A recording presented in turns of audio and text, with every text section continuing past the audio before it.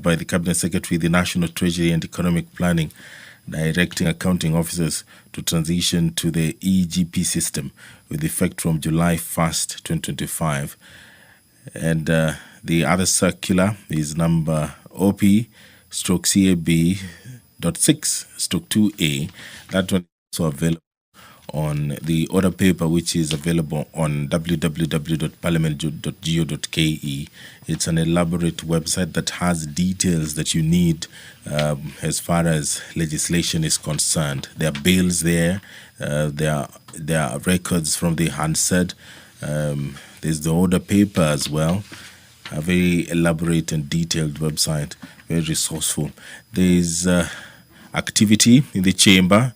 The Speaker of the National Assembly, Honorable Moses Wetangula, is now walking into the chambers to oversee of the business of the National Assembly this afternoon. My name is Edward Kabasa. Enjoy your viewing.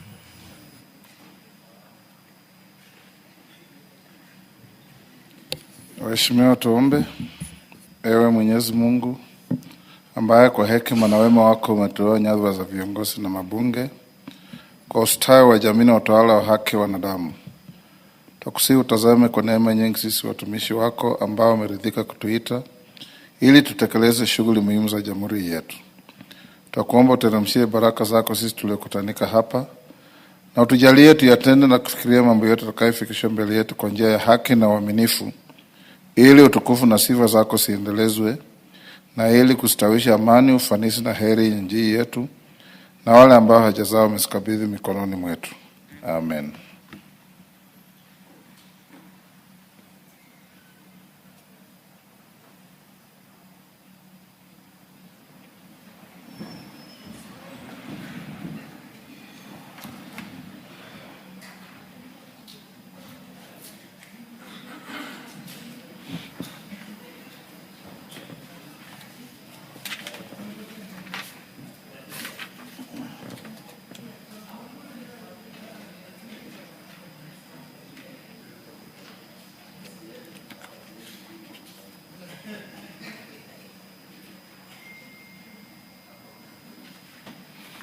Sergeant, ring the quorum bell.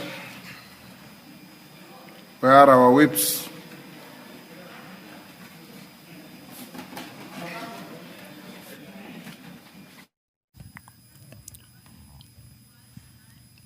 If you're just joining us, the Speaker of the National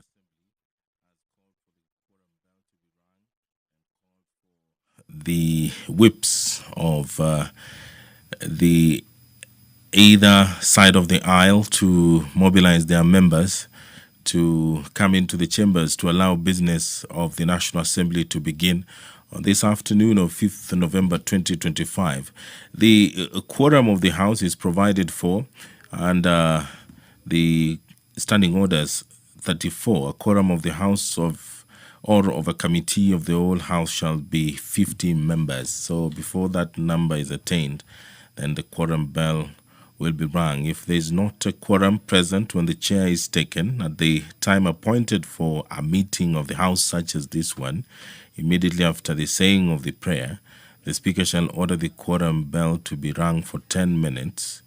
And if no quorum is present at the expiration of the 10 minutes, the Speaker may direct that the bell be rung for a further 5 minutes. And if there is still no quorum present, the Speaker shall adjourn the House forthwith.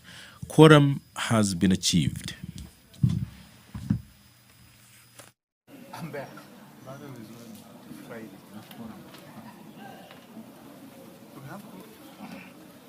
Honorable members, we now have quorum to transact business. Honorable members will order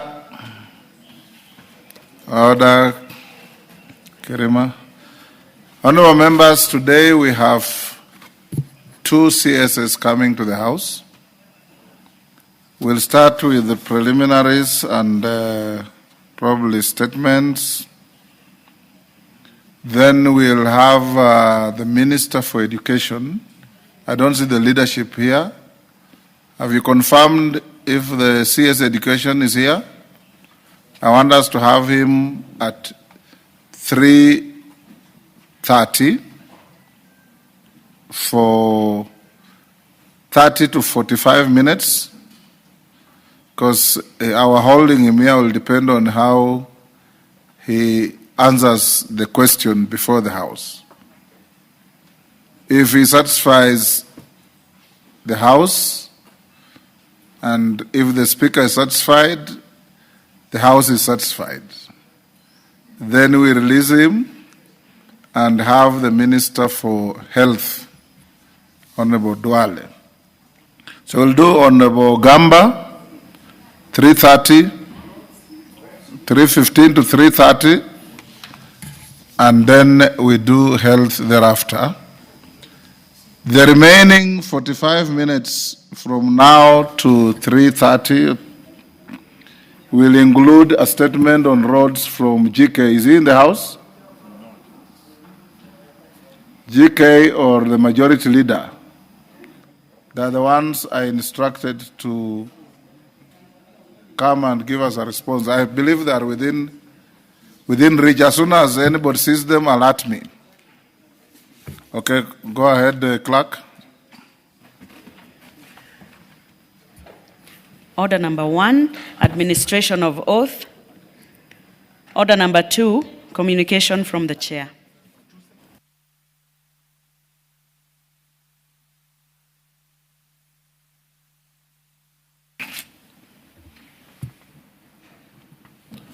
Kasiwai, take your seat. Thank you, honorable members. I have a communication on the transfer of management of the Amboseli National Park to Kajiado County Government. Honorable members, under Section 26 of the Intergovernmental Relations Act, Cap 265F, and in keeping with Article 187(1) of the Constitution, any transfer or delegation of powers between the national and county governments must be formally notified to this House. Subsection 4 of the Act provides that the National Assembly shall be informed of every such decision order. It is in this spirit that I bring to your attention a letter received in my office on 22nd October 2025 from the Intergovernmental Technical Relations Committee, IGRTC, the letter bearing the title Notification of the Transfer of the Management of Amboseli National Park to Kajiado County Government from the National Government, informs the House of an agreement signed on 14th October 2025 between the National Government and the County Government of Kajiado. The core provisions of the accompanying deed of transfer are as follows. First, the County Government of Kajiado will assume full responsibility for the day-to-day management of Amboseli National Park. This includes safeguarding its ecological integrity and fostering local community involvement through conservation, education, and initiatives promoting peaceful human-wildlife coexistence. Second, funding for the transferred function will be sourced from park revenues collected jointly via the e-Citizen platform, supplemented by appropriations from the Kajiado County Government. 5% of all revenues will be retained by the national government to support wildlife research, ecological monitoring, and capacity building through the State Department for Wildlife and the Wildlife Research and Training Institute. Third, net revenues from the park operations will be shared progressively over 3 financial years beginning 1st July 2026. From the 2028-29 financial year onwards, the county government of Kajiado will receive 100% of the net revenues.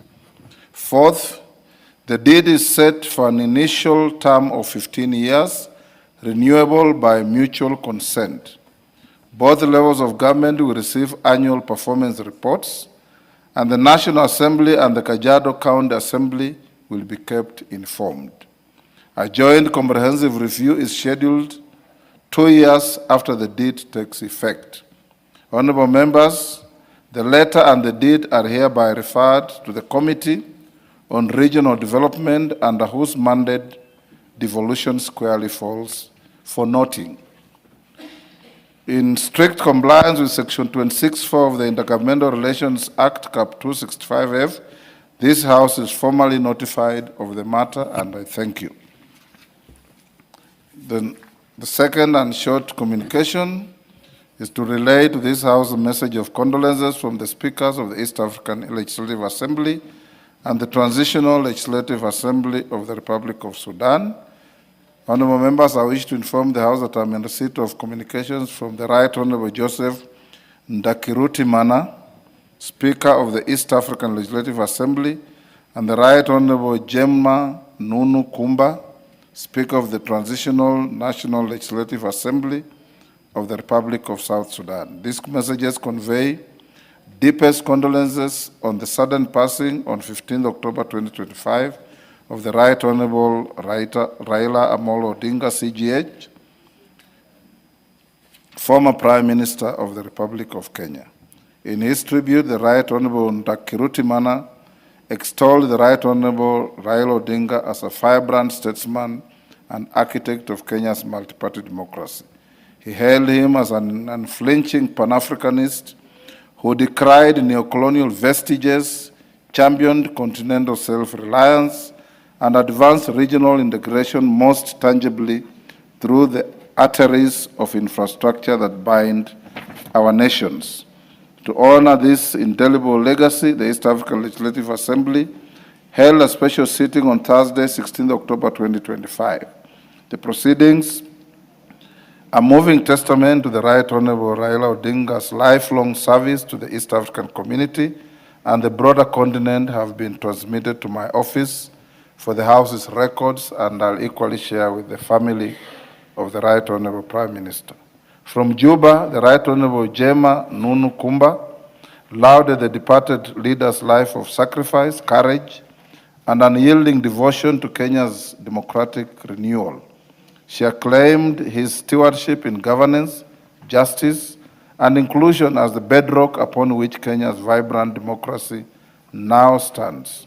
Honorable members, on behalf of the House and on my own behalf, I wish to extend our gratitude to the East African Legislative Assembly and the Transitional National Legislative Assembly of the Republic of South Sudan for their solidarity with our Parliament and the people of Kenya in this hour of national mourning. I thank you.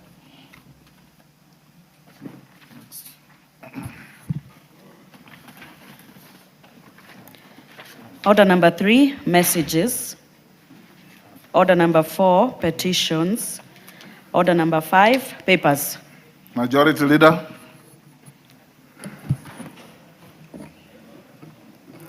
Honorable Speaker, I beg to lay the following papers on the table of the House today, Wednesday, November 5th, 2025, afternoon sitting.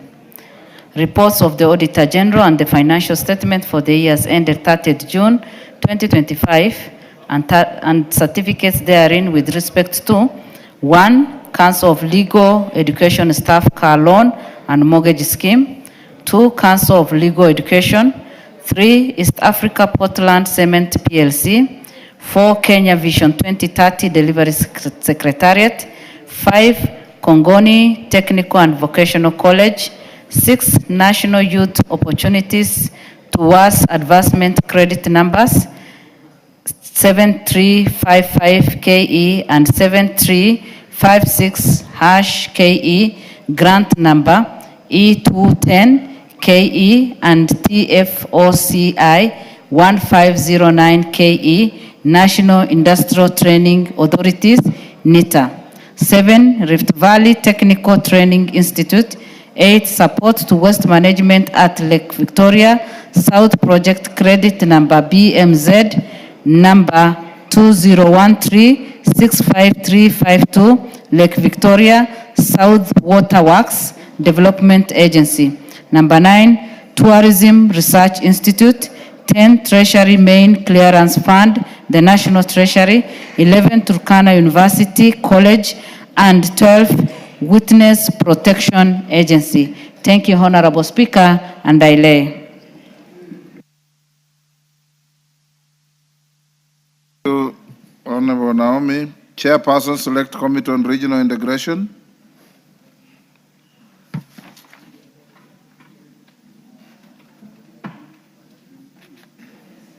Mayaka. Thank you, Honorable Speaker. Honorable Speaker, I beg to lay the following papers on the table of the House today, Wednesday, the 5th of November, 2025.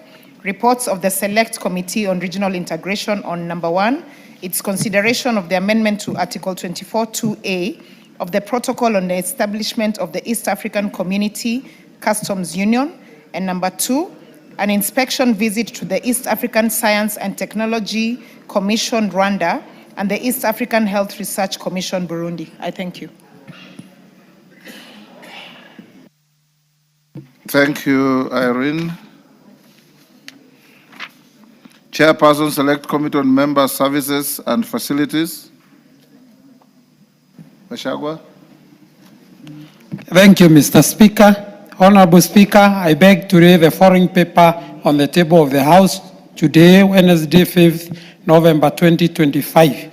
The report of the Select Committee on Member Services and Facilities on a standing visit to the National Assembly of Zambia from 24th to 30th November 2024. I thank you. Thank you. Next order. Order number 6, notices of motion. Mayaka. Thank you, Honorable Speaker. Honorable Speaker, I beg to give a notice of motion for the following motion.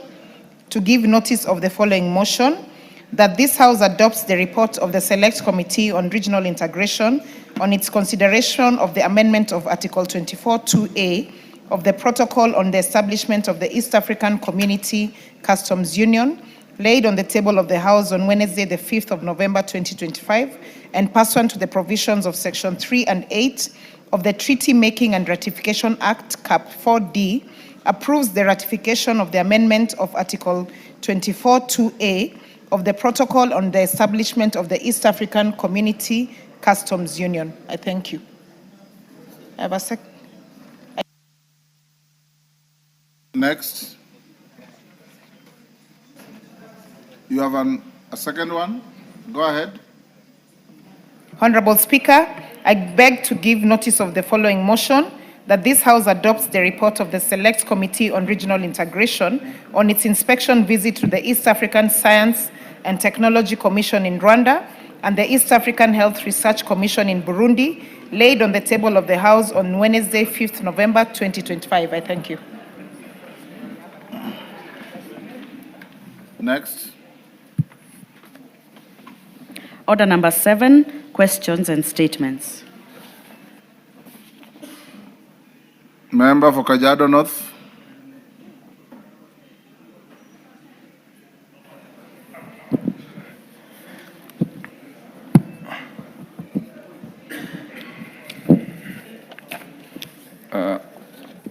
Excuse me, Mr. Speaker, I request for a minute.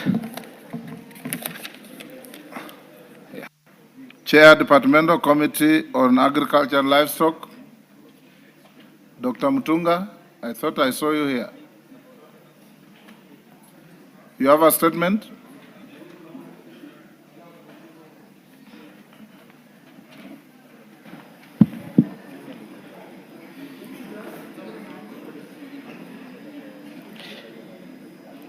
Thank you, Honorable Speaker. Honorable Speaker, I wish to make a statement on the inquiry into the pricing of tea in Kenya, pursuant to the standing order number 44(2)D. Honorable Speaker, the Departmental Committee on Agriculture and Livestock has resolved to conduct an inquiry into the pricing of tea in Kenya as a result of complaints raised by the honorable members of Parliament from factories in the west of the Rift Valley, alleging that tea factories from their region have been paying farmers lower bonuses in comparison to those from the east of the Rift Valley. Additionally, farmers from the west of the Rift Valley have protested, and some have uprooted their tea plantations, citing low tea prices and bonuses. The issue of tea pricing in the country has been a subject of debate in this House hence the decision by the committee to urgently look into it. Honourable Speaker, the tea sector is the third leading foreign exchange earner in Kenya, supporting over 600,000 farmers, smallholder farmers, and several other persons along the tea value chain. The sector has, however, been faced by a myriad of challenges, among them delayed payments for farmers and low and unsustainable prices.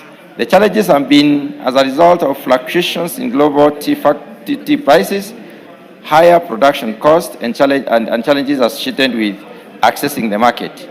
The inquiry seeks to look into the pricing structure and dynamics of the Kenya's tea industry, identifying gaps in the sector, and propose policy, institutional, and market reforms that need to be made in the industry for its sustainability. The purpose of the inquiry. The purpose of this inquiry is to carry out a comprehensive review of the system of tea pricing in Kenya and evaluate its effectiveness, fairness, and sustainability. The committee will then make recommendations that will ensure that all value chain players operate within a framework that will maximize value for all stakeholders. Honourable Speaker, the specific objectives of this inquiry include to identify how the pricing of tea in Kenya is done, to establish why tea prices from the east of the Rift Valley are higher than those from the west of the Rift, to determine why operational costs incurred by factories in the west of the Rift Valley are higher than those incurred by factories east of the Rift, to identify gaps in the institutions, to identify gaps in the institutional and regulatory framework in the tea sector, and also establish inefficiencies leading to low returns to farmers. The scope of the study. In conducting the inquiry, the committee will carry out an analysis of tea sector value chain by mapping out the tea value chain from pre-production, production, collection, processing, marketing, auction, retail, and export. The committee will also identify the points at which pricing of tea is done and the determinants, and assess the flow of information and decision-making in relation to setting the prices. The committee will further review the roles of the Tea Board of Kenya and KTDA by analyzing the legal framework governing the marketing, auction, and export of tea to identify overlapping roles or policy gaps that hinder effective price regulation. Additionally, the committee will also examine tea auction process and alternative marketing channels. It will also assess the competitiveness of Kenya's tea in comparison to global producers like Sri Lanka, India, Malawi, and closer to us, we will look at the Rwandese tea and Ugandan tea. Further, the committee will examine the cost of inputs, that is fertilizer, transport, labor, and so on, and analyze factory and export profit margins and identify inefficiencies along the value chain. Farmer payment structures will be analyzed. The bonus system will also be analyzed, and deductions will also be investigated by the committee. The committee will then propose ways of improving pricing, transparency, and accountability, and suggest the value addition, diversification, and innovation strategies. Methodology is very brief, Honourable Speaker. The committee intends to use the following methods to get information on the inquiry: review of documents, the acts of parliament, policies, regulations, reports from agencies, and other relevant documents. The committee will also, sorry, I'm reading from my phone and people are calling. Let me just... Mutunga, wind up. Yes, I want to. There are very many calls. Your gadget is failing you. The calls are coming in multiples. When you are reading a statement on your phone, you bar incoming calls. Okay. I was on the methodology, Honourable Speaker. The second thing we are going to do in terms of methodology is hold meetings with the regulatory and marketing agencies, the State Department for Agriculture and Research, the Tea Board of Kenya, the Kenya Tea Development Agency. Also conduct field visits to factories in the west of the Rift, as we have done, which was already done. We've already done this. We shall therefore do a visit to the east of the Rift Valley, and also conduct field visit to Mombasa tea auction and quality analysis, as well as tea testing laboratories, and hold meetings with stakeholders in the tea sector, like the State Department for Agriculture, KTDA, and the Tea Board of Kenya. The framework for operation is also outlined on our speaker, and we intend to be done by 27th of November this year. So we are going to do this quite fast. So, Honourable Speaker, I invite members who are interested in this matter to attend the meetings with the Department of Committee for Agriculture and Livestock, Tea Board of Kenya, and KTDA, and the Ministry, so that that will take place on the 13th of November 2025 at 10 a.m. At a venue that shall be communicated later as friends of the committee, and therefore they will have their issues resolved. Honourable Speaker, I submit. Honourable Mutunga, order members. Members on their feet, take your seats. No kamkunjis in the house. Honourable Mutunga, I followed your statement very closely. I had also been visited severally by a team of members led by the Kisii woman representative, Mama Donya, with hot on her heels, Brighton Yegon, Richard Yegon, Ambassador Sigei, and several others. What you have read to the House has some truths and non-truths. The issue being agitated, and these members have brought a motion to set up a select committee, and I can see you are forestalling this as a committee of agriculture wanting to do that work, which is within your mandate. The issue is very simple, because I've listened to you very carefully, because I'm inundated with inquiries and phone calls and insults, as if I determine the pricing of tea.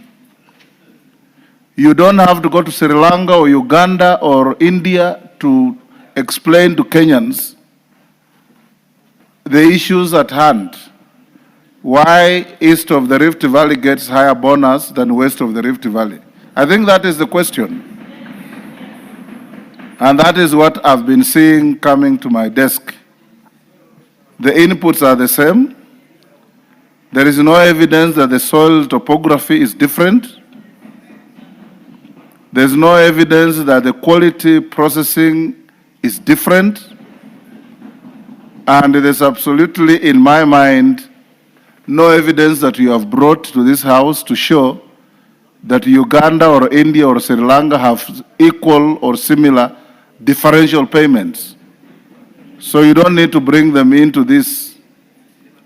What I would advise you, and you have taken the right step, I'll advise Honorable Donya, Honorable Yegon, Honorable Sigei, and Honorable Richard Yegon to be co-opted in your committee.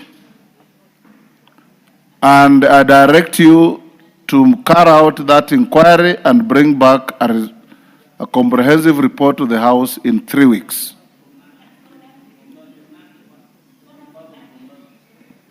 What are you? Yes, Marian Kaitanyi. Honorable Speaker, I think the committee you are proposing that it be created is a good one. The only request we wanted to make is that the members who are being co-opted, we don't have anyone from Nandi County, yet Nandi and Bomet, no, Bomet is there. So some areas of Nandi and I think other areas that have been left out. If the list can be conclusive to have representation in every county that grows tea, especially in the west of Rift. Thank you. Maybe the 3 distinguished members from Bomet. Can one of you drop out? Sigei, you drop out on account of seniority. Leave Brighton and Richard. Brighton is a member of the Agriculture Committee. Okay, fine. Then we'll have the issues east and west of Rift Valley. So don't bombard me with counties. It is east and west of the Rift Valley. That is what Mutunga said, and that is what I've been seeing. So from Nandi County, Meli and Marianne agree one of you to be co-opted. Marianne. Kisi Nyamira, you are the same ecosystem. Donya is there.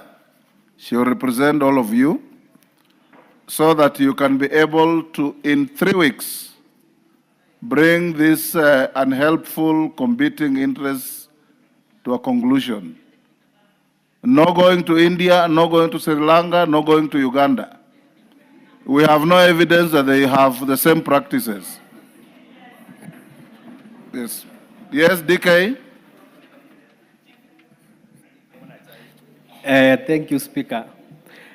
I'm rising on the ruling that you have given that I'm also in the Agriculture Committee, and listening to my chairman, which he had given a direction that the Committee of Agriculture handles the issue. But now that there is a co-opting, maybe the clarification is, will the co-opted members have a vote like the members of the Agriculture Committee, or they will be appearing as the friends of the committee? Whether you vote in the committee or not, the report will come to the House and it will be a property of this House. And we are not looking for a majoritarian decision, we are looking for a fair decision on how to handle our tea farmers. You can gang up as a majority and vote one way or the other. That will not solve the problem. We want a fair, clear explanation that can satisfy members of the public as to why we have got these differentiated payments. Yes, Mutunga? Honourable Speaker, I think I've been misunderstood. Honourable Speaker, I did not say we will go to any of these countries. Take your seat, Mutunga. There is information. Take your seat. I've been here long enough to understand when you mention those jurisdictions, the next day will be a letter to my desk to allow you to go there. I am forestalling that I will not allow you to go to study Uganda or Sri Lanka or India. Ngogoyo. Thank you. Thank you, Mr. Speaker. Honorable Speaker, pursuant to the provision of Standing Order 43, I rise to make the following statement regarding the implementation of the proposed privatization of Kenya Pipeline Company. Honorable Speaker, it is recalled that on the 29th of July 2025, Cabinet approved the privatization of Kenya Pipeline Company, and on the 1st of October 2025, the National Assembly approved the proposal as part of the government broader privatization program. Under this plan, up to 65% of government shareholding in Kenya Pipeline is to be offered to the public through Nairobi Securities Exchange before 31st of March 2026. Honorable Speaker, while acknowledging that privatization is intended to promote efficiency and broaden public participation in the ownership of the company, there are serious public interest matters that are required to be that require clarification and assurance. First, there are questions regarding the valuation and pricing of Kenya Pipeline Company. The company is a strategic national asset with extensive infrastructure across the country and the region, including pipeline, storage, depots, and vital energy installation. There is public concern regarding the valuation process, the independence of the valuer, the assumption that will inform the valuation, and whether the reserve price will truly reflect Kenya Pipeline current projected market value. Additionally, it is noted the following. Cabinet approval in 2023, Kenya Pipeline acquired Kenya Petroleum Refinery Limited by way of 100% share transfer agreement. This essentially puts Kenya Petroleum Refinery Limited as a subsidiary of Kenya Pipeline Company.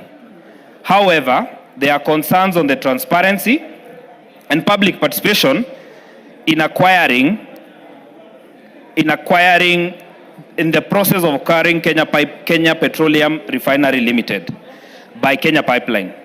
Lack of documentation relating to the merger of Kenya Pipeline and Kenya Petroleum Refinery Company, and the non-disclosure of material facts during the submission of sessional paper on privatization to this National Assembly on Kenya Pipeline. Given the central role that Kenya Pipeline and Kenya Petroleum Refinery in the transportation and storage of refinery and petroleum products in the country, the public deserve clarity on how the privatization will affect service delivery, fuel pricing, and energy security.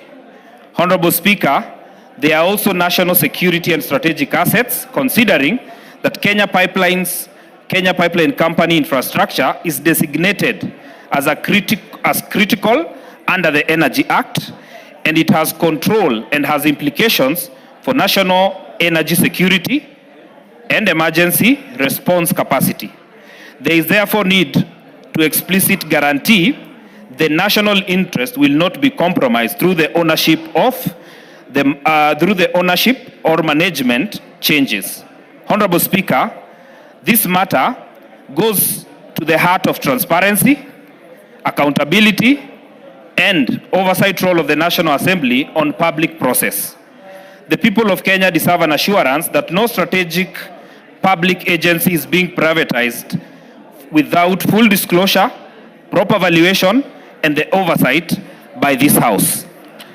Honorable Speaker, there is need for the House to extensively deliberate on the emerging issue regarding the privatization exercise, including matters relating to 1, the value process and independent experts engaged in the Kenya Pipeline and Kenya Petroleum Limited merger. 2, the legal and policy consequences of the privatization exercise, noting that the acquisition of Kenya Petroleum Refinery Limited by Kenya Pipeline, and 3, the extent the public participation undertaken, including consultation with sector stakeholders, employees of the Kenya Petroleum Refinery Limited, and Kenya Pipeline Corporation. Acquisition and reported merger. The measures in place to safeguard employee welfare and protect the strategic infrastructure. And 5, the intended application process and accountability framework for monitoring their use. It is on this background, Honorable Speaker, that I am seeking the leave of the House for the establishment of an ad hoc committee to comprehensively consider all the matters noted therein and relating to the acquisition of the reported merger of Kenya Petroleum Refinery Limited and Kenya Pipeline Company, and the proposed privatization of Kenya Pipeline Company, and report back to the House in line with the standing orders. This will ensure that the concerns raised are addressed, and even the government seeks to institute operational efficiency in the management of the state-owned corporation, which we fully support. With that, Honorable Speaker, I seek the leave of the House. You know what it means to seek leave of the House? Have you looked at your standing orders? Kogoyo? Yes. You know what it means to seek leave of the House? Okay, let me continue mentoring you. When you want to seek leave of the House, you either enjoy the sympathy of the Speaker or your request is supported by at least 5 members.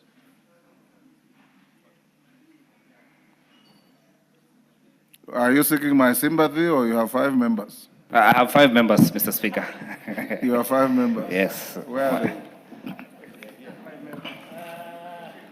Okay. Take your seats. That's hurdle number 1. Hurdle number 2, you now. That is hurdle number 1. Hurdle number 2, you prepare a motion which will go to the Speaker, then to House Business Committee. If it finds favor with House Business Committee, then it will find its way to the House. So you have gone step 1. It's up to you to navigate the rest. GK, the chairman of Roads.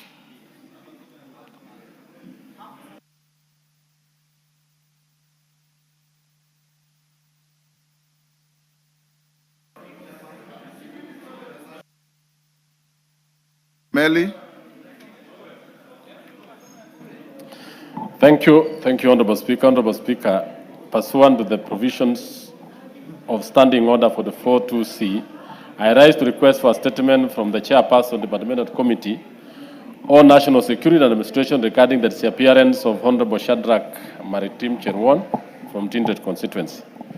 Honorable Speaker, Honorable Maritim was reported missing on 27th of October and was last seen on CCTV footage about 6:02 a.m. in Eldoret's Unity area, having left his residence for a morning run. The matter was reported at the Langas police station, and since then his family and community members have been searching for him without success. Honorable Speaker, it is of particular concern that Mr. Maritim had earlier on, 25th of January 2025, recorded a statement at Songo police station concerning threats to his life. Despite this, no adequate protection or preventive measures appear to have been taken by the relevant security agencies. In view of the gravity of this matter, I request the Chairperson of the Departmental Committee on Administration and National Security to address the following. 1, provide a comprehensive update on the status of the investigation into the disappearance of Honorable Shadrach Maritim Cherwon. 2, explain the steps being taken by the Ministry and the relevant security agencies to trace the whereabouts of Maritim. 3, clarify the actions taken and investigation undertaken on the report of the threats to his life at the Songo police station. And 4, outline measures being implemented to safeguard individuals who have reported threats to their safety, particularly public officials and community leaders.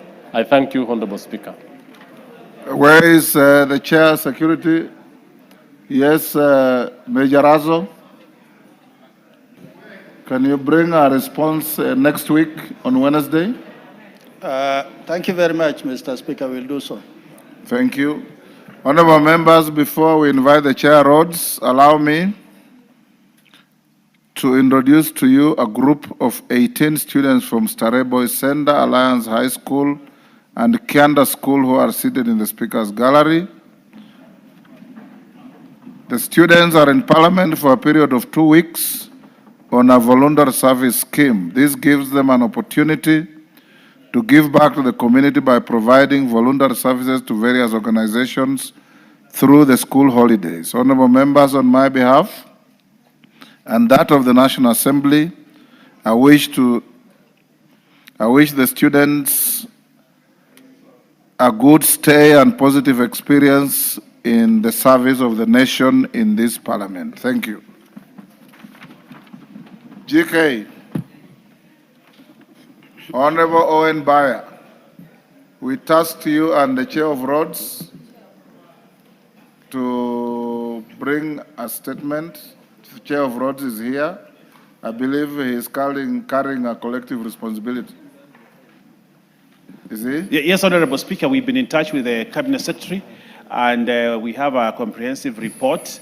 And I think through the chairman? Through the chairman, for which he will deliver that. Can we hear the comprehensive report? Honorable Speaker, thank you. Honorable Bashir yesterday requested to know why carers allocation to constituencies, that is 22 and 10% allocation has been reduced from 62 million per constituency to 36 million as per the circular sent from KRB to regional offices. Honorable Speaker, you directed that we engage the minister, and we have done that, so that today we held a meeting with the Cabinet Secretary and the Principal Secretary, and it has been agreed that that letter be withdrawn, which has already been done, which has already happened. We've also agreed that the balance is that for financial year 23-24, 24-25 be cleared by or within this week. That is not later than 7th of this month, Friday this week. Honorable Speaker, we've also agreed that the Cabinet Secretary will appear before Parliament, of course, through your invitation, to explain to members why that letter indicated a reduction, and whereas members were expecting an increment in that allocation. Honorable Speaker, we will get a comprehensive response or report from the Cabinet Secretary because we've just concluded that meeting. Thank you, Honorable Speaker. Honorable Chair, if he has climbed down and withdrawn the letter, and you go back to the status quo ante, then there's no need to invite him. What is left is for you as the Oversight Committee to ensure implementation on the timelines you have been given, that by Friday this week, there is action. If there is action, it purges all wrongdoing, it purges all transgressions. And we can only invite him here for something else.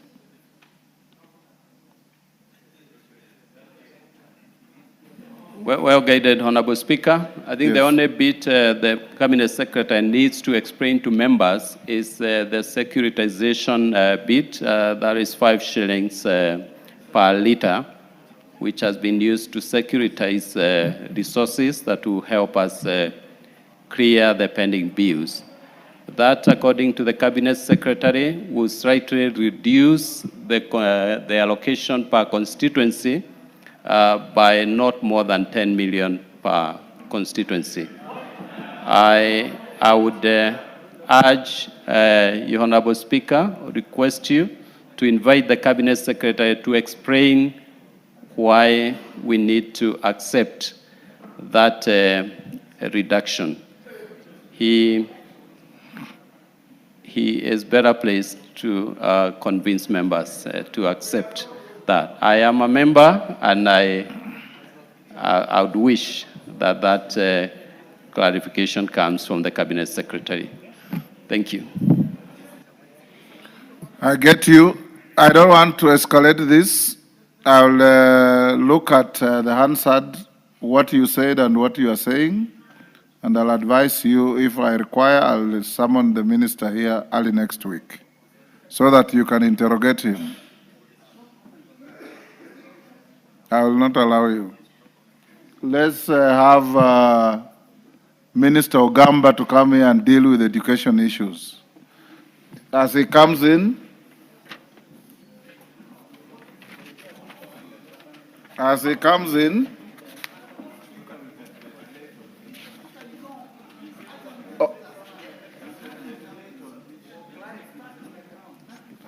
Order, Honorable Robert Mbui. Honorable Kariuki has said that the circular that was taking away money has been withdrawn. He has also said that all the monies that are pending will be disbursed by Friday. Friday is day after tomorrow. If there is any issue, I will oblige you and call the minister here for you to interrogate him. But since we have 2 cabinet secretaries here today, one and you, Robert, have been very agitated on the issue of capitation of schools. Minister Ogamba is here. I want us to give him, because it's not a scheduled day for him, so that we give him a little time, you interrogate him on this, then we go to health, then we can deal with this next week. I know you as a reasonable man. Are you okay? You're Yes, Robert, are you okay? Thank you.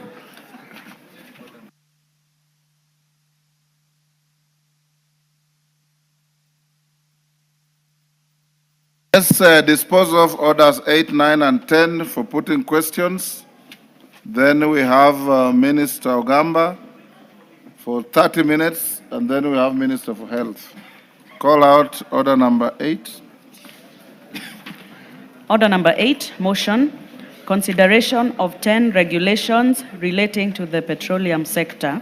Question to be put. Order, members on their feet, take your seats.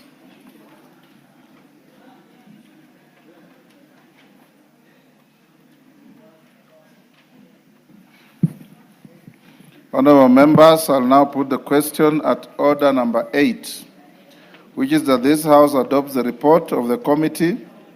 Order. Hillary, you walk in and there is disorder.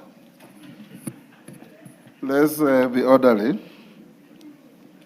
That this House adopts the report of the Committee on Delegated Legislation on its consideration of 10 sets of regulations relating to the petroleum sector laid on the table of the House on Thursday, 16 October 2025, and pursuant to provisions of Section 18 of the Statutory Instruments Act, Cap 2A, and Standing Order 210-4B, annuls in entirety the following regulations.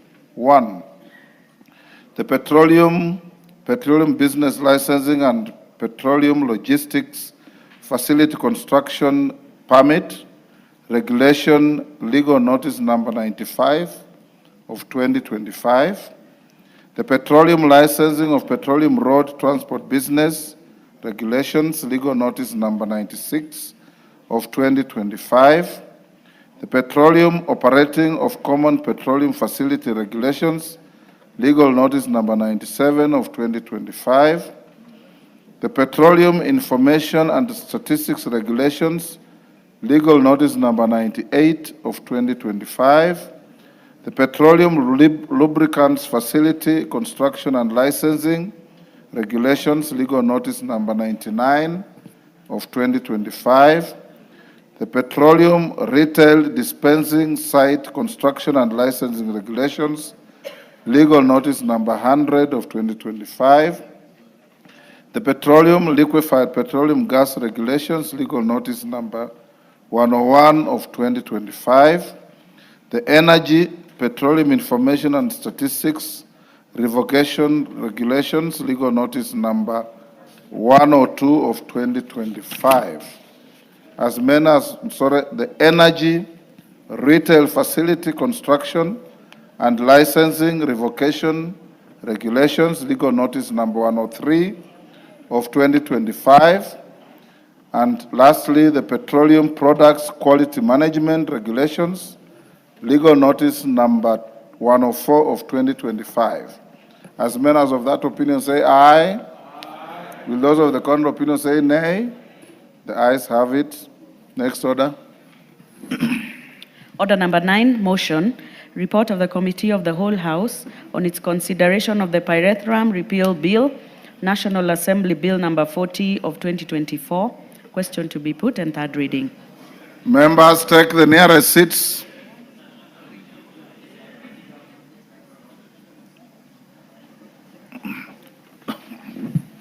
Honorable members, I'll put the question at order number 9, which is that this House do agree with the report of the Committee of the Whole House on its consideration of the Pyrethrum Repeal Bill, National Assembly Bill number 40 of 2024. As members of that opinion say aye. Aye. Will those of the contrary opinion say nay?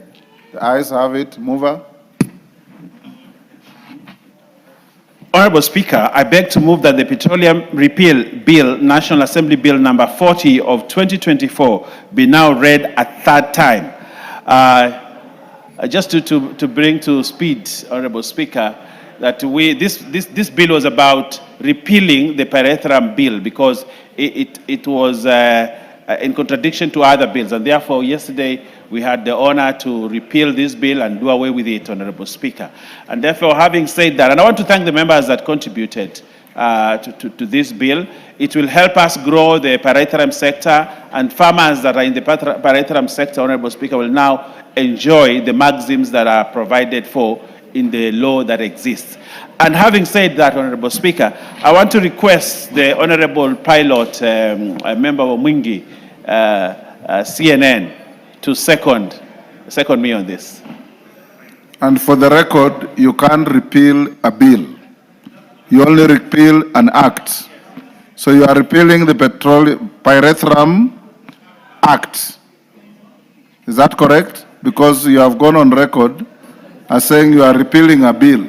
Can I go on record? Yes. Okay, Honorable Speaker, I beg to move that the Pyrethrum repeal bill, yes, National Assembly Bill number 40 of 2024, be now read as third time. So I want to say this is an act that was already in existence, Honorable Speaker, and we brought a bill that repealed the act, yes, and therefore the act does not exist anymore, Honorable Speaker. It still exists until we finish this. Until we finish, Honorable Speaker. Thank you for the correction, Honorable Speaker. Yes, Nguna. Yes, Mr. Speaker, I was in the House actually, and I confirm I want to second what Majority Leader has said. So Thank I you. second. Thank you. Order members on their feet. Makali Mulu, take the nearest seat. Naisula, take your seat. Honorable members, I now propose the question, which is that the Pyrethrum Repeal Bill, National Assembly Bill number 40 of 2024, be now read a third time. Do I put the question? Honorable members, I now put the question, which is that the Pyrethrum Repeal Bill, National Assembly Bill number 40 of 2024, be now read a third time. As many as of that opinion say aye. Aye. Will those of the contrary opinion say nay? The ayes have it. Next order. A bill for an act of parliament to repeal the Pyrethrum Act and for connected purposes. Order number 10. The Maternal, Newborn and Child Health Bill, Senate Bill number 17 of 2023, second reading, question to be put. Order, Honorable Makali Mulu, take the nearest seat.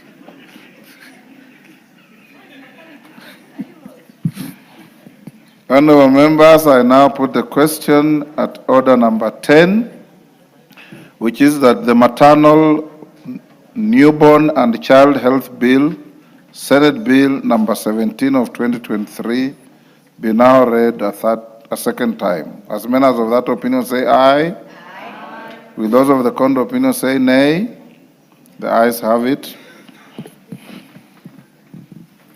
A bill for an act of parliament to provide for a coordinated system for the provision of quality maternal, newborn and child health services, to provide for response to maternal and child morbidity and mortality in the country, to provide for a healthcare system that facilitates the attainment of health rights for mother and child and for connected purposes.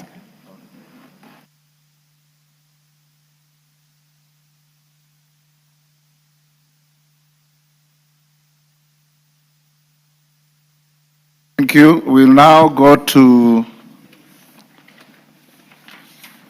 the Minister, Honorable Migos Ogamba, Minister or CS for Education.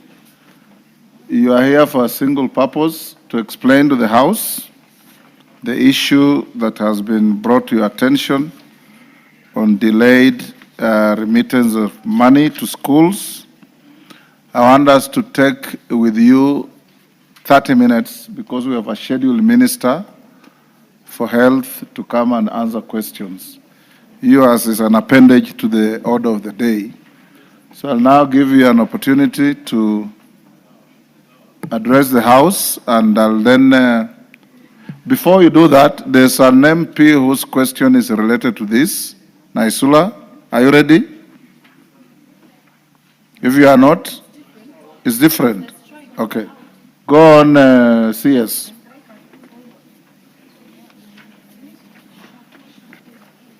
Yours was about strikes, which has been called off. Okay. Go on, Minister.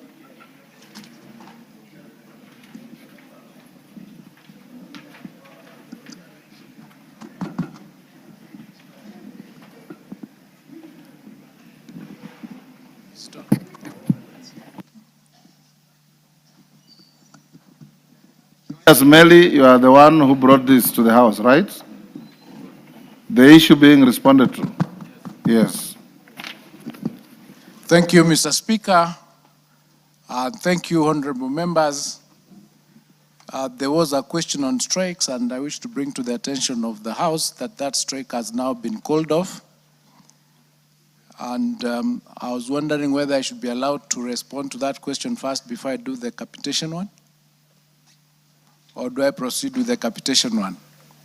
Okay. Thank you, members. Members, as I informed the House during my last appearance before this House on the 8th of October 2025, the Office of the Auditor General reported that some of the schools that had received capitation from the Ministry of Education were non-existent. Following this report, we decided as a ministry to undertake a comprehensive verification exercise to determine the actual number of schools and learners in the country. To ensure transparency and accountability in the utilization of public resources, we decided that capitation shall only be disbursed to schools whose enrollment will have been verified. I wish to highlight the status of capitation disbursement to schools at the various levels as follows. Mr. Speaker, in the capitation cycle released for the third term, the ministry used an enrollment of 5,833,175 learners in 23,889 primary schools to request for capitation funds amounting to Kenya shillings 1,656,741,687. This amount was subsequently released to the from the National Treasury to the Ministry of Education for disbursement. A total of Kenya shillings 1,366,659,000. A total of 1,366,659,262 shillings has been disbursed for a total of 4,812,189 learners as follows. Number one, 16,788 schools with an enrollment of 4,295,820 learners were cleared for full capitation and paid a total of 1,220,012,880 shillings. Number two, 235,461 learners in 3,979 schools below the threshold, that is students with less than 90 learners, were paid full capitation amounting to 66,870,924. 3,065 schools which had not submitted data or submitted data in the wrong format were paid 50% of the NEMIS enrollment. This covered 280,900 learners, accounting for Kenya shillings 79,775,458. Mr. Speaker, in the capitation cycle released for the third term of this year, an enrollment of 2,430,398 learners was used to request for capitation funds for 20,927 junior schools. Consequently, the National Treasury released a total of Kenya shillings 5,702,842,725.04 to the ministry for this level of learning. Following the ongoing verification exercise, 2,943,224 learners in 20,630 junior schools have been cleared and their capitation released, translating to disbursements of Kenya shillings 5,134,773,150 cents. This amount includes Kenya shillings 78,202,838 cents that was paid for 56,599 learners in 2,145 CS, that are below. in the interest of time, Yes. when you are talking of 5 billion, just say 5 billion. Okay. If you are talking of 78 million, don't go up to 30 cents, just say 78 million. Well noted, Mr. Speaker. And thank you for that guidance. So there was that was paid to 56,599 learners in 2,100 schools that were below the threshold, and that is learners or schools that had students that are below 45 in number. This also includes 122 million paid for 118,000 learners in 934 schools that were paid 50% capitation based on NEMIS enrollment. The 934 schools are still awaiting verification and clearance, and the delays on verification have been caused by non-submission of data, late data submissions, and errors in data capture by the respective institutions. Our field officers are currently working with the institutions to ensure that the urgent submission of accurate data is done. Mr. Speaker, for secondary schools, the ministry received the sum of 10.3 billion Kenya shillings for capitation for third term. This was based on 3.3 million learners in 9,550 schools. The verification exercise for secondary schools is complete. Following the verification exercise, an enrollment of 3.2 million learners has been cleared, resulting in the disbursement of 10 billion Kenya shillings. Out of the total of 9,550 schools that were processed, 9,540 schools have been funded, while 10 schools have been closed down for having no learners. The following schools have closed down, and I've done a list there: Kiria Secondary School in Nyandarua, Dr. Mashage Maheto in Migori, Ragia Forest High School in Kiambu, Muwandi Mixed School in Kirinyaga, Friends Bulovi in Kakamega, Luiwat High School in Baringo, Ngamba School in Moranga, Sintankara Secondary School in Narok, Mazuri Mixed Secondary School in Baringo, and Father Leo Staples Girls in West Pokot. Mr. Speaker, the amounts that have been disbursed to various levels of basic education are as follows. For the free day secondary school, a total disbursed of 10 million. For free day junior school, a total of 5.1 billion. Free primary education, a total of 1.7 billion, making the total disbursed of 16.5 billion Kenya shillings. The undisbursed amount from that verification exercise to date stands at 1.2 billion. As a ministry, Mr. Speaker, we are keen to clean our data and to make sure that all resources allocated to us are utilized for the right purposes and in an accountable manner. Our aim is to ensure that the resources we ask for and the decisions that we make on the use of these resources is based on accurate data that is verifiable and evidence-based. This will support all of us to achieve optimal utilization of the limited resources available. I submit.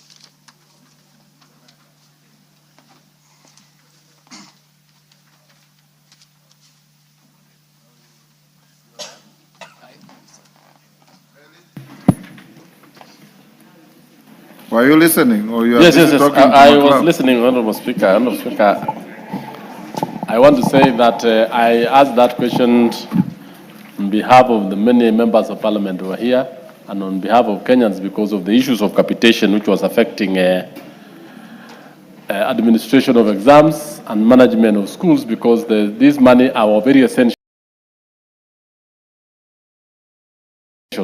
especially in the running of schools now that it's examination time. Honorable Speaker, you'll note that the verification exercise came in when it is actually the tail end of that term, which is a very crucial time for assessment. And many of the schools do not get money from parents. They depend on government capitations.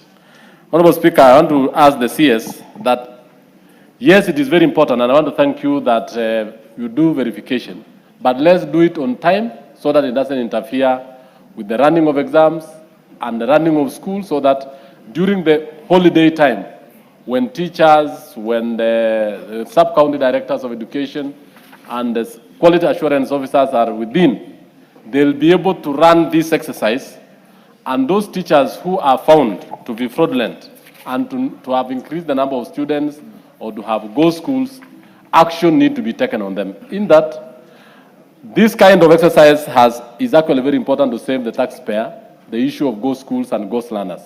But it should not cause a problem or an impediment to the running and management of those particular schools. I submit, Honorable Speaker. Thank you. Wanjala.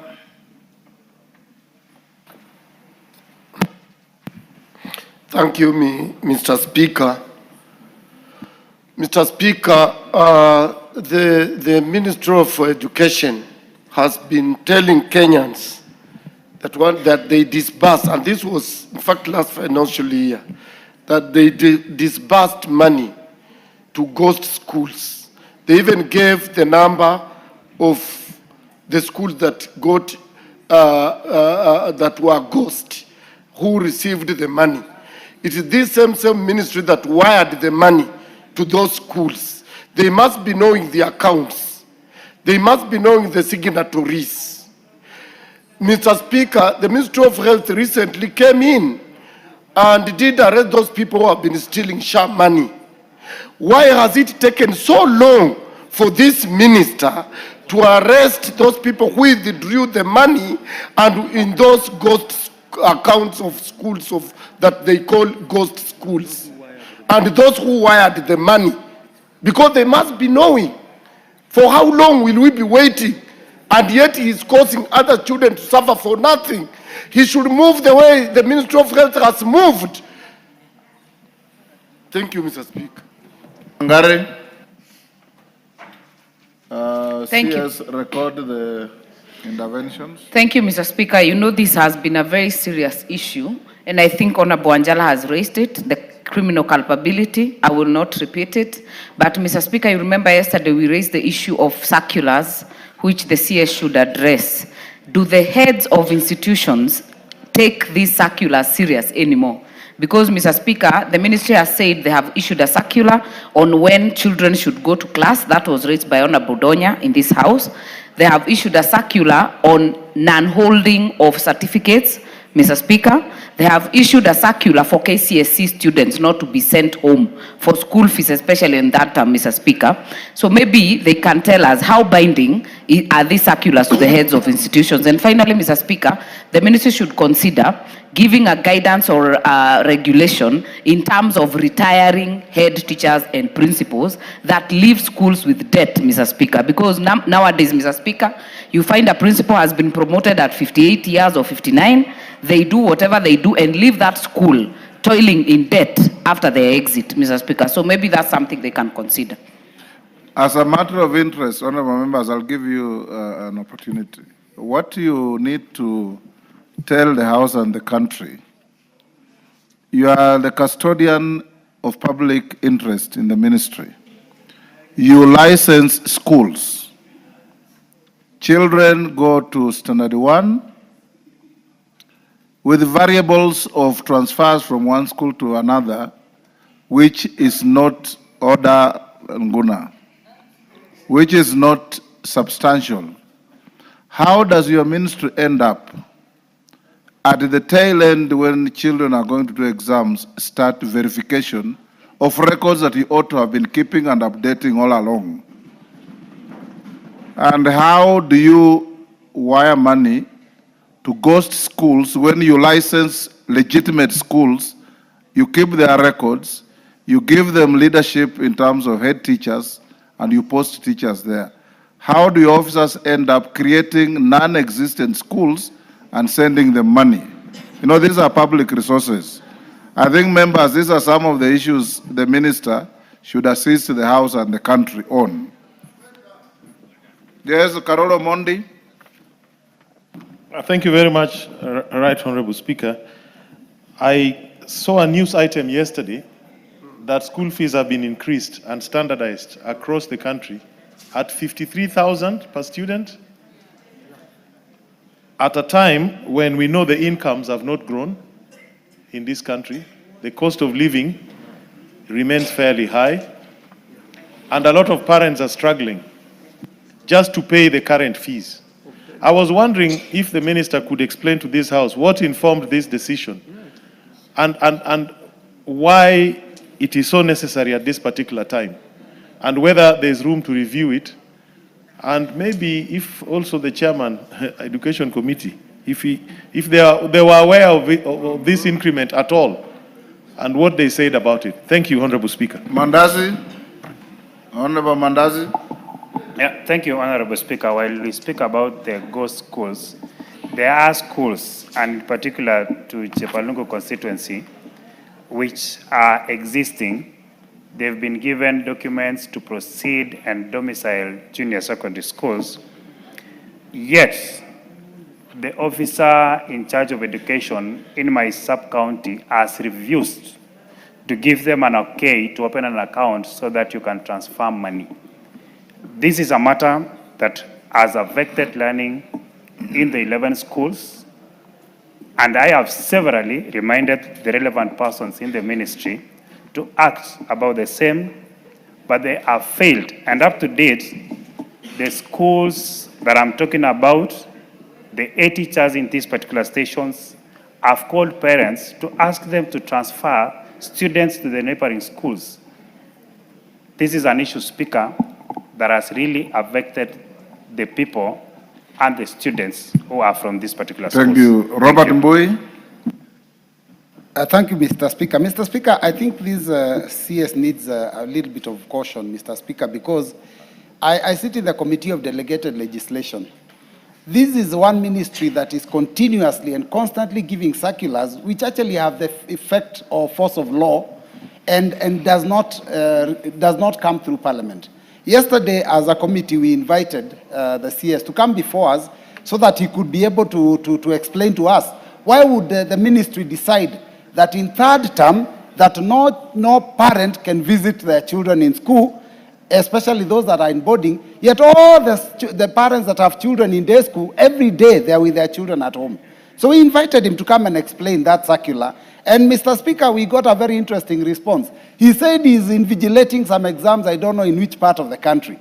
Mr. Speaker, the issue of exams has to stop becoming an excuse for the minister, because if there's exams going on, there are teachers that are supposed to supervise and invigilate exams. There are police officers who are supposed to provide security. The whole government cannot be going up and down pretending to be supervising exams. So, Mr. Speaker, I think it is important that the minister respects this House and stops issuing circulars that have the force of law, because Article 94, Part 5 says that it is only this House that can make law. Thank you, Mr. Speaker.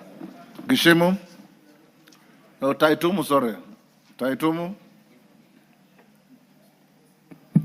Okay, thank you, Mr. Speaker, for this opportunity. Verification of students in all schools across the country, I being a teacher, is a continuous exercise. Every month, the managers of schools forward the data of the students or the learners in their respective schools. I'm asking the minister, how do you harmonize, particularly the enrollment in first term and the enrollment in third term? Because enrollment in the first term do soar, it goes up, and in third term, due to other forms of attrition dropping, the enrollment goes down. What do you do to make sure that you don't disadvantage the end teacher? Because your management is giving a lot of error to the managers of the institutions, because some of the schools were receiving money as late as yesterday.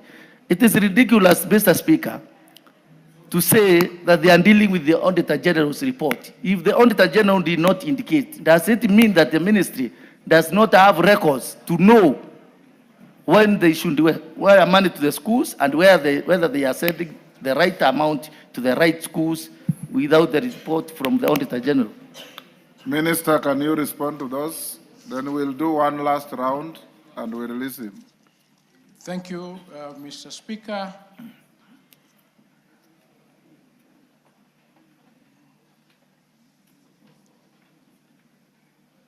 The reason why we decided to undertake the verification during this time of third term is because the report came out in August. I think there was hue and cry that we are releasing money to schools that do not exist. It would have been irresponsible of us to ignore that report and continue releasing the money the same way we used to do. So we thought what is the lesser evil, to confirm the numbers that we have or to continue releasing the money and wait for another time to undertake this exercise. So we made a decision that we will do the verification as we are releasing the money. The money was not held permanently. Every day when we completed the verification exercise, resources to those schools were released so that the schools do not suffer. Eventually, when we realized that it is taking longer than we expected, we decided to release 50% of the capitation to the schools that had not submitted the data as we continued to undertake the exercise. Meaning, therefore, that there was no school that did not receive resources to be able to undertake their continuous programs in school because of the verification exercise. Mr. Speaker, the information that I've given, it is clear that this exercise has borne fruit because as we have completed the exercise with only 934 schools that have not completed the exercise, where 79 million has been released to 50% of the numbers that they had presented, meaning that even if we were to release 100%, another 79 million, the balance that would be having is 1.1 billion, for which was being released for numbers that do not exist. That's why this exercise was important, and we have ensured continuously that our children do not suffer in those schools once the exams were nearing. And I can assure the House here that everybody is undertaking the exams and we are on track. The information that we have collected, it is now being analyzed to determine the issues that this House has raised. Have we been releasing money to schools that do not exist? Which school is this? This is the identification and analysis that we are doing because of that verification exercise, after which we are Minister, if the school doesn't exist, the question of which school is this does not arise.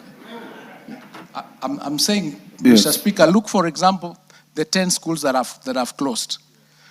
We need to find out why did they close, because when we asked the teachers why the schools closed, they said there were no students. So now we have to go back on the records and find out previously, has money been released to these schools, so that we can determine whether there is fraud or not. We got to get some evidence in order for us to submit, so that when people are arrested, they can face the law. The position of what the Auditor General did, which was sampling, because it was a forensic audit, that data is already with EACC, and they're already undertaking that exercise of investigating, taking statements, so that they can take control of that space and charge the people who are involved. We just want to get your support so that we can be able to resolve this matter once and for all. It is true, we have records, but are these records correct? That's what we are looking at. Mr. Speaker, I think the minister is misleading this House. EACC doesn't take away the responsibility of him as a minister. The fact that EACC are handling those files, it doesn't make that he should take actions on his officers from his ministry who wired the money. He doesn't have to wait the report from the EACC. He remains the minister in charge of education in this country, and he must take action regardless of what the EACC will do. So you should not mislead this House, Honorable Speaker.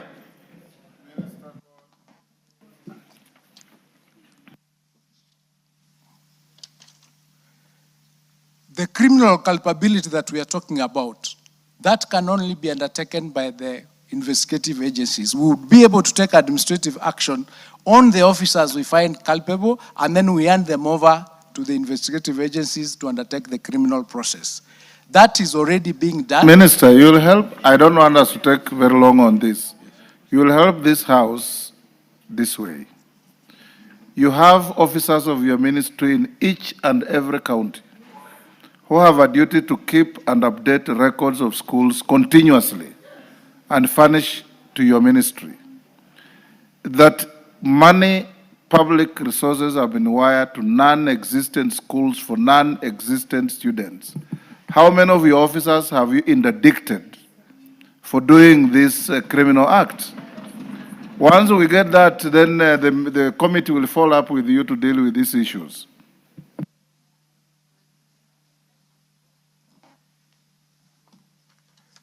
Based on the verification exercise that we are undertaking, we've not interdicted anybody because we've not completed the analysis of the exercise, as I've indicated.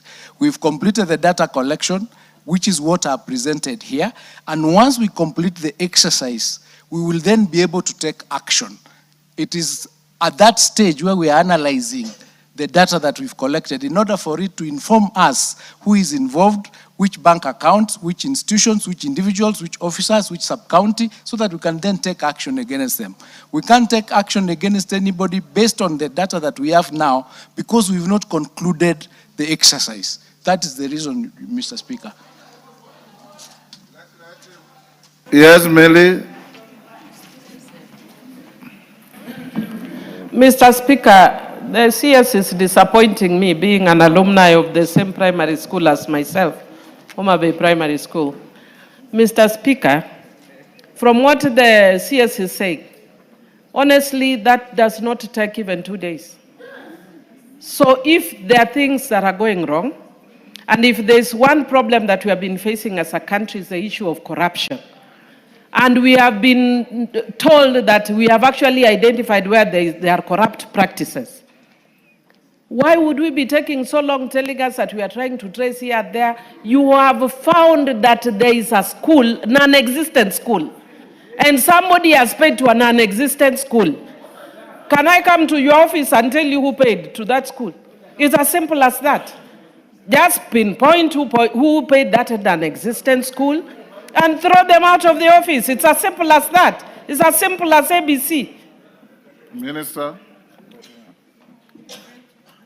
let him finish this round, then we take a few more. Mr. Speaker, yes. I had difficulties making that decision because the exercise is not complete. I have indicated here that there are another 934 schools that have not submitted their data. So we wanted to have this as a complete exercise, prepare a complete report, including what action we have taken, where we think there's a crime committed, would then forward it to the investigative agencies to undertake. It would have been premature for me to take action against officers before I confirm for sure that this is the position or this is the offense that they have committed. We are all of us taking this exercise in order to take action at the end of the exercise. That's the reason why. Yes, I'll take 3 here, then we close. Rachel Nyamai.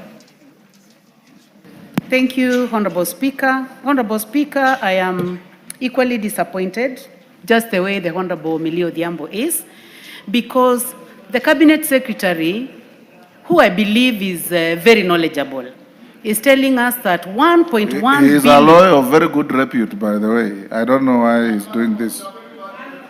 Yeah, very true. So, Mr. Speaker, it is worrying to be told that 1.1 billion was released in favor of numbers or students that do not exist. Mr. Speaker, he also tells us that 934 schools have benefited from money and he is not able to verify. Mr. Speaker, there is a problem. I think it's a huge cartel that ensures that information is not provided. If it is provided, it is not provided within the right time, and that even the Cabinet Secretary himself could be having a lot of problems below him.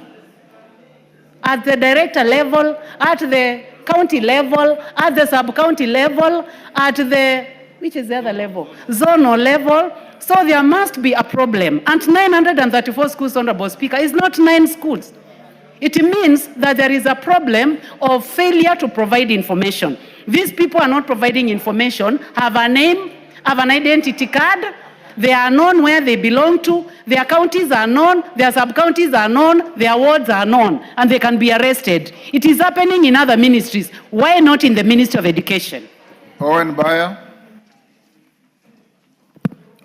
Speaker, I want to say this, yeah.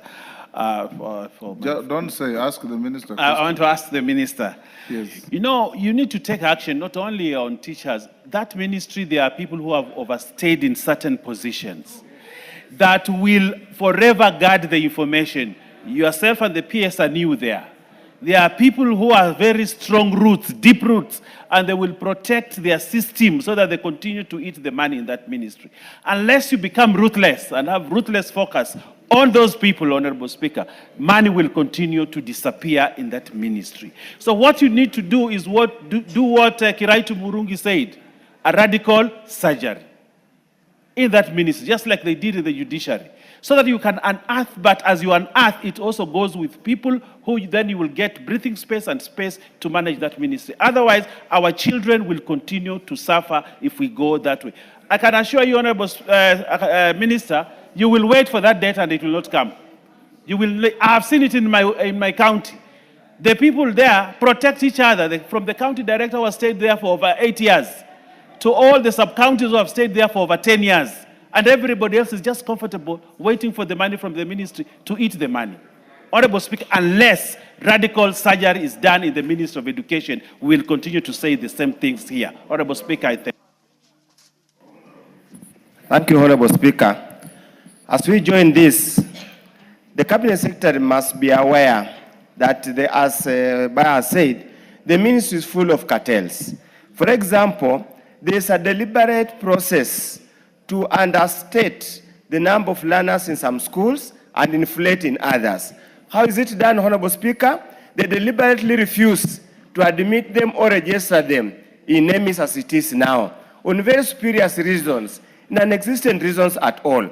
For example, I can tell you, Honorable Speaker, and I want to tell the Cabinet Secretary, that in Funyula constituency, we could be having about 25% of the children in school who are not registered in the ministry records and they do not get that capitation.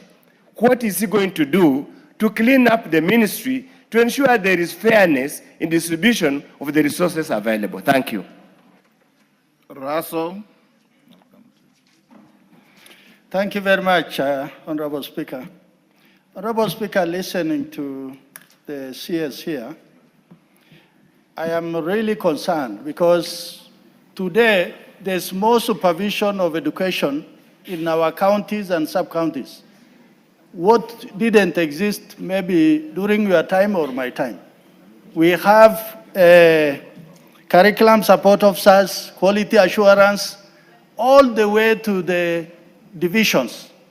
So that simply means that what he is telling us, either there is no supervision or there's too much bureaucracy in education that we can have schools that don't exist, or youngsters or learners who cannot be found or registered. For that reason, let the minister explain to us, are we overemploying in education, particularly in those who are supposed to supervise? Thank you, Honorable Speaker.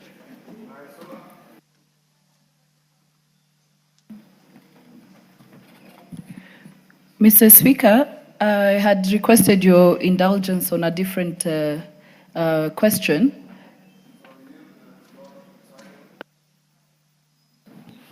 Thank you, Honorable Speaker. Honorable Speaker, my biggest worry will be what Owen Baya tried to allude to. How long do the county education directors and sub-county education directors stay in one station? Because, Honorable Speaker, that is where the cartel has its roots. These are the people who are forever going around schools, collecting money from the heads of institutions and threatening them on what will befall them if they don't comply. Why do sub-county education directors stay in one station for 10 years? we saw the Ministry of Interior ensuring that police, OCSs, do not stay more than 3 years in one station. Why can't they do the same so that they don't come here to tell us 934 schools have not submitted their returns? Yet, if you look, 934 divided by 47 counties, that is 1 day work, Honorable Speaker. Thank you. Alice? Thank you, Honorable Speaker. Mine wanted to ask the Cabinet Secretary, why don't you come back here when you have all the information instead of giving us excuses because we were here and we represent the people back at home? When you come with half-baked information, you're not helping this House. Yes, Didmas, what is it? Thank you, Mr. Speaker. I think all I want to ask the minister is that since when I was a small child, there are very many circulars and directives that have been issued by the Minister for Education to date. The Minister for Education, as we speak today, issued directives that students should not be sent home for levies that have not been approved by government. Most importantly, things like lunch fees and the very many other auxiliary fees that are not important. The minister has said that schools should not send these children away. Millions of children are at home for failure to pay lunch fees, which is a private levy, not a government-approved levy. So how sure are we that the minister directives that is telling this House that the principals are going to obey? Is it true that the principals of high school are more powerful than CS for education in our country? Is it true, the Honorable Speaker, that if you check at the circulars that the ministry has issued to the principals of high schools and the headmasters of JSS and primary schools, none of them have been obeyed. They have been disregarded, Mr. Speaker. We need to know if those head teachers are powerful than the minister, then we should summon those head teachers directly to here instead of passing through the minister whose directives are not obeyed. Thank you, Mr. Speaker. Kwenya, what is it? Mr. Speaker, one of the schools that was mentioned, one of them is in my constituency. The number one school that was mentioned, Kiria Secondary School, that was closed. And the reasons given by the minister do not hold. And that is why, Mr. Speaker, we need to interrogate the ministry properly. Because it cannot be, you're saying that the school was closed because of lack of students. Yet we know that TSC refused to post teachers to that school because the location is not so favorable for teachers. Mr. Speaker, number two, the issue of capitation. Every time we pass budgets in this House, they are premised on numbers, and numbers that are known. But when it comes to disbursement, it becomes very difficult. I think it is orchestrated within the ministry, so that then the money does not reach reach our schools, and that is a matter that we need to get the depth of. Minister? We must get to some setting, to some factory settings of this ministry, so that then it functions. Finally, the issue of sub-county directors overstaying in one station is not an issue that can be taken lightly. They are masquerading and moving everywhere, with powers that they do not wield, collecting money from institutions, as it has been said. Point made. Yes, Minister. Thank you, Mr. Speaker. As I indicated, we started this exercise and it is not complete. It is true that the data that I'm giving is preliminary, and I've been asking to be given time to complete it so that when I come back here... How much time do you require? Wangela, what is it?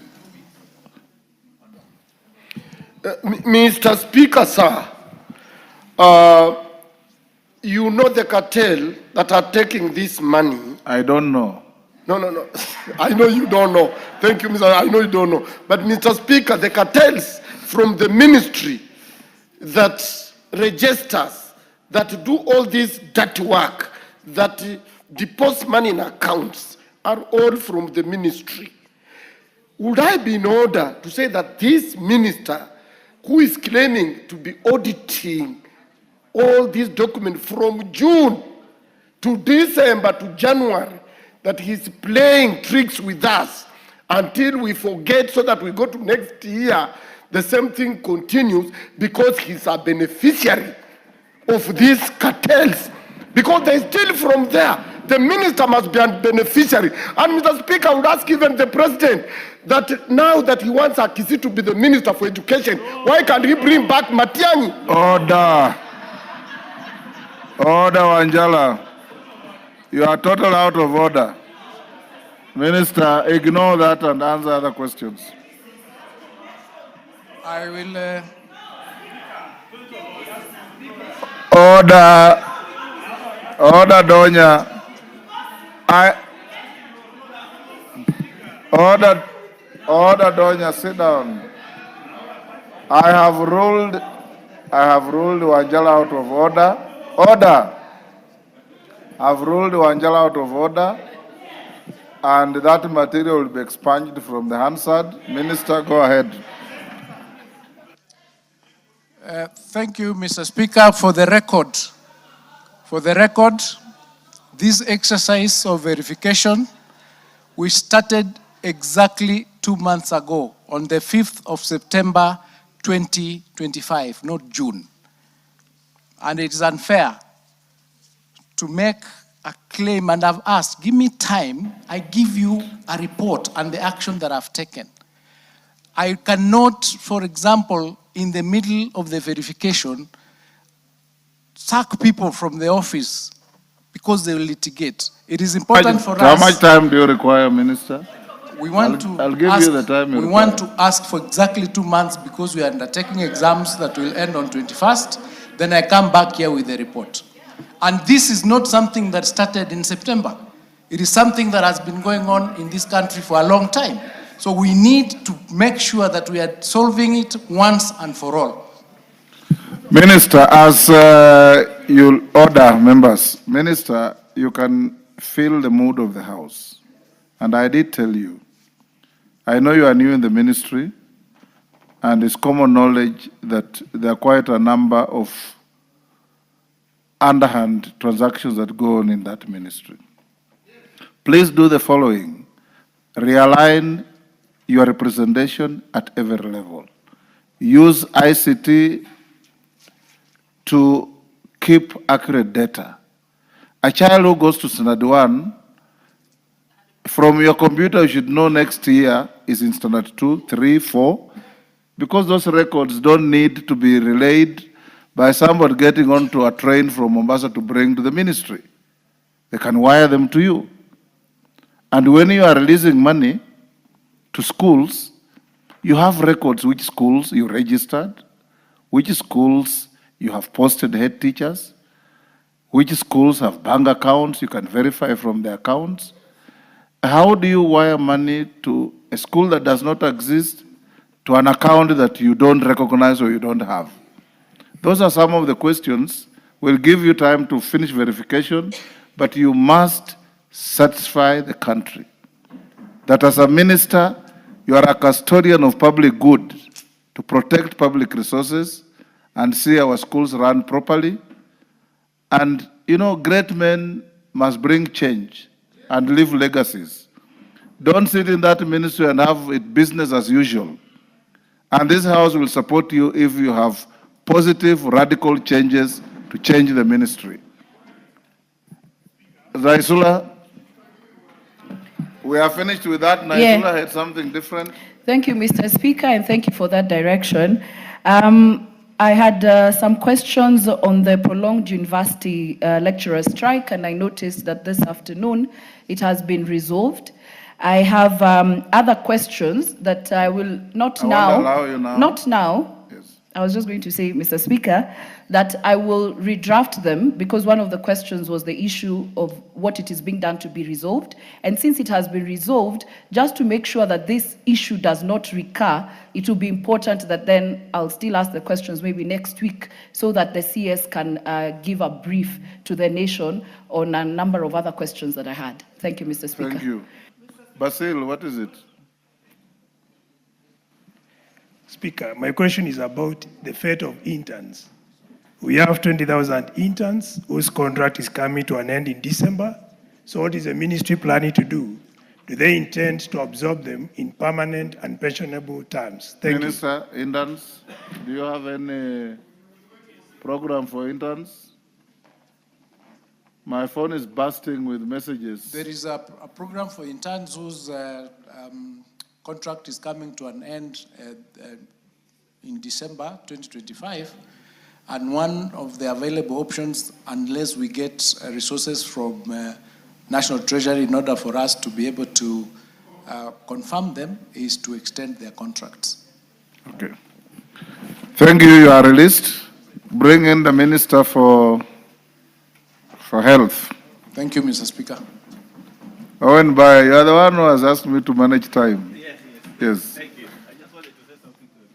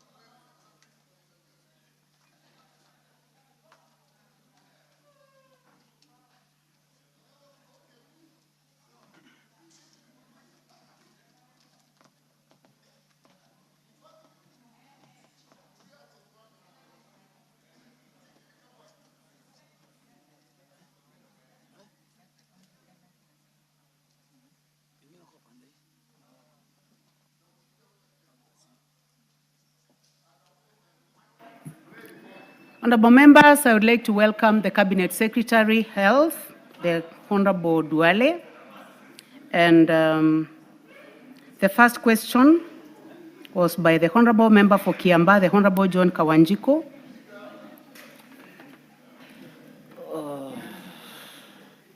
Thank you. Thank you, Honorable Speaker, for giving me this chance to ask this question. Yes, Kawanjiko, go ahead. Provide a report. Could the Cabinet Secretary provide a report on the implementation of Social Health Insurance Fund, SHIF, an analysis on its progress towards achieving universal health coverage in the country? 2, provide report on the cancer benefit package provided by the Social Health Authority, that is SHA, under the Social Health Insurance Fund, that is SHIF, including the scope of oncology services covered and accessibility to cancer patients. Number 3, indicate the number of beneficiaries who have accessed cancer-related services under the Social Health Insurance Fund since its establishment and the status of pending bills owed to public and private hospitals offering services under the cancer benefit package. 4, explain the measures put in place by the ministry to review and enhance the cancer benefit package, including steps taken to ensure adequate financing and allocation of funds so as to guarantee equitable access to affordable and quality health care for cancer patients across the country. Yes, sir.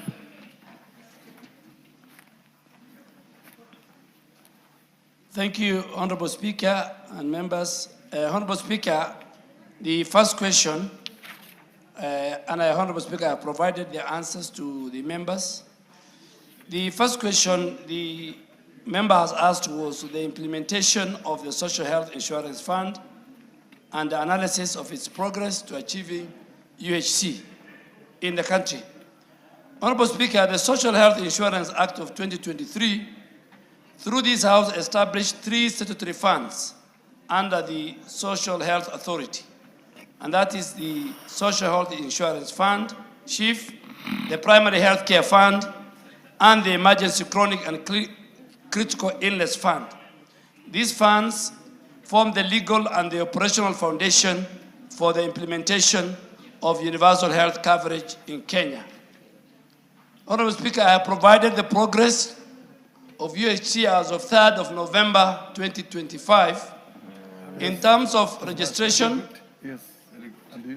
27,246,830 Kenyans have successfully registered under the Social Health Authority as of 3rd of November 2025, and that is more than half our population.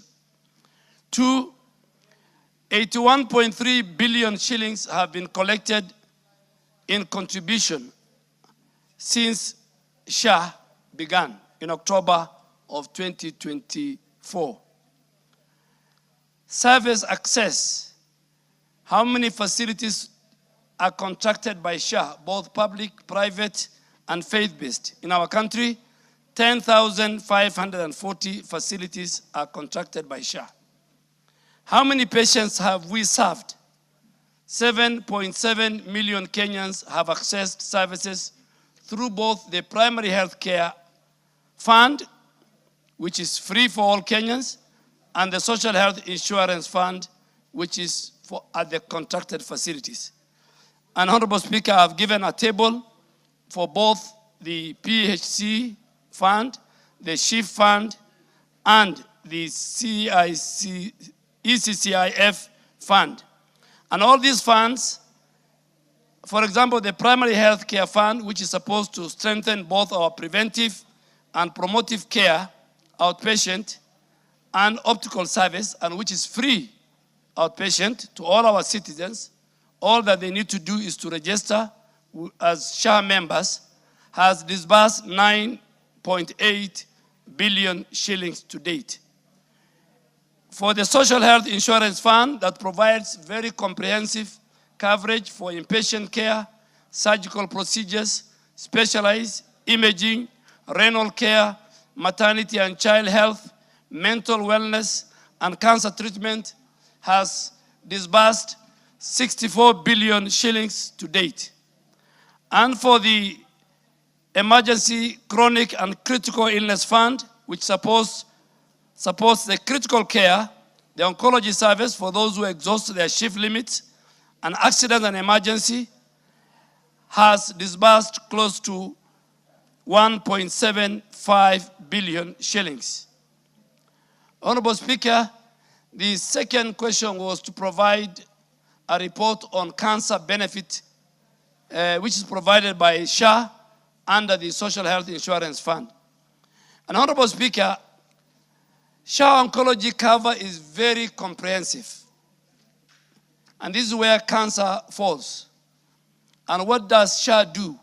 They provide support throughout the patient's history, starting from diagnostic all the way to the staging services, to treatment, and even to palliative care.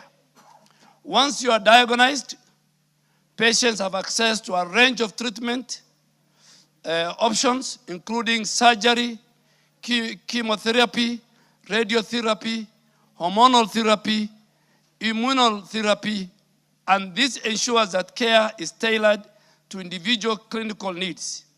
The cover also caters for essential medical supplies and equipment, such as consumables, stoma appliances, chemo pumps, and other medication which are used before and after treatment of cancer. Chemotherapy is one of the areas that we have very much focused on. But under the Social Health Authority, significant improvements have been made to enhance equity, flexibility, and comprehensive coverage. And the scope of oncology service covered, Honorable Speaker, I have provided from diagnostic in terms of the numbers. For example, it covers confirmation of cancer type. For first to find out what type of cancer it is, and the stage through a diagnostic service, it is covered.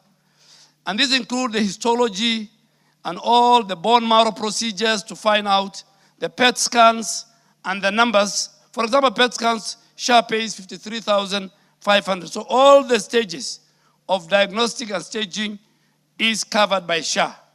Then you come to the treatment of cancer.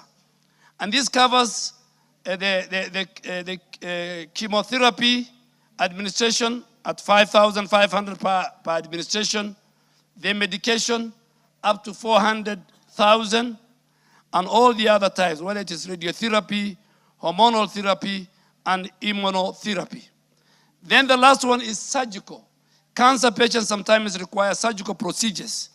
And all in the document I provided to the House, from prostate cancer to mastectomy for breast cancer, all of them are covered under the Social Health Authority from 134,000 to 168,000 to 50,000 of different. And then lastly is when now we have to deal with the critical and the palliative care of cancer patients. Patients admitted can access critical care services. For example, 28,000 per day for up to 12 days if they're in ICU, and the palliative service care during the inpatient. Honorable Speaker, as a ministry working with the Social Health Authority, we have removed completely the limitation on the number of treatment cycles for cancer patients.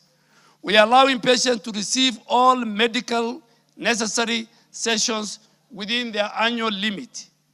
And finally, Honorable Speaker, the member has asked the facilities which are cancer related and the services they offer.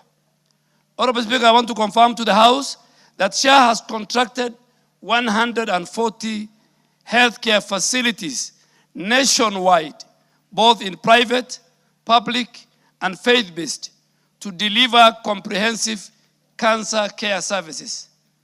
A total of 33,101 patients have received care under the SHA oncology package since the establishment of the Social Health Insurance Fund. SHA, Honorable Speaker, has also paid out a total of 5.8 billion in cancer-related claims, with an additional 774 million, which is currently under process, that will be paid by the 14th of this month.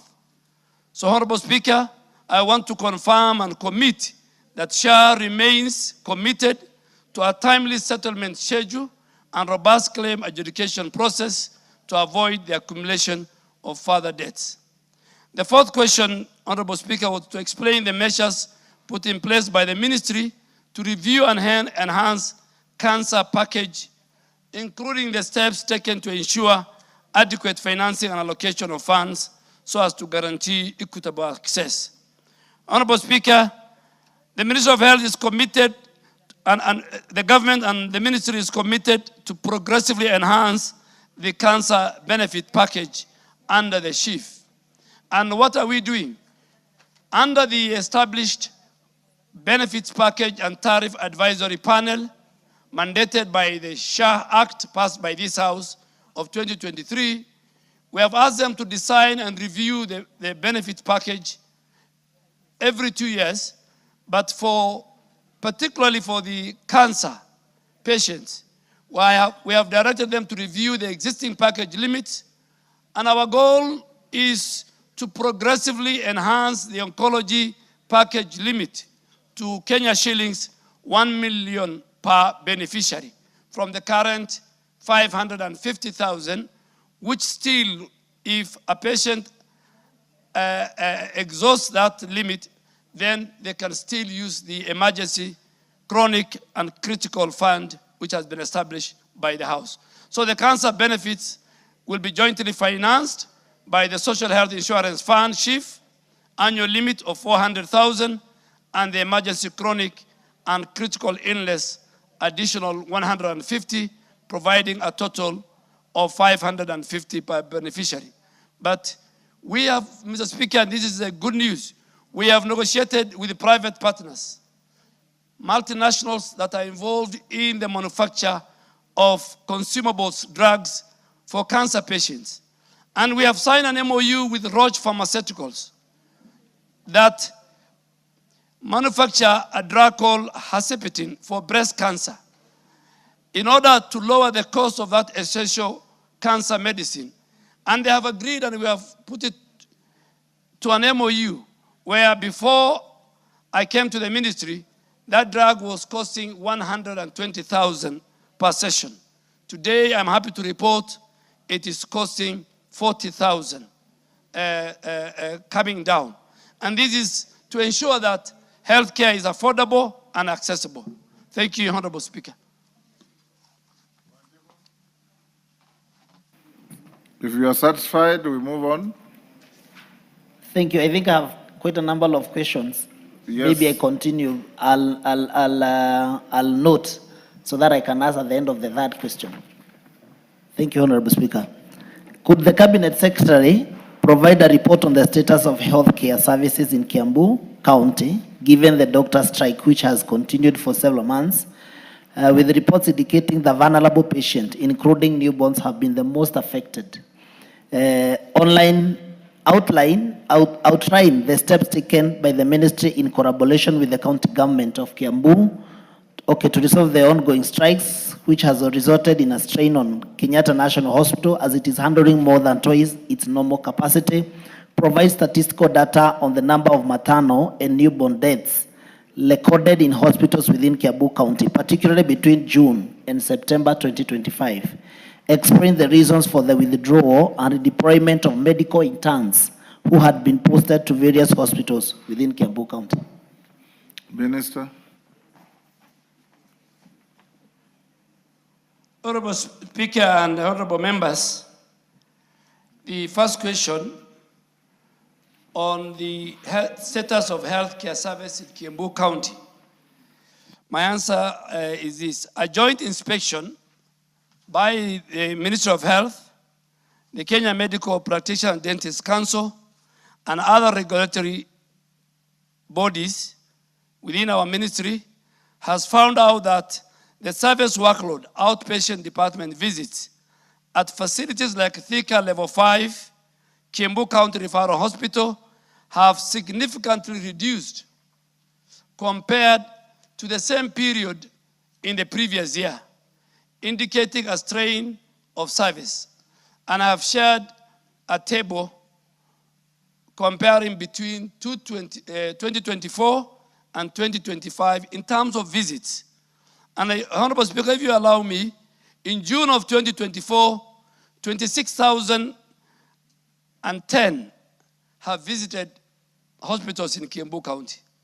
Compared to the same period in 2025 during the strike in June, only 17,772 have visited, showing a drop of 31.7%. July of 2024, there were 27,000 who visited, but July of 2025, during the strike, there were only 18,477, another 33.1% drop. And then August was 26,000, August of 2024 was 26,819, and same time, August of 2025, it was 18,033, a drop of 32. In total of those 3 months, in 2024, 80,452 people visited Kiambu Level 5 hospitals. But in 2025, that dropped to 54,000. So there were 26,000 citizens of Kiambu County who never accessed health facility in Kiambu County. Maybe they were going to the neighboring counties, Murang'a, Nairobi, Kenyatta Hospital, and I would say how that has affected our referral system. The second question was the steps we have taken. Honorable Speaker, and I have evidence to provide. The industrial action in Kiambu arose from a labor dispute between the county government of Kiambu, which was the employer, and its unionist employees under the Kenya Medical Practitioners and Dentists Council, which has strained again our referral hospital Kenyatta, as it was handling more than twice its normal capacity because of the strike. Honorable Speaker, our intervention as a ministry I have formally engaged the governor of Kiambu by phone, by text, and I have written letters which I have attached for the House to use for reference, urging for a prompt, good faith resolution in the public interest to avert further service disruption. Honorable Speaker, how far I can go is limited. I've been limited by the Constitution since provision of health service is devolved. But now I want to report that the National Return to Work Formula Framework has been signed between the union and the government, county government of Kiambu. My advice is that they should borrow a leaf from what we do in other counties, Lamu, Kakamega, many other counties which had resolved their disputes. And even with the national government, Honorable Speaker, where the national government allocated 1.75 billion in the financial year 2025 through the House to clear the long outstanding medical arrears and reaffirm their commitment to implementing. But the industrial action in Kiambu County has now been resolved. The third question was for me to provide statistic data on the number of maternal and newborn deaths recorded in hospitals within Kiambu County, particularly between June and September when the strike was on. Honorable Speaker, first I want to convey the ministry's deepest regret and the country's deepest regret for the loss of life during the period in question. Any maternal or newborn death is one death too many. And I really want to ask the House that our maternal mortality and child mortality in our country is not good. We are having discussion with our county governments. We will bring a report to the Committee of the Health of this House. I think it's something that we must discuss, that no mother who is not a patient, who is walking to a health facility to give us a living, dies and the child dies. That I think is unacceptable. But coming back to Kiambu County, maternal and newborn services are highly sensitive to disruption in service delivery. So when there's a strike of healthcare workers, the maternal and newborn services are highly affected more than the other sectors. So during the month of June and September, during the industrial action in Kiambu County, significant service disruption routine was reported to us through the Kenya Health Information System. And some staff failed to submit reports altogether. Some staff of Kiambu County. Mr. Speaker, this is a very serious offense. And going forward, we will ask digitally through our digital health agency and our digital system, every health facility in our country will report on a daily basis any maternal or child mortality that happens in that facility. But for Kiambu, it is very, very sad, Mr. Speaker, when staff fail to submit reports altogether, resulting to gross underreporting. Some of them are not reporting the right data of both maternal and newborn deaths.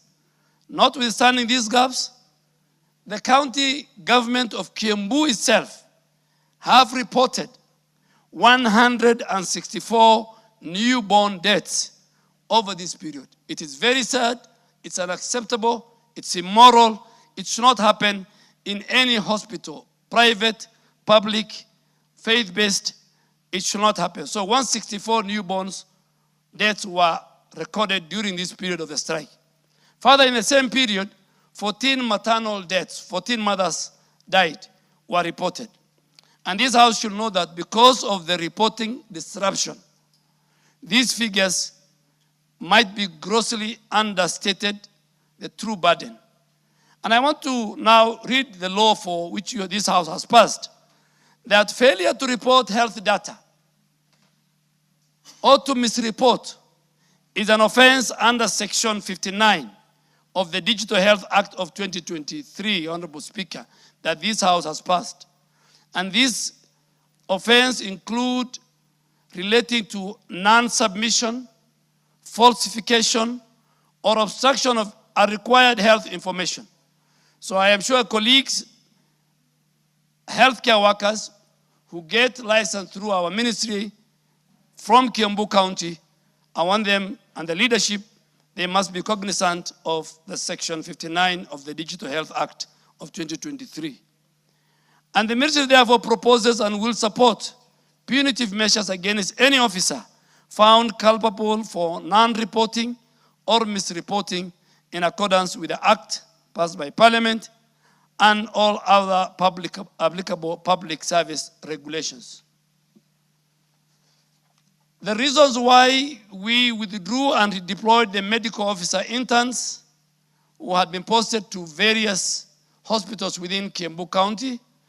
Mr. Speaker and honorable members, I want to report Kiambu County received, because of the number of level 5s and the health facilities and the population, received the highest number of interns. The withdrawal and the deployment of medical officer interns, amongst other healthcare interns, was necessary due to the industrial action in Kiambu County. These interns, by law, must obtain interim practice license that is strictly conditional, and the condition is they must be supervised by qualified and licensed medical consultants. And this industrial action resulted in the absence of crucial supervisory support, meaning that the internship training standards could not be met by these interns. They could not receive it in Kiambu County. And to avoid further delay in the commencement of the internship program, the ministry, under my signature, wrote a letter to the governor of Kiambu, urging the governor to resolve the industrial action by the 15th of September to allow the internship and the interns to proceed. When the industrial action persisted past the deadline, the ministry had no option. We had to withdraw the interns with the effect from September 29 for redistribution to other counties where internship programs was going on smoothly and in accordance with the law. So as much as we wrote to the governor and he did not enter the industrial action, we are the ones who pay interns. We, the ministry, are the ones who supervise, and we pay them through money allocated by this house. And they are Kenyans, and they have a stipulated time frame of 1 year. So, Honorable Speaker, we had no choice but to withdraw so that our interns can continue with the internship program in the other counties where internship program was proceeding smoothly. Thank you, Mr. Speaker. Thank you, Honorable Speaker. I think I have two questions on top of what the CS has asked. And my first was on my first question, whereby, Honorable CS, you say that we have corrected 80.3 billion shillings as far as SHA is concerned. My question is, out of 81.3 billion shillings, how many have been claimed by the health facilities so far? And can you be able to substantiate, to differentiate between how much go to the public hospitals and how much has gone to the private hospitals? Because, Mr. Speaker, we learn a risk of making sure that we correct this money from the public, but at the end of the day, because of the log, and because health is devolved, and because of the log governors who are not able to facilitate, or who are not able to fund, who are not able to make sure that the health facility are in good conditions, many people are going to private hospitals. And therefore, this money may tend to benefit more the private hospitals more than the public hospitals. And the decision that we made as far as the SHA was concerned is to make sure that we improve our public hospitals as far as that's concerned. Mr. Speaker, I also want to ask the CS Dore, you know, the health is devolved, and we want to agree with him, but where can the minister get a grip? Because at the end of the day, when there is that discrepancy, when there is that problem between the county government and probably the health practitioners, what the ministry cannot just sit down and watch people dying. The ministry cannot just sit down and watch health facilities get dilapidated. There must be something that the minister is able to do to call either the governor to order and to make sure that the health services are directed or they are given to the public. Because at the end of the day, even if health is devolved, the ministry has a responsibility to make sure that they provide health to the people of this country, Mr. Speaker. So therefore, can we also plead with the CS, because now the majority of the interns, the interns were taken away from the Kiambu County, and not because now the doctors are back to work.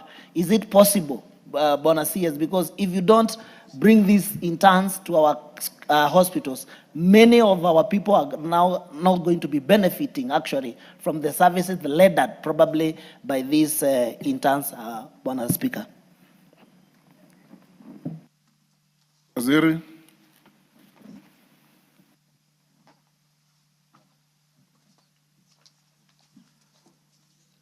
Honorable Speaker, let me start with the second question on what the minister can do. I think all that I can do is administrative, which I have done. Health is devolved. The legislature has the powers of oversight. I have contacted the health committee of the Senate, the health committee of this House are aware, and it is the decision of the Kenyan people who have devolved. If today healthcare workers go on industrial action in our referral hospitals, which are under me, then I will.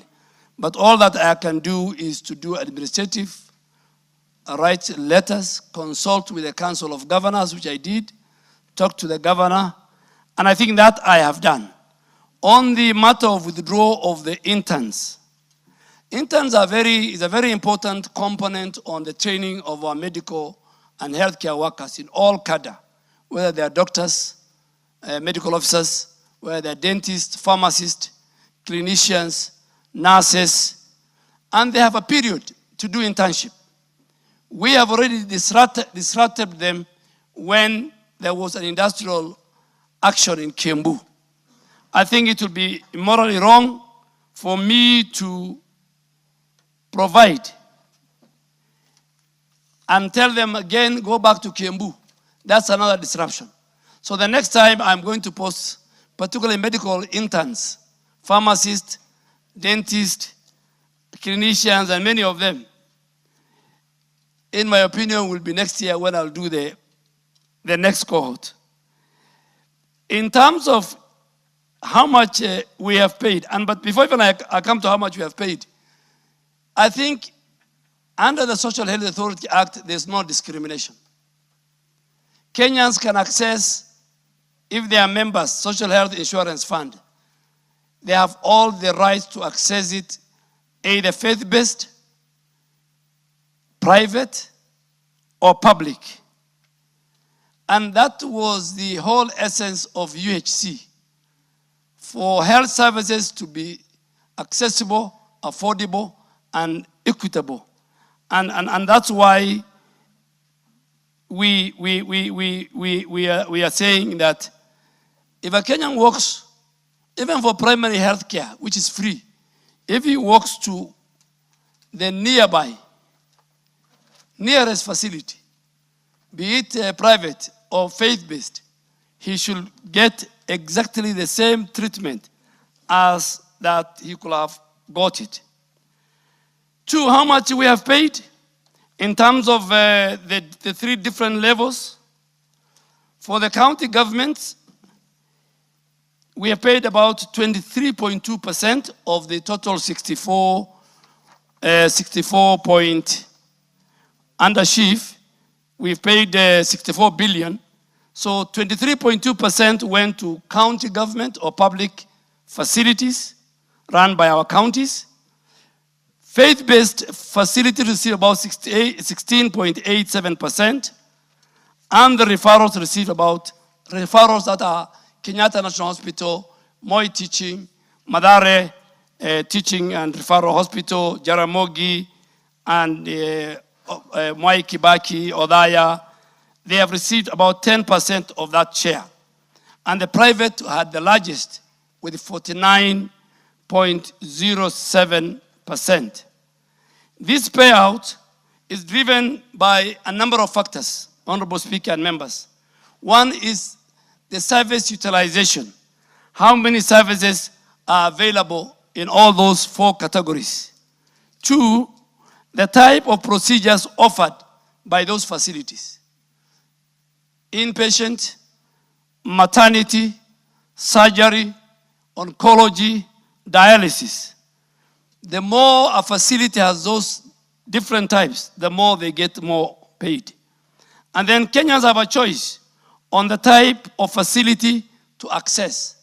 So if they're in Nyeri County, for example, they have a choice to access either to Mutumu, which is a faith-based, or to access Consolata, which is a faith-based, or to access the Nyeri County Referral Hospital Level 5. Claim processing capacity and claims desk available are in all these facilities, whether it's private and whether it is in public or faith-based. When I come to now the primary health care payout, which is free, and this is now where, Mheshimiwa, I think your question fits well, where Kenyans walk in and walk out as outpatients.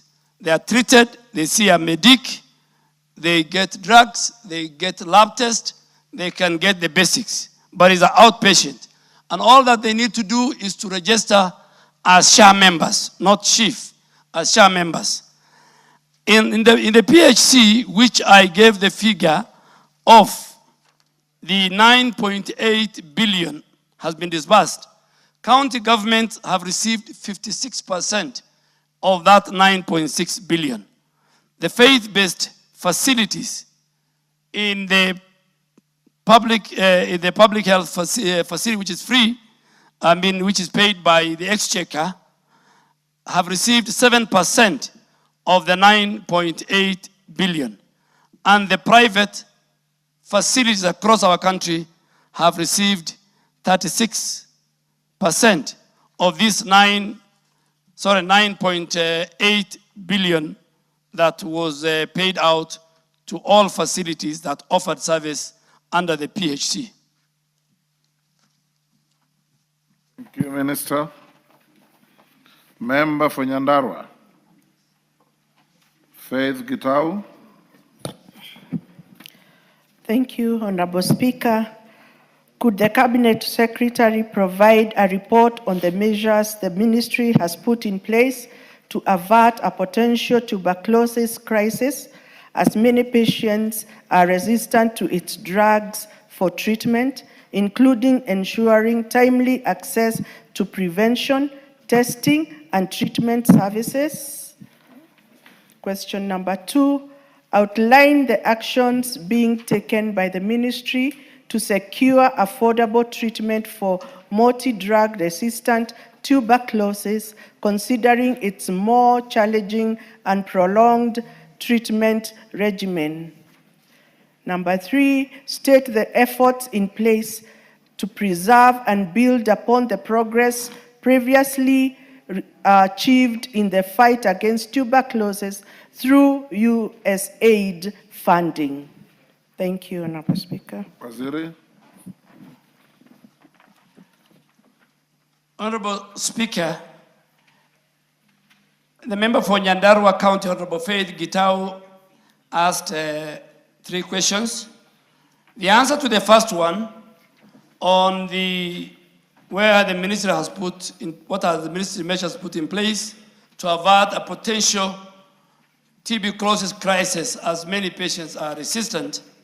The answer is that Kenya, as a country, we have made a very commendable progress, Honorable Speaker, in the fight against TB. And why do I say so? We have achieved a 41% reduction in TB incidents and 65% reduction in mortality towards the 2025 TB strategy milestone. So that 65 reduction is that there are very few people now who are dying because of tuberculosis in our country. And this is commendable. But there's a burden of this, the burden of the drug resistance TB, particularly the DRTB, has also dropped by 48% since 2015. And this has led to WHO, the World Health Organization, to remove Kenya from the list of countries with high burden of DRTB in the year 2020. So our achievement, our efforts as a country in the fight against TB and TB-resistant drugs has borne fruits, and WHO has even removed us as a country from that list in 2020. What are we doing? What are the measures? What measures are we doing to avert TB, the DRTB crisis? Number one, we as a ministry, we are strengthening the diagnostic capacity. We have expanded the molecular testing using the 2027 Gene Expert, the 2028 LAMP, and 78 TrueNet platform across all our 47 counties. And I did this a number of times. The last time I did was about 1 month ago. And again, we are doing genome sequencing, which has been introduced for DRTB surveillance. So we do surveillance using technology. Two, we have also enhanced, Honorable Speaker, the treatment for DRTB. The treatment has evolved from 24-month-long regimens to the current 6 to 9 months regimes recommended by WHO. So treatment now is offered free of charge in all public government facilities. So that's how we can enhance and reach as many of our citizens. Three, we have done decentralization. The treatment now has been decentralized to 900 primary healthcare settings out of the 5,400 facilities offering TB treatment nationally. And this is to ensure continuity of care and improve patient support. So within the 5,400 facilities, we have decentralized 9 of them as a primary health care. Then we also build the capacity of our healthcare workers. The ministry has developed a national DRTB guidelines. We provide continuous training and mentorship to equip healthcare workers with updated skills in diagnosis, in clinical management, and particularly in the infectious control of TB. We have done community engagement and patient support to support patients to complete treatment, because if you don't complete treatment, that's when you have a problem. So we make sure that we do community engagement, we provide patient support so that our citizens who are patients suffering from TB, first they complete the treatment and prevent their TB. This intervention offers, we do a lot of counseling, we talk to them about their nutrition, we talk to them about their transport support, while the community health promoters that we have over 107,000 across the country in every village help us do a follow-up. They do contact tracing, and they also do psychological care at home. And finally, we have enhanced the DRTB surveillance. We conduct very regular cohort reviews just to make sure and to track the DRTB performance and see if there will be any gaps or challenges that we can address.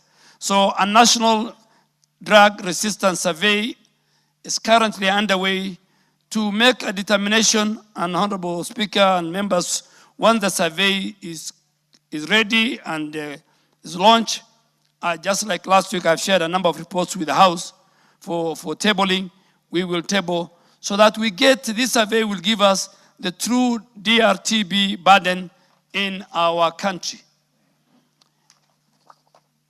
Honorable Speaker, the other question was to outline the actions being taken by the ministry to secure affordable treatment for these multi-drug-resistant TB clauses, considering they're more challenging.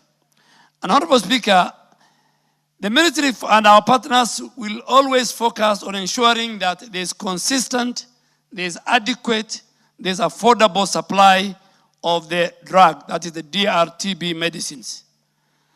Secondly, we do what we call accurate quantification.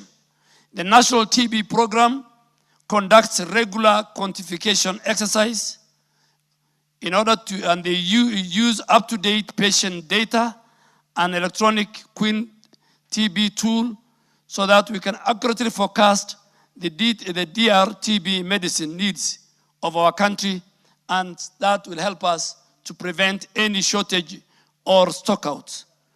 The supply chain management, we are working with the KEMSA to efficiently manage procurement and distribution, including the use of the integrated logistic management and information system for real-time tracking and for last-mile distribution.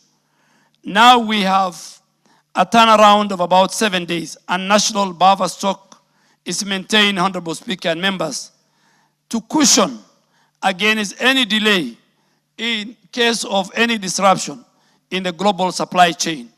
Lastly is our procurement strategy.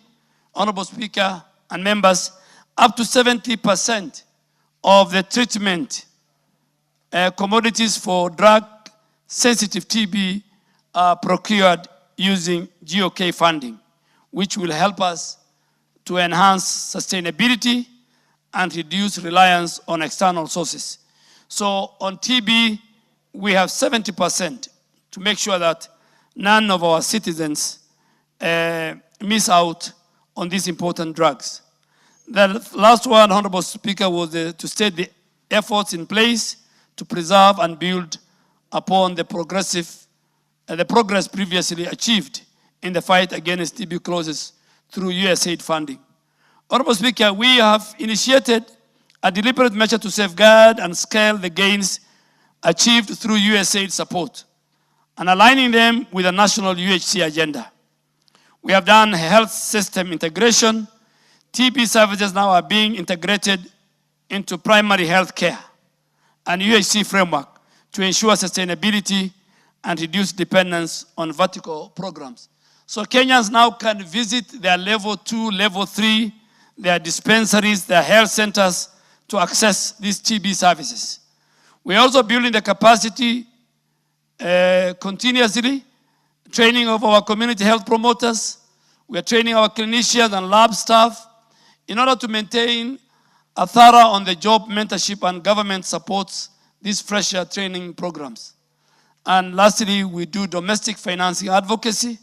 We continue as a ministry to advocate for increased domestic financing at both national and county level.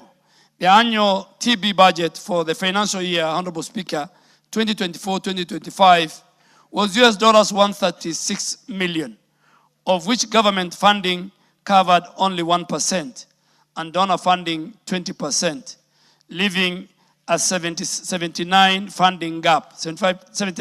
funding gap.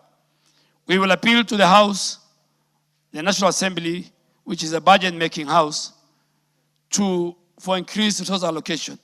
But, Mr. Speaker, I don't want to say much, but we are talking to our colleagues under the new U.S. administration, and we are coming up with a substitute for USAID.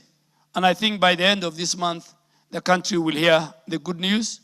That we might not call it USAID, we might call it something else, but we are negotiating, and by the end of this month or early next month, we will find a way of how we can bring back the role USAID played, because USAID was key in this area. And then, of course, we are collaborating at the multi-sectoral level to make sure that there's accountability. And so sectors like housing, nutrition, correctional services, and labor, we are also telling them how to address the social determinants of TB. Thank you, Honorable Speaker. But just to finish, we will, through Honorable Gitau, and we will write to the House, we will ask for more allocations. But rest be assured that TB control will closely linked to poverty, it's closely linked to poor housing, it's closely linked to poor nutrition, and that's why we have to adopt a multi-sectoral approach and talk to other stakeholders for accountability framework. Thank you, Mr. Speaker. Faith Gitau, you're satisfied? Thank you, Honorable Speaker. I want to confirm to the Minister that we have no TB drugs in Nyandarua, and most of the hospitals around, in Kenya, do not have these drugs. Please, you have said that you're providing free of charge. When do we expect these drugs in our hospitals? Minister. Honorable Speaker, I was in Nyandarua 3 weeks ago. I want to confirm to the House there are plenty of TB drugs in Nyandarua. And I am ready to send my officers to Nyandarua with the Honorable Member to go and verify. I am ready, Honorable Speaker. I cannot lie to this House. The TB drugs are available in Nyandarua County, in all the hospitals. And I'm ready, under your direction, that the Director General of Health, approved by this House, is here. I will dispatch him to Nyandarua tomorrow and to confirm to the Honorable Member. Fair enough. Kagusha. Thank you, Honorable Speaker. Could the Cabinet Secretary in charge of health clarify whether there is an outstanding debt amounting to Kenya shillings 450 million shillings owed to Consolata Hospital, Mathari, and of course 433 million to Nyeri County hospitals, including 36.7 million for Mukurweini Hospital and 236 million for Tumutumu hospitals. That is and this comprising of... Kagusha, that's not your question. You are not allowed to go beyond what is on the order paper. So just read out your question. You can ask those other figures in your supplementary. Thank you, Honorable Speaker. And this amount comprising of arrears accumulated at the National Hospital Insurance Fund and payments for the Social Health Authority, that is NHIF and SHA. Number two, state the factors contributing to the prolonged delay in remitting payments to Consolata Hospital Mathari, despite the provision of health services to patients. Of course, Honorable Speaker, I would like just to note that the fraudulent payments in millions have also been made to dysgenious hospitals, while genuine ones are missing out. Honorable Speaker, number three, outline the measures put in place to ensure the debt owed to the hospital is promptly settled and its operations fully restored. Number four, provide a timeline for the payment of the arrears and dues accumulated from October 2024 to April 2025 to Consolata Hospital, Mathari, by SHA. Thank you, Honorable Speaker. Minister. Honorable Speaker, on Consolata Hospital, Mathari, I first want to clarify that the NHIF legacy debt, and that is one of the problems, biggest problem that we are facing as a country, and which is making the implementation of the Social Health Authority a bit bumpy, because many of the questions that are raised on debt are on the legacy debt of NHIF. As of 30th September 2024, when this House enacted the new Social Health Authority Act, the NHIF liability owed to Consolata Mathari Hospital stood at 153 million.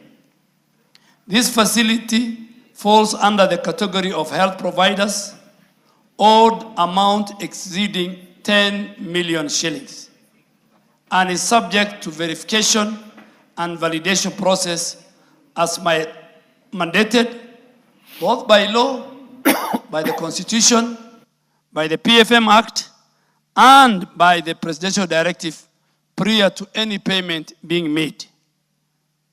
So, Honorable Speaker, and I've attached the letter that Kenyans who are owed between 1 shilling to 10 million of the former NHIF debt, amounting to 5.3 billion, accounting for 92-93%, will be settled.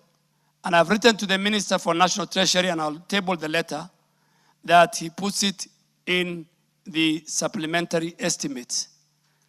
And currently, Honorable Speaker, using the audit, pending verification audit led by the former Auditor General and the leadership of Social Health Authority, we are auditing and we are verifying and validating all the pending bills of NHIF. On SHA payment status for consolata and outstanding payment, the overall SHA settlement rate for all our faith-based organization facilities, whose their bills and invoices and claims have been verified, reviewed, clinically checked, and are ready for payment and paid, is standing at 65% as of today. Consolata Hospital Madari will receive 29,324,966.47 for claims which are currently being processed by SHA. They have been validated, they have been reviewed, and they have been confirmed that they are the right claims, and they will be paid in the next payment cycle, which is the 14th of November next week. Honorable Speaker, I have also provided a table summarizing the payment status of Consolata Hospital Madari. And this is a document. Since SHA started, Honorable Speaker, over 372 million have been paid to Consolata Hospital Madari. And that constitutes about 17,432 claims. In October of this last month, we have received 4,792 claims, totaling 81 million. And they are the ones which are under review. Honorable Speaker, it's good to say it here on the floor.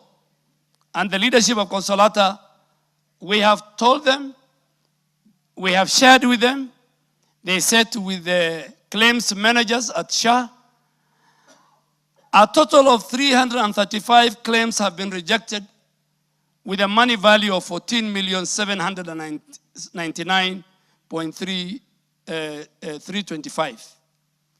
And Honorable Speaker, if you allow me, what is a rejected claim? A rejected claims is number one, if that claim you have lodged and the patient was Honorable Duale, the Minister for Health, if that claim does not have a claim form, I am sure every member sitting in this house, when you go and see your doctor, there is a claim form that you sign. The first part of that claim form, it is the patient who sign your name, your address. The second part of that claim form is signed by the doctor attending to you. And the last part is signed by the hospital administrator. We have situations where, number one, there's no claim form. Number two, a claim form is written with one biro pen with the same handwriting. That claim is rejected, is fraudulent, and it will never be paid. So Consolata has a rejected claim of 335, totaling 14 million. We have returned claims totaling 15 million. 877, Honorable Speaker. What is return? When certain important documentation are missing. Invoice is not itemized, documents are missing. Those are not rejected. The law allows you to go back, bring those documents missing, and you don't need to bring them physically. You just need them to upload into a digital superhighway. Then sent for payment, which will pay by the 14th, is 29,324,966. Then they have got 127 million, a total of 2,800 claims, which now is under review, and our doctors, clinicians, the system is reviewing. Is everything in order? We don't want to pay unless we make sure. So in total, Consolata is not even the 450, it's 676,205,000, and I've given the order, what is due, what is required for documentation, what has been sent for payment, and what is rejected, and what they need to provide. On the factors contributing, Honorable Speaker, to the prolonged delays in, some of them I have said, but let me say the problem with the Consolata, and I hope the Member of Parliament will go on, because we have told them ourselves, the complex claims. Consolata Madari Hospital submits high-value complex claims for service, such as surgery, oncology, dialysis. These high comprehensive medical claims, they require very comprehensive medical review as part of the claims adjudication in order to process to ensure adherence to established clinical, contractual, and financial compliance. They must be subjected to some audit. So if it's oncology, we must make sure the cancer patient was there. He has gone through all the systems. We have to check the ID card. We have to, if it is surgery, we must make sure there's theater notes and all the other. And all this is for compliance because of the contractual obligation, because of financial compliance, or because of standard before payment. And the claims under review are for the period 12th of August to 30th of October. Number two, with the Consolata, we are facing what we call provider submission issues. There's delays, which are largely occasioned by provider-based factors. If they take long to provide submission of documents, if there are missing signatures in those documents, if there are incorrect patient details, and if there are low resubmission rates for correction, then the Social Health Authority will not be blamed. And we are telling all facilities, public, private, and faith-based, including our referral hospital, going forward, they must employ dedicated staff, managers, claim managers, who will make sure from morning to evening they are dealing with claims and reimbursement and work closely with our county and relationship managers for different categories. Honorable Speaker, the last question was, and then we had an issue of, we took long in terms of claims management, but I want to say that because of many litigation and court cases, at least now, SHA has since hired 9 case management officers, and recruitment is going on to build the capacity. The third question, Honorable Speaker, was to outline the measures to put in place to ensure the debt owed to hospitals. I think on the NHIF legacy debt, the claim of Consolata falls above the 10 million threshold, and we have subjected it to comprehensive verification and validation process mandated by the President and the Cabinet. But Honorable Speaker, let me now speak as a Kenyan. I think Parliament at some stage will come and talk to you. I think there are facilities, and they are both in public, private, and faith-based, that face imminent closure because of the NHIF legacy debt. I think we must do whatever it takes, and I will do it myself as the Minister for Health in consultation with the President and the Cabinet to make sure that we resolve this. Because once we resolve that, then I think a lot of the questions are on that legacy debt. On NHIF claim settlement, as I have said, we are reviewing our medical review capacity. We have done full automation of the claims processing using AI-driven in collaboration with the Digital Health Agency. And now we have a faster verification and timely payment. And we have enough money, Honorable Speaker, to pay our facilities. We are doing also stakeholder engagement. I led a meeting with all the bishops who run, and the different churches that run, and the SUPKEM who run faith-based. And we have agreed, we have created individual relationship managers. We have set a number of private sector players in Nairobi and the surrounding counties. When we do our rollout, SHA rollout, we also engage with the people. But and I want to ask Honorable Member from Kroini that even tomorrow we will engage with the Consolata Madari Hospital so that we reconcile our accounts because they provide very important facilities. But Honorable Speaker, if you allow me, I had 2 weeks ago, I had met in Rumuruti the CEO of Tumutumu, the CEO of Chogoria, and the CEO of Kikuyu Eye Hospital. And they said with our team led by Dr. Masi, they have reconciled the claim submitted by Tumutumu is 276 million. Payment completed is about 137 million. In October payout, they received 14 million. We have a rejection of 21 million for Tumutumu, and we have under review close to about 103. So we are engaging them, and all our PCA hospitals, we are talking to the Secretary General.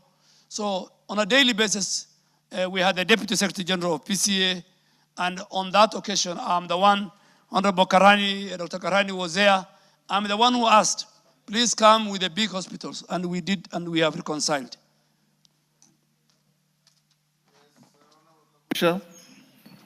Thank you very much, Honorable Speaker. May I start by thanking the Cabinet Secretary for having given me students for Mukurweini KMTC. The students have now reported and they have started learning. And actually they started learning today. And for that reason, Honorable CS, I want to very sincerely thank you very much on behalf of the people of Mukurweini. Honorable Speaker, it is indeed true what the Cabinet Secretary has raised, that Madari Hospital and Tumutumu Hospital and other faith-based hospitals in Nyeri County faces imminent closure, especially because of what he has called the legacy debt owed by the NHIF. And of course, we also have other private providers in Nyeri County and other counties that have that challenge. Honorable Speaker, the issue of Madari Hospital having claims which are high value, which are quite sophisticated and complicated, is not a surprise because this hospital offers very good machinery which is advanced and which also is quite sophisticated. And for that reason, there is need to get a working formula with this hospital so that they do not get unnecessary delays in terms of their refunds. Honorable Speaker, one of the issues that is being raised by quite a number of doctors, and I had a chat with a doctor by the name Gudigol from Nyeri County.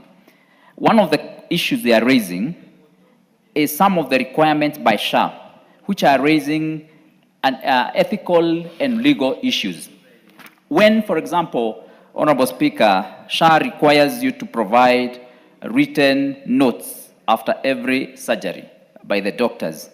One of the issues which is coming out that this information is quite sensitive, and if this information has to be passed through the what the CS calls the information superhighway, sometimes it's also considered to be an insecure information system. And you can imagine what kind of damage this information would do to the patients if it lands in the wrong hands or if it gets out there in the public. And of course, Honorable Speaker, this also is seen to be against our Data Protection Act. And I think the ministry, SHA and the ministry will actually need to come up with this, to come up with a way of handling this information.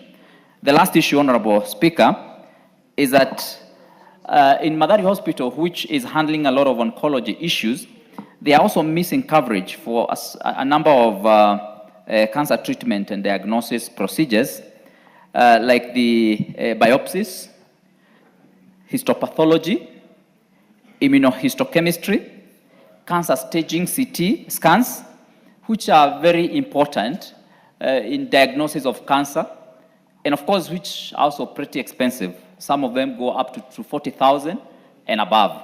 So, Honorable Speaker, there's an issue maybe that we also need to be addressed. Lastly, Honorable Speaker, very lastly, I can see the Honorable Chair for the Health Committee is also here. Honorable Speaker, you remember I raised a question here and a statement request on the issue of blood transfusion reagents and blood bags in the country.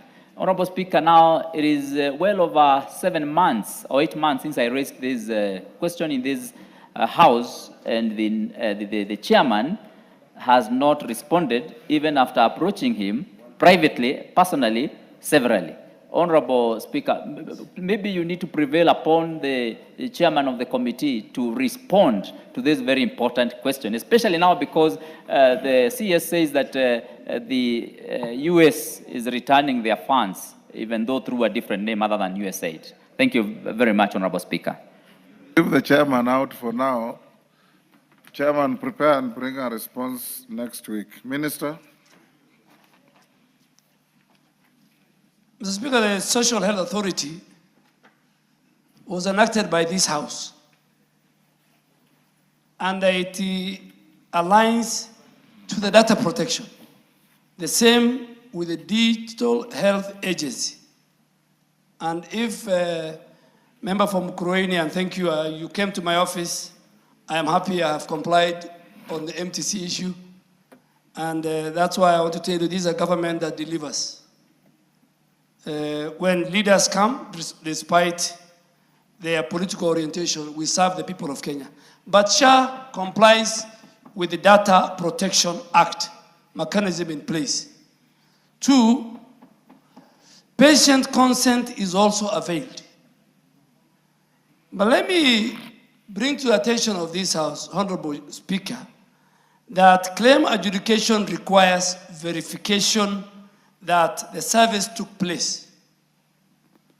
The doctors who are talking to you, and I'm sure they are watching me, one of the basic, I'm not a doctor, but I sit with the doctors every day in Afia House, and next to me is the Director General of Health, who this House has vetted and approved, and in Section 16 of the Health Act says he is a technical advisor to the minister and government, including parliament.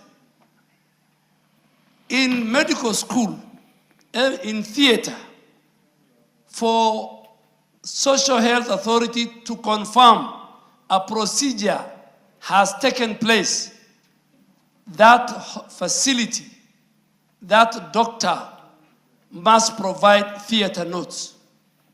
Minus theater notes, that claim is rejected. I will give you another more simple example. If a delivery, a maternity delivery has taken place in a facility, whether through C-section or normal delivery, and you want Social Health Authority to pay, part of the claims document, there must be a very important document known as birth notification. If there is no birth notification, then how can SHA pay you and prove that a child has been born? You know, Honorable Speaker and members, we should not compare the Social Health Authority to the defunct, corrupt, with no system NHIF. They are world and a world apart. It's like first world to third world. It's like day and night. So the people who used to be paid millions of shillings for birth or maternity without providing birth notification, that will not happen anymore. Without, even Honorable Speaker, now for a doctor to use his authorization, pre-authorization, OTP, he must be within 500 meters of the health facility. There were days when doctors and healthcare workers could could use their OTP to authorize from their bedroom at midnight. We want doctors, when they want to use their pre-authorization code, we want them, and healthcare workers, we want them to go and visit and do it in the health facility, meet the patient, see the condition of the patient. Never again will theaters and health facilities be run using the mobile phone of healthcare workers. Honorable Chair, I don't want to go into the blood services. I have done the answer. The chairman, my chairman is very capable and competent, and I'm sure when the time comes, he will provide the answer. Kazi Mtandaza.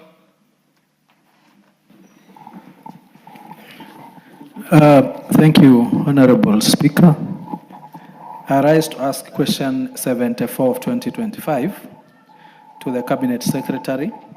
Could the Cabinet Secretary, one, provide a report of payments made by the Social Health Insurance Fund, including the number of vulnerable people catered for by chief in Matuga constituency and nationally? Two, state the timelines which the Social Health Authority, SHA, will reconcile payments made under NHIF through the NGCDF that were not transferred to chief and indicate the fate of these payments. Three, outline measures implemented to cover the patients who are unable to pay their balances after exhausting their chief cover. And four, state the plans put in place to clear balances of patients detained in public hospitals due to their pending hospital bills balances after exhaustion of their chief cover. Thank you, Honorable Speaker. Minister.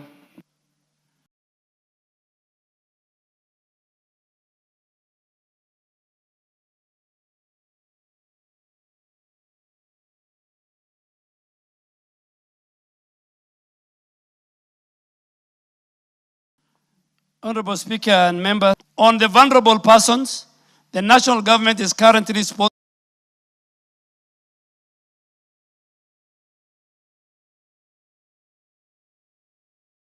households, translating to about 1.5 million Kenyans who their data was picked from the social protection net across all constituencies and divisions and wards in our country.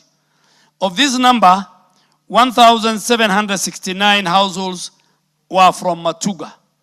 So the 558,000 indigents that we launched at the national level, we have confirmed and we can provide the list. 1,769 households are from Matuga constituency. And these members are now active and can access all available SHA benefits and paid for by the government of Kenya under the able leadership of President Ruto.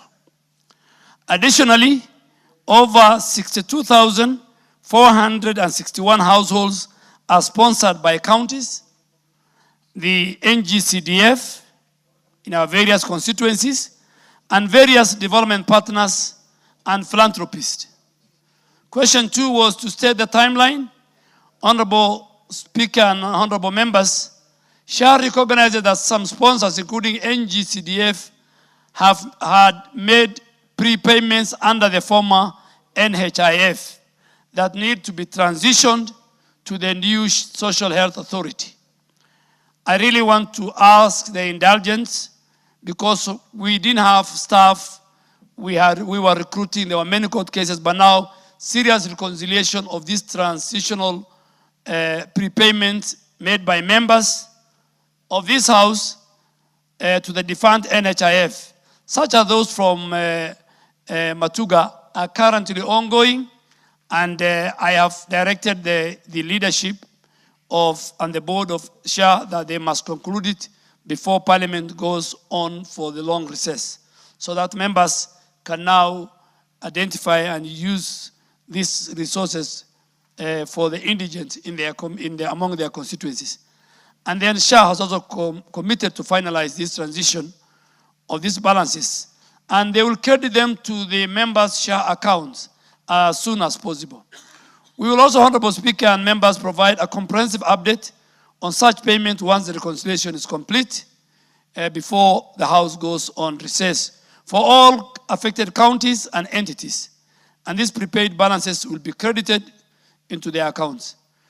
Number 3 and 4, Honorable Speaker, combined was the measures implemented.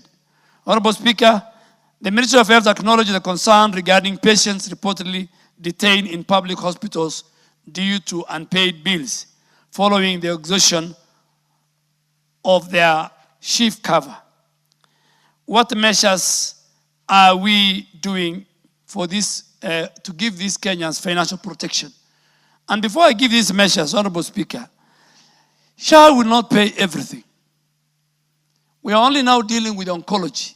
We want to make sure we increase the package for oncology, and that because cancer is a serious disease in our country, that we protect the most vulnerable cancer patients. But if you go to use your shift card, then you must be ready to pay a balance that will be left after. But we want to expand the benefit cover, package. And this includes the emergency chronic critical illness fund. We want them to cover the very critical and the very prolonged care after you exhaust your shift limits or your shift limits are reached. Then, like cancer, oncology, if the member exhausts, then we will now, the CCIF kicks in, that was found. On another financial protection, we want to look at how we can strengthen mechanism for financial protection, especially for indigents and vulnerable population, through our social health subsidy program. And this subsidy program will be targeting the most vulnerable people of our society. So we will continue to work closely as a ministry with the SHA and our county governments to ensure that financial hardship does not deny citizens access to essential healthcare service. And this is the philosophy behind universal health coverage. Thank you, Honorable Speaker. Yes, Tandaza. Thank you, Honorable Speaker. Let me start by saying that I'm half happy, given the statement that they are working on the vulnerable people in Matuga. And he has said, before we go for recess, he'll have completed that process. I'm half happy because I highly doubt if that will be done, considering that when we made the ministry last time, I think in Naivasha during our retreat, that time we were given as parliament that in 4 weeks that process would have been done, and that I think in February. Now we are in November, but the CS says before we go for recess, that means in 2 weeks' time or thereabout, that will be completed. I would want that to be noted and actually see if it will actually happen. If it happens, I'll be full happy. 2, there is a communication which I think should be very clear, CS, through the chair. The information out there is that once you are fully covered by SHA or SHIF, all medical expenses are taken care of. And I think that's what brings the problem of people saying SHA doesn't work, because now the CS is saying it's not designed to cater for everything. I think this information should be very clear, because all the communication that we get from the executive is that once you are covered, go to any hospital, walk in, be treated, and go back home. But here the CS has said it does not cover everything. Can that also be clear and be communicated so that we know the limits of SHA? Thank you, Honorable Speaker. Minister. Mr. Speaker and honorable members, I want to make it very clear, and it's even very clear in the laws that this House has passed. What is paid by the exchequer and is free to all Kenyans, as long as they are registered with the Social Health Authority, is the primary health care in level 2, level 3, and some parts of level 4. That one is very clear. The President has made pronouncements. The Honorable Speaker has made those pronouncements. And we should not confuse Kenyans. And that's why 9.8 billion has been paid out. Reimbursement for primary health care facilities, both in public, private, and faith-based. Outpatient. You walk in, you walk out. And Honorable Speaker, the governor of Nairobi is one governor I want to thank. In his primary health care facilities, level 2, level 3, and part of sub-county, he has made it put clear, even posters, saying, walk in, walk out. So that, but we have, in some instance, where some counties are co-charging. It's called co-paying. And even the committee of this house have gone out and they have found out. And we have said that it's criminal, it is not right. Now we come to SHIF, the Social Health Insurance Fund, where you pay, if you are in the formal sector, salaried people, 2.7% of your income. And if you are in the informal sector, you go through a mean testing and you pay based on what the mean testing tells you, based on your assets. That one, the Social Health Insurance Fund, is not free. You must pay for it. And that's why if it's maternity, normal delivery, 10,000, fully covered. But there are certain specialized. If you overstay in the hospital, maybe the bill is about $1 million, SHIF will pay 700, 600. The balance must be paid by the patient. Honorable Speaker, I want to confirm, when members were being given that commitment in Naivasha, I was not the minister. But I want to confirm, and I know, Honorable Speaker, when you go on record, I was not...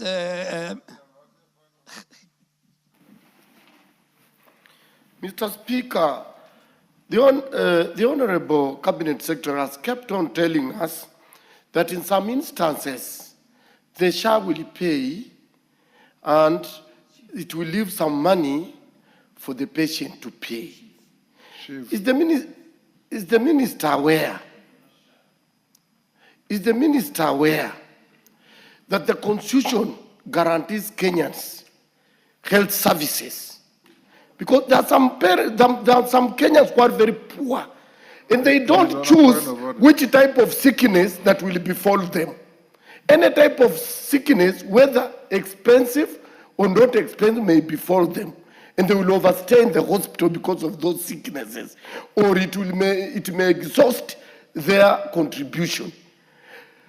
Why can't the government say where it's exhausted, they pay for the patient? Because it's not his wish and he has no money. Yes, Bayer. Thank you, Honorable Speaker. I think the Honorable Cabinet Secretary has been very clear on SHIF, SHA, and the other one. And I think the Honorable Which is the other one? The Honorable Wanjala needs to be awake and listen to SHIF or SHA, the one that pays and the one that you don't pay. Those are two different things. So I think Honorable is probably to say SHIF does this and SHA does this, so that the Honorable Wanjala understands clearly. Naisula. Order.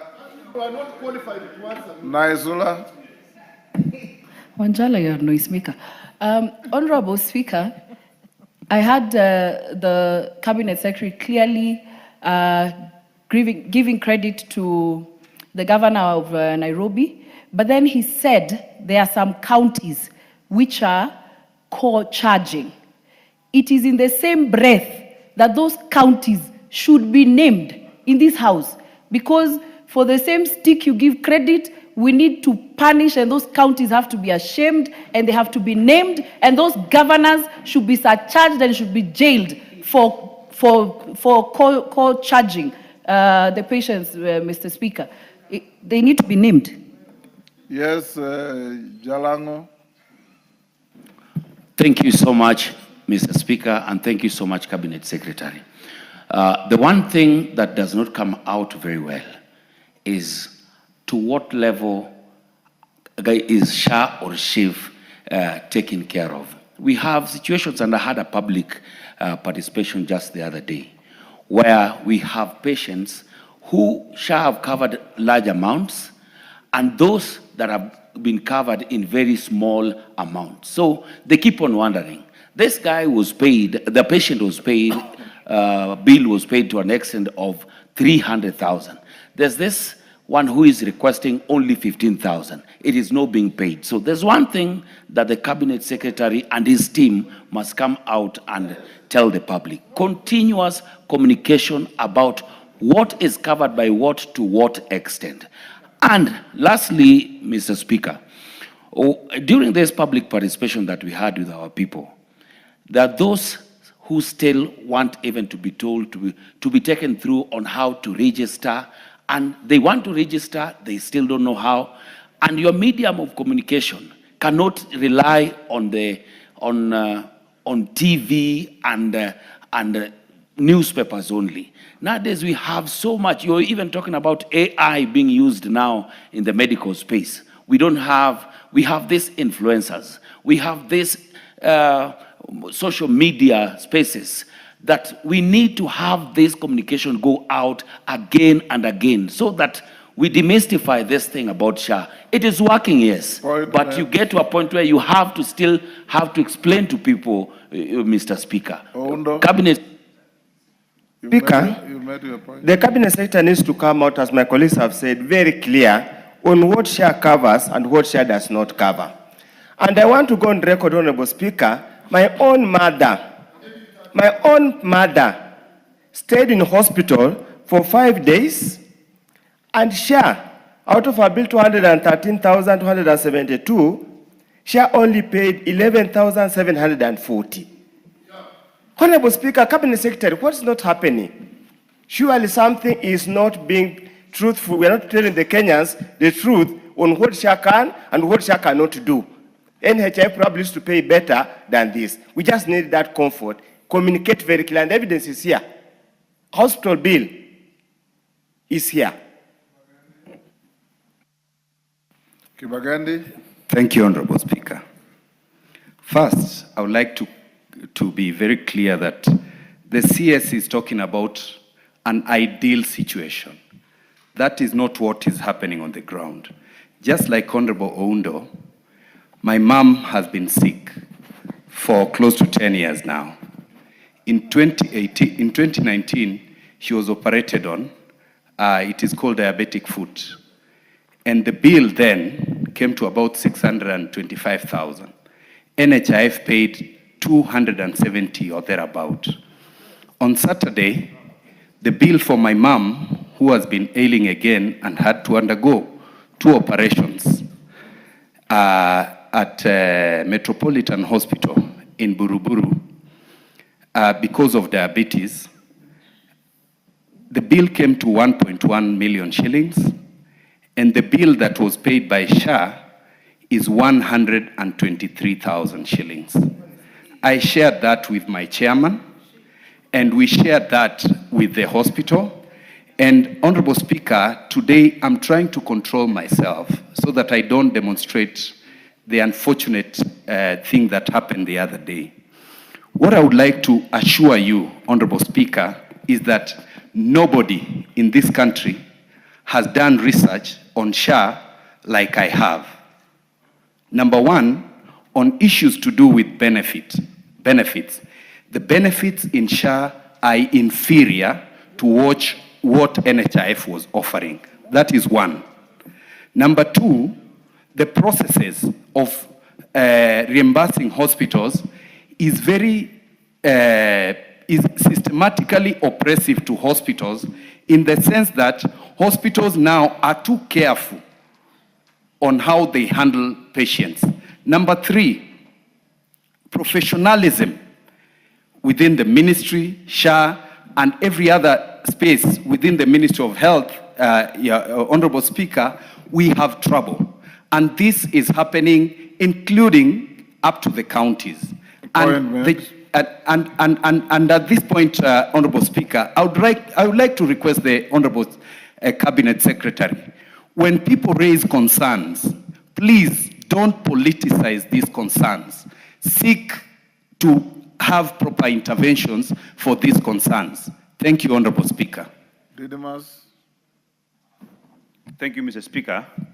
I want the Minister to confirm 2 questions. Number one is during means testing that those Kenyans who are perceived to have some stable source of income will pay more than those who do not have, so that we can be able to understand why Kibagendi's mother, NHIF, paid more than what SHA is paying her. If that clarification is done, then we can understand that in terms of means testing, the amount you pay is dependent on your perceived income. Number two, can the Minister confirm to this House, because any new policy that the government implements must either generate into some small public problems because it is new. You may think you are solving one, then 3 or 4 comes up. So can the minister confirm to this House that in his ministry, he has set up a team that will entail in collecting data, collecting those problems that are coming in implementing this SHA and SHIF, and that they are working around the clock to ensure that those problems don't recur again, because policy improvements are done by using feedback as a tool for continuous improvement. Can the minister confirm to this House that indeed Kenyans should be confident that SHA and SHIF will continue to improve because they are collecting data which they use as a tool for continuous improvement? I thank you, Chair. Yes.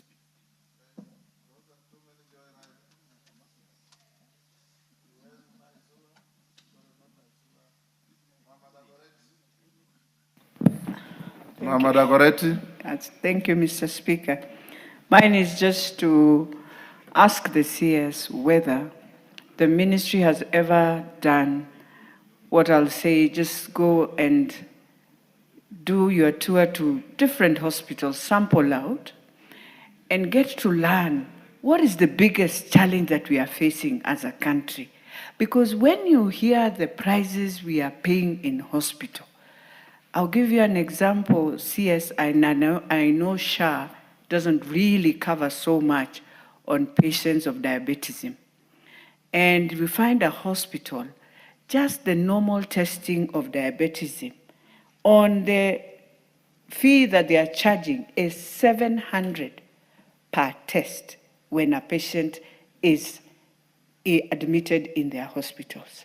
I will tell you today, I am discharging my mom. If I give you the figure we are paying for 1 week, 4 days, 3 million, doesn't make sense. Yusuf was here, the brother passed on 2 days ago. Stayed 4 weeks in Aga Khan, 11 million shillings. 200,000 was the dialysis test every time. We need now to come with a cap, and I want CS to look at it. Either you tell us the taxes on issues of health are so high that the hospitals should be charging this, or we bring a cap and we decide as a country, this is where a hospital can reach. If it is management, take a patient the way they do in the US to a management care hospice for Kenyans are going to go to the worst in this health system. Thank you. Nabulindo. Thank you, Mr. Speaker.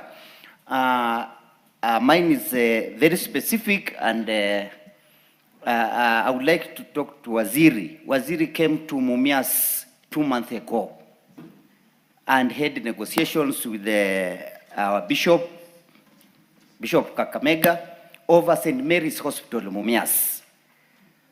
And on that day, the CS announced publicly that St. Mary's Hospital is going to be opened the next day. Mr. Speaker, I would like to inform the House and the CS, if he's not aware, that St. Mary's Hospital is yet to be opened. The people who are getting services at St. Mary's are still suffering. And St. Mary's, this is an institution that was opened 1930. It has a lot of significance in Wangaland, and all of us have grown up using St. Mary's Hospital. In fact, several of my children have been born in St. Mary's Hospital, and another one will be born there next year if it will be open. So could the minister... You are a very hard-working man. Yes, I'm sure next year Mama will go there to get a baby. But the hospital is not open. So what will happen? So could Waziri tell us what is actually going on about St. Mary's Hospital? People are really suffering. Thank you, Mr. Speaker, and thank you for the chance. Robert. Thank you, Mr. Speaker. You know, NHIF had a very, very bad reputation, and due to its poor management of claims, and the CS has constantly made, mentioned that. But CS, when now you started deducting more money under the new arrangement of SHA, with a system that cost us 104 billion over a 10-year period, we thought that this issue of fake claims and this management of claims would be a thing of the past. Now, recently in a public baraza, you actually were saying that there's a lot of money stolen through the new system and that you are actually going to take some cases to the DCI. I wanted to just know, does that mean that this new expensive system is not working? And so far, after you took your files to DCI, how many have been convicted and jailed? Thank you. Honorable Speaker, let me start from the reverse. From my former colleague at Moi Forces Academy, many years, the deputy minority leader. Number one, the system does not cost 104 billion over a period of 10 years. And the government of Kenya is not paying a cent. Because the 104 billion should have passed through this house. So what is there is a fee for service. The system is built, and the Kenyans who use through the Digital Health Agency, then the developers of the system will be paid. Two, and very important, that you have raised. In fact, the fraudulent claims and the facilities that were flagged off, number one, were flagged off by the AI system, fraud detection system of the digital superhighway, and then counter-checked by our clinical review team. As I said, Honorable Speaker, before I came to the ministry, and the SHA is just now 13 months old, the people who used to steal from NHIF went to SHA not knowing that this is a different animal. Honorable Speaker, you'll find a facility saying that there were 300 deliveries in their hospital and all of them were C-section. That's even against the WHO rule. That is now a fraud. Or there are no birth certification. The system says, the system will check the documentation, or there is no even the legal document of the claim. So the system is the one that, and we submitted close to 118 files to the DCI with concrete evidence. I think up to about 20 plus he has submitted to the DPP. Once it has left me, it has gone to a different group called the criminal justice system. Some of them have been taken to court, very senior people in SHA, facility owners. And we will continue. And we have closed 1,184. And they are about, all of them, they're under investigation. So it is, and this fraud, same fraud is taking place in the medical insurance, private medical insurance scheme, even covered by Parliament. If you talk to Jubilee, if you talk to CIC, talk to them. The same problem SHA is facing is what they are facing. Because we had a meeting with them. In fact, today, if SHA suspends you from their portal, I can assure you 100% that facility, all other private medical insurers will also suspend. Honorable Speaker, there were a number of questions. And you know the first one, let me start with the Honorable Tandaza. I want to assure you that I have the list of all the NGCDF payments available. The list also contains receipts and dates and months. And Honorable Speaker, to be honest to the House, I will table that next Tuesday. I'll make sure the leader of majority tables. I kind of want to assure you, and just to give you a sample, Subukia constituency, between 2024 to 2025, the amount is 156,000. Jomvu, NGCDF, 9,960,000. Chuka Iganga Ngombe, 2,700,000. Mandera West, 3 million. Westlands, 966,000, among many others. And I will table it to the House. And I stand by that. Before the House goes on recess, we will do all the reconciliation. It's now underway, and we'll post the reconciliation indigent list submitted during the NHIF time. We will submit to the House, and we will do it through mean testing, and we will make sure that we abide by the direction of colleague members. Honorable colleague members, from Honorable member for Budalangi, my good friend. In fact, between NHIF and the NSSF, the NHIF and SHA, you should be a very happy member of parliament, like me, as a minister. It's SHA that covers more than 4 women. You have 4 spouses. NHIF used to cover only 1. SHA covers unlimited number of children, as long as you can prove they are your children. So that alone tells you that NHIF and SHA, you can't compare the two. Honorable Speaker, the package, the benefit package. Yes, Angela, what is it? I never asked how many wives does SHA cover. My question was... Order, Angela. It is public notoriety that you have been proclaiming how many wives you have. But I didn't say how many they should cover. He should answer my question. He should go back and answer my question. Okay. That nobody chooses which type of disease, the type of, whether expensive disease or cheap disease. So what we are saying is that SHA should cover everything once somebody is sick. Because it guarantees that. Honorable Speaker, I have been with him for many years in this house. You can see, even when he's asking, he's a very happy man. So he's very happy with my answer that this is a better package. But Honorable Speaker, the benefit package is gazetted and is available. The package was passed by this House. How much is for oncology? How much is for dialysis? How much is for... And if the House, through its wisdom, increases the package, we will. But the package was passed by this House. The package under law is due for review by the Health Benefit and Advisory Panel. And I've taken the concerns of Parliament, and Parliament should also provide the budget. But Honorable Speaker, let me even go a different way. Because many members were asking the differences between NHIF and SHA. For surgical tariffs, across all providers, any surgery, they are unstandardized across all the providers. Before you could go to a private hospital, they charge you a different amount that is charged in the faith-based, that is paid for in the private.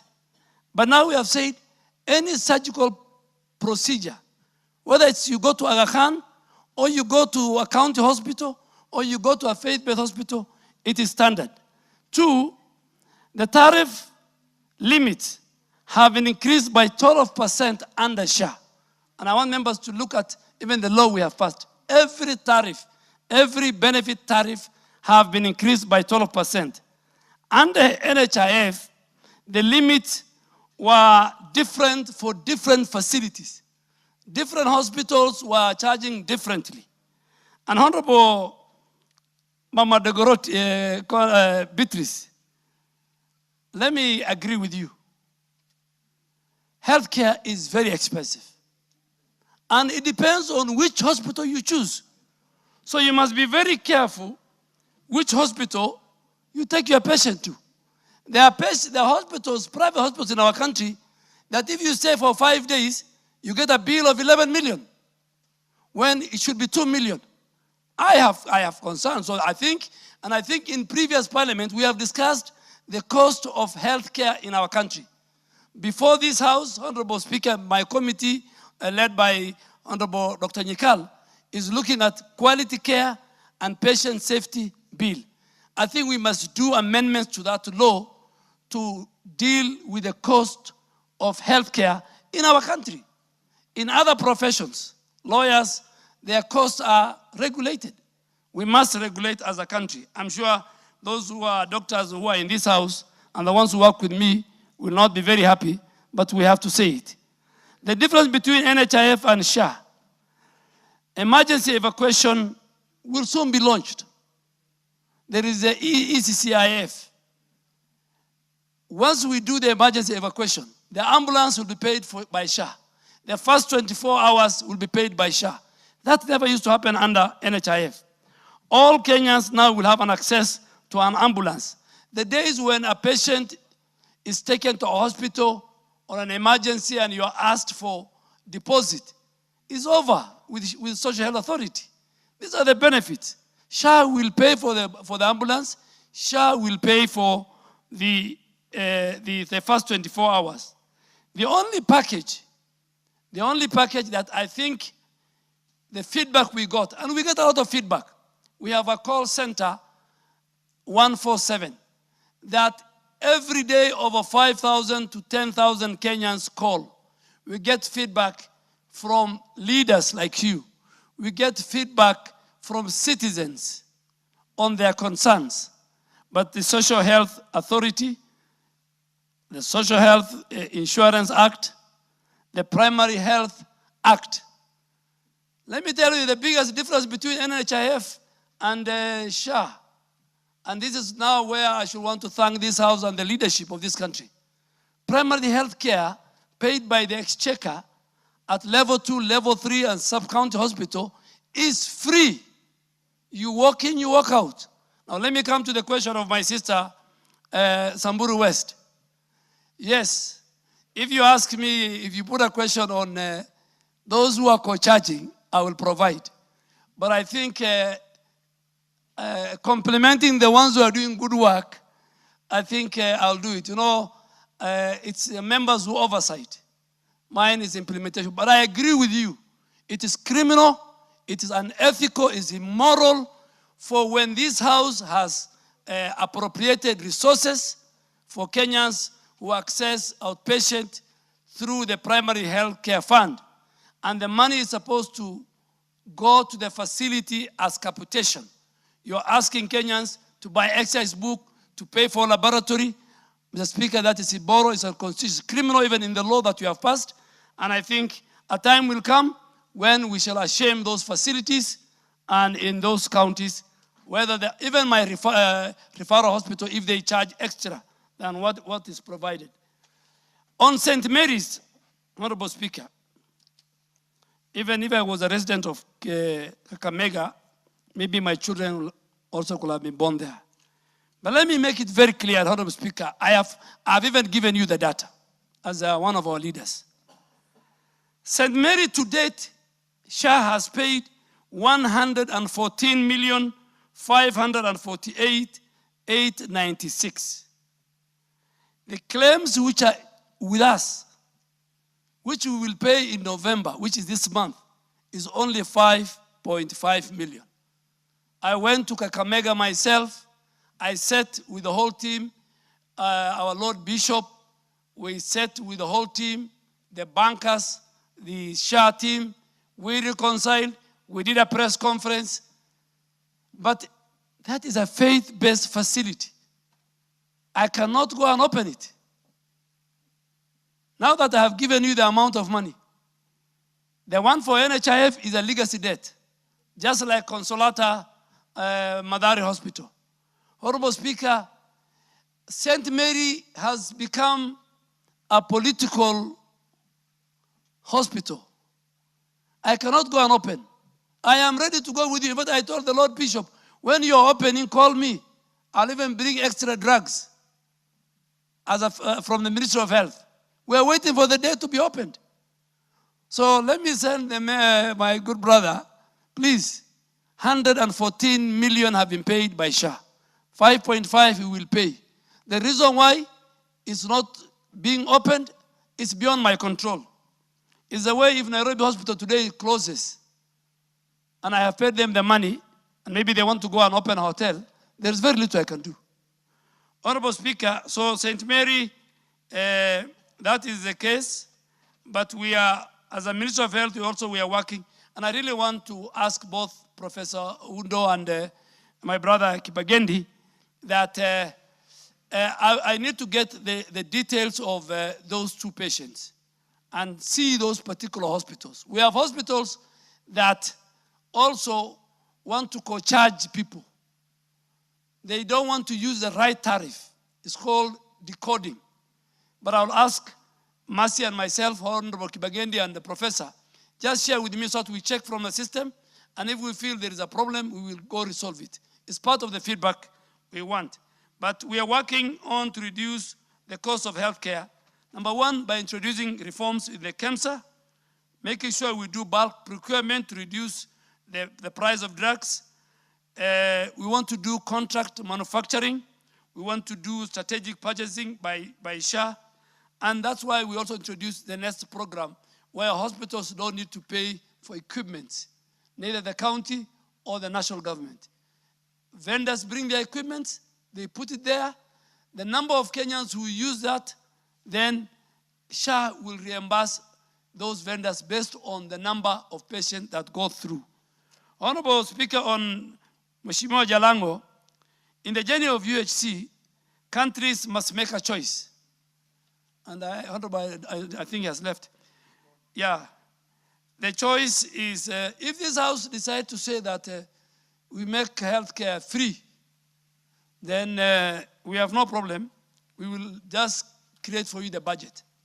Now the amount we are spending on ECCIF, the amount this House has allocated, it's in its wisdom for PHC, is huge. So if we say that we share, but that's why we cap the chief payments on the income, that we pay more those of us who are at the apex, so that other Kenyans can benefit.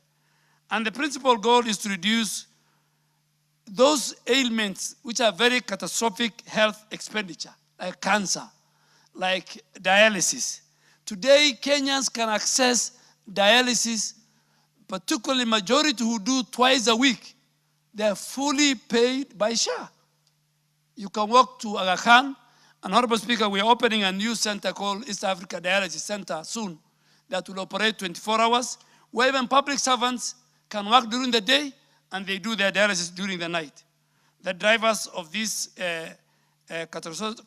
dangerous health expenditure, they include surgical packages and oncology. Maybe we need to look at those ones and see as a country what we can do. Honorable Speaker, I think finally the choice of a hospital will also decide the hospital bill. There are certain hospitals, and I want to make it very clear, that they want to make money. You go to some of them, they have got, you know, they charge you the TV, they have a private wing, they charge you their insurance. All those is lumped into the cost of healthcare. So if you go to a private wing of Nairobi Hospital, you'll pay more. But if you go to the private wing of Kenyatta National Hospital with more consultants, better. And I've seen many leaders now are going to Kenyatta Hospital and Kenyatta University Hospital, MTRH. If you go to those referral hospitals, public referral hospitals, you can get, even if you compare even the private, Aga Khan versus Nairobi West versus Nairobi, do your own analysis. So it depends on the choice of the hospital. But we have done an analysis and we have found out that surgical expenses are the drivers of healthcare costs in our country. And Honorable Kibagedi, I can assure you that we will not politicize, but we will just want to give the country the true situation. And we get a lot of feedback. One, in our call center run by Safaricom and Digital Health Agency, the number and the questions Kenyans ask are close to between 5,000 to 10,000 every day. Even now you can call. Total cost of the benefit package that was financed purely from the exchequer, if we have to say that healthcare will be free in our country, will be close to about 410 billion shillings per year. I mean, that is the reality. And the bed rebate, if you go to level 4, finally, Honorable Speaker, if you go to level 4, the bed rebate is 336. If you go to level 5, it's 392. If you go to level 6, it's 448. 50% of that is an increase from the previous NHIF. Thank you, Honorable Speaker.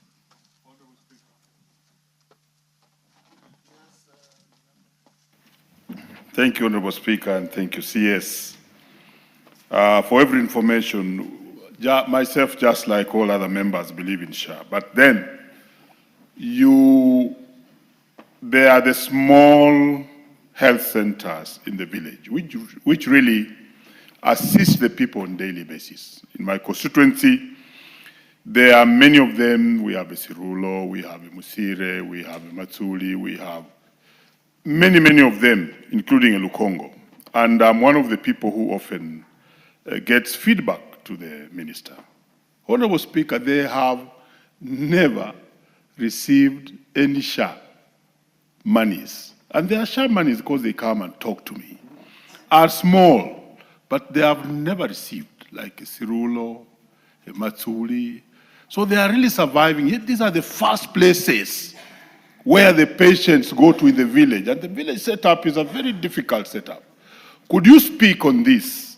That why would it happen that since you began, the small health centers have not received? And I'll be more than willing to give you the full list before you go away. Thank you, Honorable Speaker.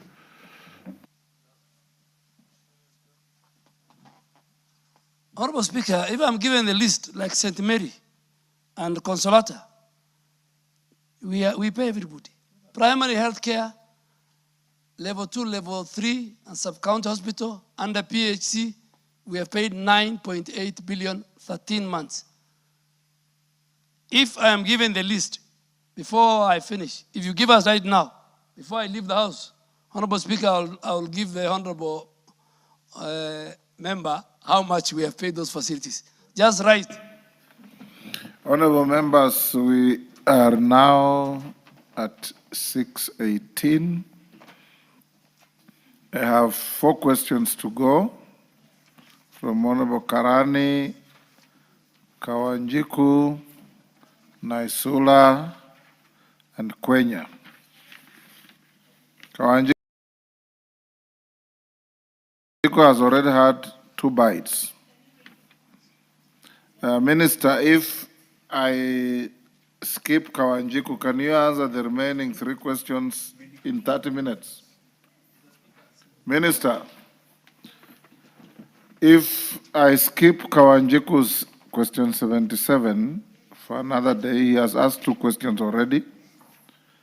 Can we do the remaining 3 from Karani, Honorable Kenya, and Naisula in 30 minutes? We can. Yes, Kenya, what's your suggestion? Mr. Speaker, most of these questions that we have raised are interrelated, and actually, completely, yes. Based on the responses that we're getting from the Speaker, I would wish that maybe we read them out, all of us, then we can have responses from the CS. If we have further questions, then we can engage as we're doing. Then even Kawanjiku will be in the net. Let's start. Stephen Karani, Minister, record all of them, and you'll answer them in 30 minutes. Thank you, Mr. Speaker. I stand to ask question number 75 of 2025. Can the Cabinet Secretary explain why informal sector workers are no longer able to remit monthly contribution to the Social Health Insurance Fund SHIF and the Social Health Authority SHA, including being required to make top-up contributions when they are receiving medical services from hospital, creating discrimination as this requirement is not imposed on salaried individuals. Number 2, can the Cabinet Secretary Order, Nabulindo and Oundo, this is not a market in your region. And the Cabinet Secretary clarify whether any assessment has been undertaken on the impact of requiring annual contributions from informal sector workers on their right to access affordable health care. And finally, number 3, outline the alternative payment models accessible to informal sector workers, and measures put in place to ensure inclusivity and flexibility in the remittance of SHIF. I thank you, Mr. Speaker.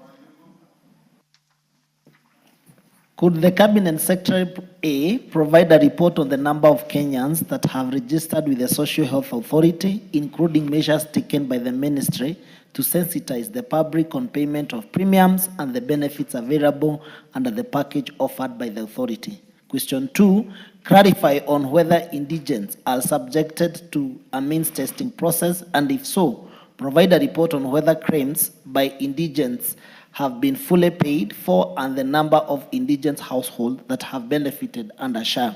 3, outline the current uptake of premium financing and the utilization of the Lipa Pole Pole scheme under SHA for Kenyans in the informal sector. Number 4, provide the status of recruitment by the SHA and whether staff of the defunct National Health Insurance Fund, NHIF, have been transitioned to the authority. Number 4, indicate the status of the suspension and investigations of health facilities that had integrity issues, including actions taken by the ministry to resolve the matter and ensure accountability by the health facility. Number 5, clarify whether the Lulo and Urban Private Hospitals Associations, RUFA, allied facility are accepting and treating SHA members in their facility. Thank you, Honorable Speaker. Naisula. Thank you, Speaker. Could the Cabinet Secretary outline measures put in place to ensure the provision of quality healthcare services and patient safety in health facilities, including the manner in which pre-authorization for admission and procedures is done by the Social Health Authority? Clarify whether the Ministry of Health, the Social Health Authority, and the Kenya Medical Practitioners and Dentists Council conduct inspections of the contracted health facilities to ensure strategic purchasing of services and that SHA members receive quality healthcare services. State measures put in place to ensure availability of drugs in healthcare facilities by Kenya Medical Supplies Authority, including improving the institution's order fill rate and ensure uninterrupted supply of drugs. 4, explain the relationship between the Social Health Authority, the Digital Health Agency, and the Kenya Medical Practitioner and Dentist Council with regard to updating of bed capacity, empanelment, pre-authorization, claim settlements, system downtime, and surgical reviews. Explain why the Social Health Authority Tribunal has not been operationalized, and explain how disputes in relation to billing disputes, claim rejections, and closure of facilities are being handled by SHA, KMPDPC, and the Ministry. Clarify whether Kenyans may seek medical services outside Kenya under the Social Health Insurance Fund, and if so, provide the procedures that are to be followed for getting approvals to be treated outside of the country by the Social Health Authority. Lastly, Mr. Speaker, can the Cabinet Secretary provide a report on the manner which the Social Health Authority empanels and pays health facilities outside of Kenya? Thank you, Mr. Speaker. Kwenya. Could the Cabinet Secretary explain what entails the Linda Jamii program, including whether there are any benefits categorized for maternal, newborn, and child health? Provide report on the statistics of teenage mothers and their children being treated at the Social Health Authority. State how much has been paid to facilities by the Social Health Authority at the Public Officers Medical Scheme Fund, including how much has been paid to the fund by the Ministry of Public Service. Outline the current status of NHIF outstanding, that is defunct NHIF outstanding debts, and the verification of the outstanding claims. Provide the reasons of or grounds upon which SHA rejects claims, including whether such reasons are provided to health facilities, and the measures put in place to ensure that the 9,000 contracted health facilities are trained on claims, processing, SHA digital systems, and financial accountability. State whether SHA is paying for emergency services provided to Kenyans, and if so, explain how are the ambulances contracted by SHA, including procedures for referrals where ambulances are involved. Indicate the level of ambulance coverage in rural and far-flung areas of the country.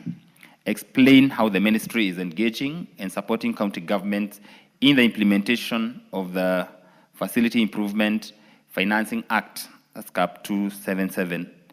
State the measures put in place to ensure that county laws are aligned to the national legal framework on facility improvement financing, and finally, outline the steps taken by the ministry to regulate organ and tissue donation and transplant in the country. Thank you, Mr. Speaker. Minister, all those questions are largely overlapping, some touching on issues we have already dealt with. Could you cover them in the next 20, 30 minutes maximum? Thank you, Mr. Speaker. Mr. Speaker, I also have a very comprehensive answer, which I have given to members. They can look at it, and I'm ready to engage them further. Honorable Karani was talking about why the informal sector and SHA lipa pole pole. I think all that together, if you put it, it tells you that the mean testing is working. And up to today, 1.8 million informal sector contributors have successfully registered, nearly doubling the previous annual enrollment rate of 51,000 individuals who are now actively. Every evening, 2,000 to 3,000 Kenyans go through the SHA lipa pole pole, outside those others who pay through the informal sector, who go through the mean testing. Honorable Speaker, Honorable Kawanjiko is asking the same question I also answered earlier. How many Kenyans are registered? As of 3rd of November? Yes, Robert, what's the point of order? Mr. Speaker, I've heard the CS allude to the issue of lipa pole pole. Mr. Speaker, isn't it a fact that now anyone in the informal sector is supposed to pay annually upfront? That lipa pole pole system was actually scrapped. Maybe he needs to clarify, Mr. Speaker. Okay. No, I think SHA lipa pole pole is annual contribution. Honorable Mbui, I'll tell you, if you listen, I'll tell you. SHA lipa pole pole means, first, there are Kenyans who pay through the informal sector who pay, go through the mean testing, they pay annually. Now, when you go through the mean testing, and your contribution is, for example, annually 6,000, and you don't have money, then SHA lipa pole pole kicks in. It asks you, you pay 4 months. And the balance 8 months, you now use SHA lipa pole pole. Will you pay daily, weekly, monthly? And then you, let me finish. Because unless you go through the mean testing, when you go through mean testing as an informal Kenyan, for example, boda boda, it tells you your annual payment is 7,200, for example, and you have only money for 4 months, okay? You pay the 4 months, then it gives you a guarantee. There's no interest, there's no levies, there are no taxes. It pays for you the 8 months. Once it guarantees you to pay the 8 months, then the next question it is, do you want to pay the 8 months on a daily basis, on a weekly basis, on a monthly basis? If you say, for example, weekly, every Friday you'll get a text message on your phone telling you you are to pay 100 shilling, for example. If you don't pay, then the next week it will tell you you have to pay 200. And Mr. Speaker, as of today, 1.8 million Kenyans in 13 months have paid their annual contribution from the informal sector. Honorable Speaker, just to move, but my 25 minutes will be over. Okay, no problem. Naisula. Thank you, Speaker. On the issue of lipa pole pole and a lot of other matters on SHA and payment, Mr. Speaker, and with our interaction with our constituents, they do not have the information. And there's a lot of confusion. Today, there's this circular, this policy, people are getting a bit confused. So if maybe there would be better channels of communications and to reach everybody. So whether it's the local radio stations or whatever, run programs where Kenyans can understand, because I can assure you, if as a member of parliament, sometimes I'm a bit confused. You can imagine someone in the informal sector understanding what is lipa pole, lipa annual, you cannot be treated before you do the annual. I just think it's the communication aspect of it that Kenyans are having a challenge with the whole payment issue. Yes, Milemba. Thank you for this question. And here, CS, we really must help Kenyans. It's not a win or lose situation. The lipa pole is not working. Yesterday, a widow in my own constituency at the Muhaya hospital and a desperate person could not get SHA. And we tried all efforts to see whether the lipa pole could work. It's not working, they said no. So we ended up paying 7,800, which I paid myself, and I have a message here. If we fixed lipa pole, it would really help Kenyans. So when we are dealing with this particular one, we must not win out of an argument, but just go to the real issues that let's make the lipa pole work. We shall be happy and you will be happy. Thank you, Honorable Speaker. Minister. Honorable Speaker, I want to go on record. Every night at 10 p.m., myself and the leadership, including the President, we receive updates of how many Kenyans register with the Social Health Authority. Last night, and I can table it, over 2,000 Kenyans across the country went through SHA lipa pole and paid money close to 5.1 million shilling every night. And I can give this House the whole data for the last 6 months. I was a cabinet secretary. It's working, and it's very popular, and it is going to make the social health insurance fund sustainable. 2, I agree with my sister, 13 months. Even as leaders, on your Twitter, Honorable Lesuda, I will send you. And I told you, you are one of the people. It is not rocket science. You went to the vernacular. And I want every leader, myself, I'll go to the vernacular. It is not only the healthcare of all Kenyans. We will provide, I will go to all the vernacular myself. I have done it on social influencers, very key. This is something we must sell. In fact, the most important element why we introduced social health insurance was to make sure NHIF was more of a club. It was for the salaried people. And that is why our speaker today is paying 46,000 and members are paying close to 32,000. No, I pay 58,000. Yes, he pays 58,000 so that those who are going through the mean testing can be covered and healthcare becomes accessible. Honorable Speaker, the last time I was here, you told me 46. I pay 50, I think now you need to look at it. I pay 58,700. And I am ready, Honorable Speaker, on to my come to a Kamkunji and take members through SHA lipa pole. But I agree, I want to look for the vernacular sessions based on different regions, bring them together and take them through this SHA lipa pole. But it's working. Many Kenyans have gone through it. And that's why today we have Honorable member for Minister, to be on the safe side, say it is working, but it's work in progress. Yes. The whole of SHA, Your Honorable Speaker, yes. The whole of SHA is 13 months old. The system is 8 months old. So let us not treat it, this baby is just walking. And we are getting very good feedback from leaders, and we will keep on improving.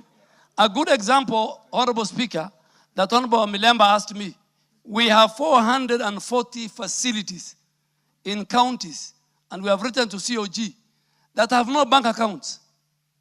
So if you have facilities that their bank accounts are not with the SHA, we will not pay them, but we have their money. No, we are checking yours. If they have no bank accounts, then we will not pay, but we have the money, Honorable Speaker. And we have told him to give us the list. Honorable Speaker, there's a member who asked us about the donors, the indigents. I have provided the list from UHNCR. Murang'a County had the highest, Kasipul, Laikipia East, Nakuru East, Kikuyu constituency, Langata, Rana Motors, Tarbo. Murang'a County has the highest indigents. Highest number of indigents that they have paid for, 37,000. What about Turkana? Turkana has not paid for. Okay. But there are a number of counties that have committed, including Kajiado, including Vihiga, including Kakamega, the ones we have. And we do a rollout of SHA. A number of governors, a number of members of parliament have committed. Honorable Speaker, the legal framework and transition of former NHIF staff, we have agreed. It is this House that has reduced the administrative cost of SHA from 18% of their budget to 5%. And because of technology, the staff also was reduced from 1,800 to 800, close to about 900. Those who will be observed through competitive recruitment to SHA, we have done it and we are continuing. Those who have not, they will be placed in other public institutions at the same salary, at the same scale. So that because they have mortgage, they have other commitments, they don't lose it. That commitment, I have made it. Last time when I was here, I tabled the letter from Head of Public Service and from Public Service Commission. And the number of people we have employed from the Chief Executive Officer, Dr. Mwangangi, to all the directors, to the deputy directors, to the assistant directors, we have employed close to 65 and we keep on. On enforcement, I've said fraud detection and claims rejection, close to 10.6 billion have been rejected in fraudulent claims. We have regulatory facility closure. KMPDC has the powers to register, to upgrade, to downgrade, to close as a regulator, and it has revoked the license of 454 facilities, and it has closed 546 premises. And all this is because of non-compliance. They claim to have a theater, and they don't have a theater. SHA has also suspended a total of 85 facilities for fraudulent activities. We have submitted a number of files, I have said earlier, to the DCI, and the ministry has also submitted 1,180 files for further interrogation to the criminal justice system. Status of prosecution by the ODPP as of 4th of October, a number of people, both staff and facility owners, have been taken to court. Honorable Speaker, on the rural urban private RUFA, allied facilities, Honorable Speaker, let me make it very clear that facilities are the ones who sign contracts obligation with the SHA. Bodies that represent, there is a Kenya Private Healthcare Federation, there is RUFA. All that they can do is to lobby for their members. They have absolutely no construction obligation on SHA. Every facility will engage with the Social Health Authority and its leadership through the contract they have signed. But we do active engagement, we do structured dialogue, and we do operational support. And we, as we said, we empaneled close to 10,540 facilities across the country. Honorable Speaker, the ministry is implementing a very comprehensive measures to ensure that the provision of quality health care and patient safety are there too. And we are doing that through making sure that we do an oversight on all facilities and their compliance. We deal with anti-fraud measures. Our digital system, AI-powered fraud engine, eliminates fraudulent practices like upcoding, phantom billing, falsification of records, and all these will compromise if we allow the financial sustainability required for quality health care of our citizens. Honorable Speaker, there was a question on whether the Ministry of Health, SHA, KMPDC conduct inspection. Yes.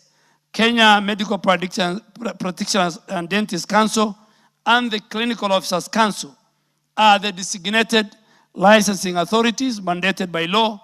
They evaluate service readiness, they ensure compliance with the facility, they conduct site inspection on new facilities, they check the location, the infrastructure, the service, and the human resource. The role of SHA is just contingent upon the regulatory body's licensing status.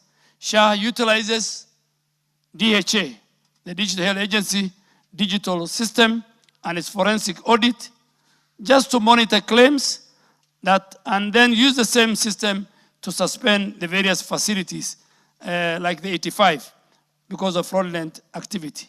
SHA new computation model for PHC, Honorable Speaker, promotes very strategic purchasing.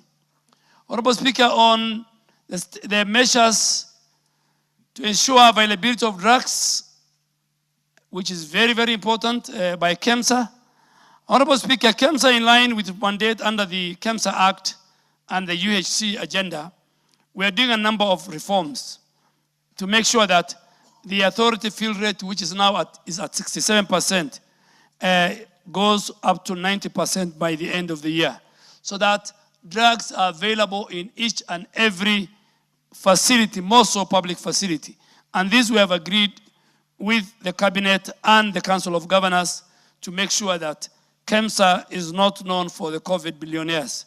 KEMSA will be the KEMSA that will serve each and every Kenyan at his village and next facility. And we are doing this through a number of reforms which I've stated in the documents that I will present. I've just presented. On, yes, there is a table between that I have given responsible agency and their role distinction. KMPDC, SHA, and all that is provided. Handling of the dispute tribunal. Honorable Suda, I think that dispute tribunal ideally is supposed to serve as an independent body for appeals against SHA decision.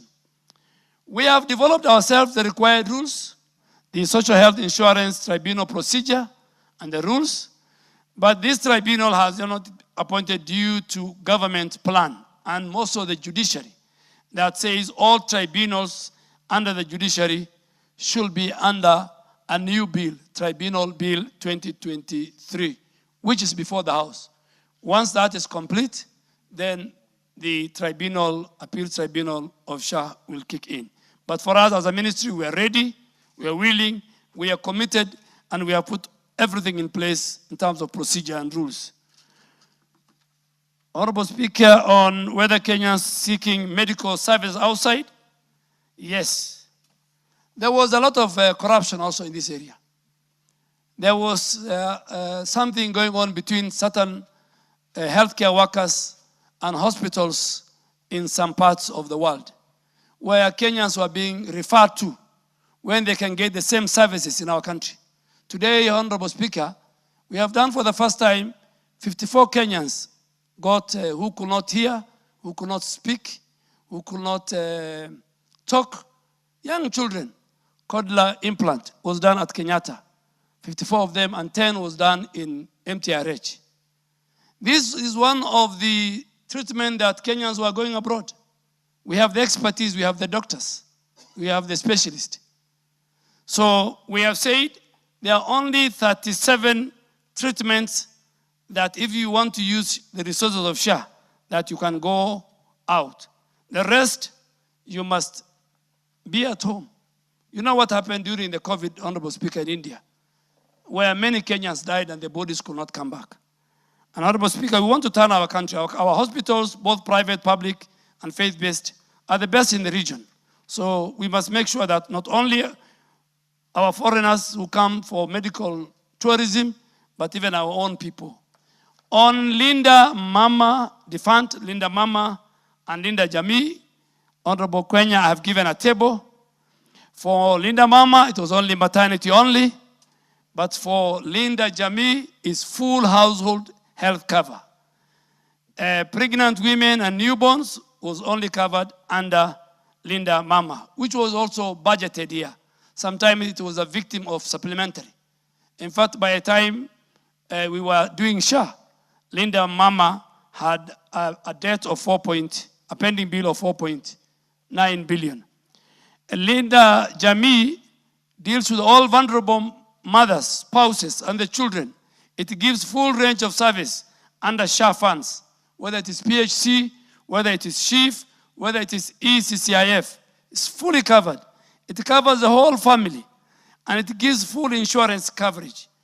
But Linda Mama was only restricted to maternity, limited to the mother and the child, and I have given all these services. Under maternity, SHIF covers normal delivery 10,000, C-section 30,000. For Linda Mama, the defunct, it was about 5,000, and it was paying different figures for different facilities. Public health facilities, they were being paid 3,000. Private, Linda Mama was paying 5,500. Faith-based, they were being paid, I think, 4,900. So the primary health care fund provides free treatment for all common diseases. Honorable Speaker, the other question was how much has been paid to facilities by SHA under the Public Officers Medical Scheme. This is very important, Honorable Speaker. The Ministry has developed a new working arrangement to sustain Public Officers Medical Scheme Fund, guaranteeing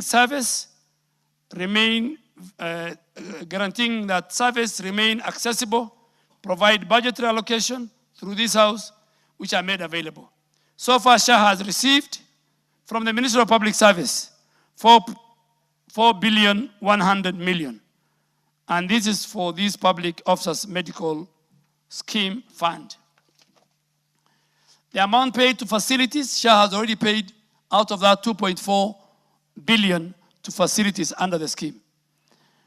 Outline the current status of NHIF outstanding debts. I think that, Honorable Speaker, I have answered it very comprehensively. And I think the only last question is state whether SHA is paying for emergency service provided to Kenyans, and if so, explain how the ambulance system work by Honorable Kenya. The Honorable Speaker, payment for emergency service. Emergency treatment is covered under the Emergency Chronic and Critical Illness Fund and is accessible to all Kenyans, regardless of registration or premium payment status. So emergency treatment service is, again, like PHC, is free and no Kenyan will be denied. So emergency care is provided for up to 24 hours. On the ambulance contracting and referrals, the benefit package says SHA is rolling out an ambulance evacuation service benefit package under the ECCIF fund that the House has created. The tariff structure is 4,500 for within 25 kilometers. So if an ambulance picks you from point A to the nearby facility, SHA will pay 4,500. Outside 25 kilometers, 75 per kilometer for extra kilometer service. We are contracting both county and private ambulances, and this will be just like the way Uber runs. Our command center, you call it, they will tell the nearest ambulance to come to you, pick you, take you to hospital, SHA pays the money, and the first 24 hours, all the treatment, whether it is surgical, will be paid by the Social Health Authority. So it's free. And I think the Kenya Medical Practitioners and Dentists Council, the regulator, has put the adverts. And Honorable Kenya, as a businessman, you can also invest in the ambulance. But the standard is very high. The standard is very, very, very high. Honorable Speaker, the SHA board is in the process of implementing a nationwide ambulance service across all our 47 counties, designed to complement the efforts of our county governments. Finally, Honorable Speaker, the last question is to explain how the ministry is engaging and supporting county governments in the implementation of the Facility Improvement Act, CAP 2022. Honorable Speaker, this Facility Improvement Financing Act requires all public health facilities, level 2 to level 5, to establish structures for collection, retention, and management of revenue from health services. And this aim is to improve local facility operations. The money should not pass through the county treasury. It should go directly to the facility. They can buy drugs, they can hire healthcare workers on locum, they can improve on the facility. But Honorable Speaker, we need to engage. The Committee of Health of the National Assembly has gone around the country during recess, and they have found out a number of issues. One of them is counties having their own FIF legal regime. And I want to make it very clear through you, Honorable Speaker, if you allow me, that national legislation always supersedes county assembly legislation.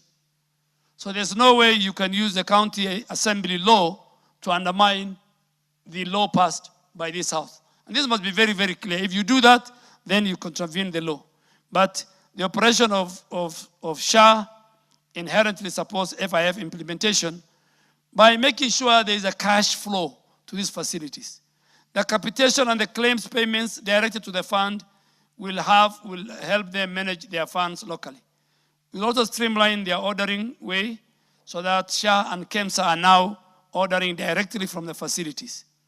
And then there is alignment of the laws. The ministry defers the detailed updates of alignment to our county laws, to the Council of Governors we have discussed, and they are looking at it. Honorable Speaker, I have a very detailed report which I can table for members to look at it, and if there's anything... Indeed, members, each of you, there is a very detailed response to your questions. If you haven't received yet, you can pick from the table office. Chair, Health. Thank you, Mr. Speaker. Let me start by appreciating the Cabinet Secretary for the detailed report he has given, which to a large extent is actually correct. In terms of design and intention, the ministry is doing a fantastic job. And I think the only issue that is coming is actually when you go on the ground on implication, there are areas that there are still gaps. We have discussed this with them, and as you can say, and I'll mention just a few, but that is the basic thing. It is like the issue... Do it in 3 minutes. 3.5. So, in the issue of registration, that SHA pole is a problem to people. And if it can be done, it will make things work much better. 2, in the area of benefit package, again, there is a problem there, and the minister says rightly that it passed through Parliament, but it passes as delegated legislation, which means if it goes through, then it doesn't really come through the committee, and we have acted with them. We will actually have to look at the benefit package and the tariffs. And like the case of Honorable Oundo and Honorable Kibagendi, it's extremely simple what's happening there. Honorable Kibagendi's mother had diabetes, which was the basic problem. And that basic treatment was for diabetes. But then she had a wound in the foot because of diabetes and I think a toe. So the diabetes had to be treated and then the surgery done and I think the toe amputated. Now, the benefit package looked at the surgery and paid for the surgery, but not the treatment of diabetes. So these are the areas we really need to look at. So if you look at then the primary care, again, very quickly, and I'll ask members, please go to our health centers and dispense level 2s and level 3s and even level 4 outpatient. Ask patients, are you getting treatment and coming out without paying? Because this is what, as a committee, we actually did and will give back. And the FIF, Mr. Speaker, the minister is right that it is in law, but we have looked at that and there's already a proposal from our committee on how to look at that and remove the power from the counties of varying it. So what we are really, and cancer, for example, what is happening? There was 400,000, but when ACCFI came, the emergency and chronic care, they added 150,000, make it 550. But what is happening, there's a difference between the package and the tariff. So if these patients are getting chemotherapy, it's something about 84 to 100,000, and they're getting 10 to 12. It is already above 550. So these are really the issues that we are having. So I think the ministry is doing well. We'll work with the committee.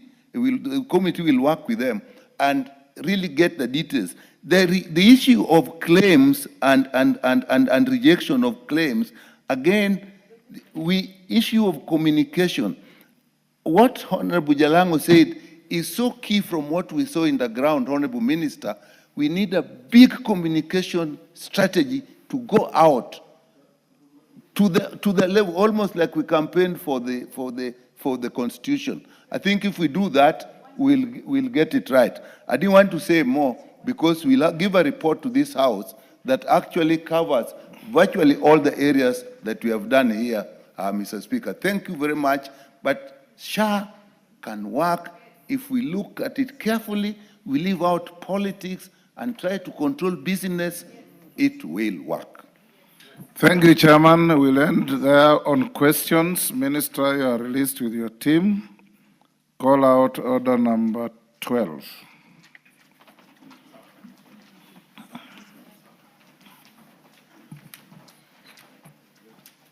No. Order number 11, sorry.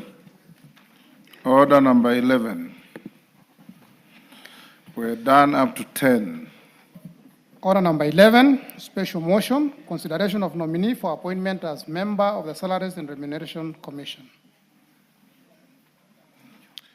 Chairperson, Departmental Committee on Labor. Thank you, Speaker. Honorable Speaker,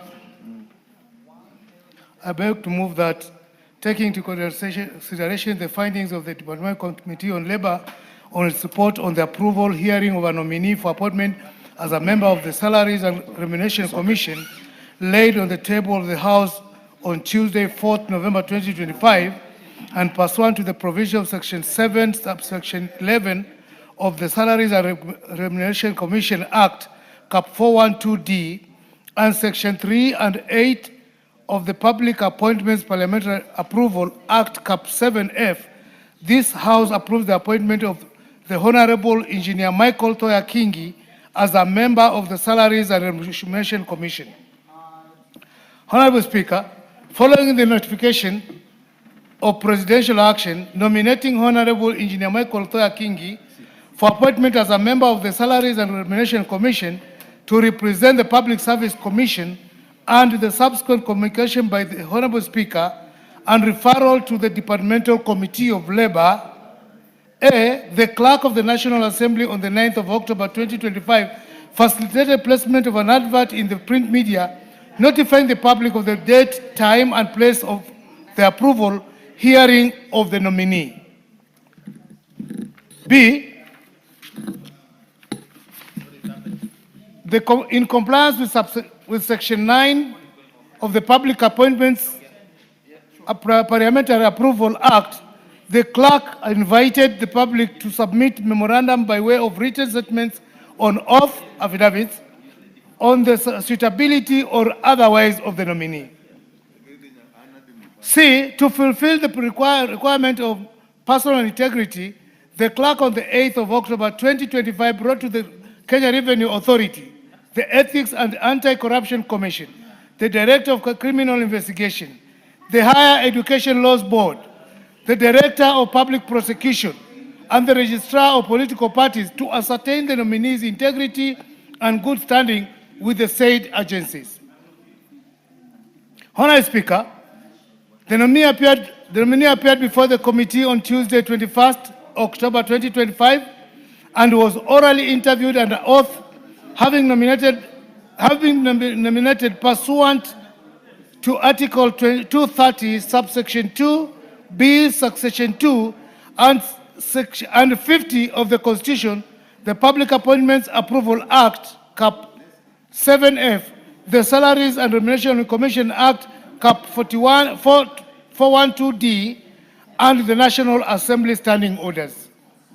Honorable Speaker, the committee, having considered the nominees filed questionnaire pursuant to Section 6, subsection 8 of the Public Appointments Parliamentary Approval Act Cap 7F, the curriculum vitae, and having had his oral submission during the approval hearing, made the following findings.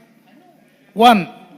The nominee is a Kenyan citizen and does not hold dual citizenship.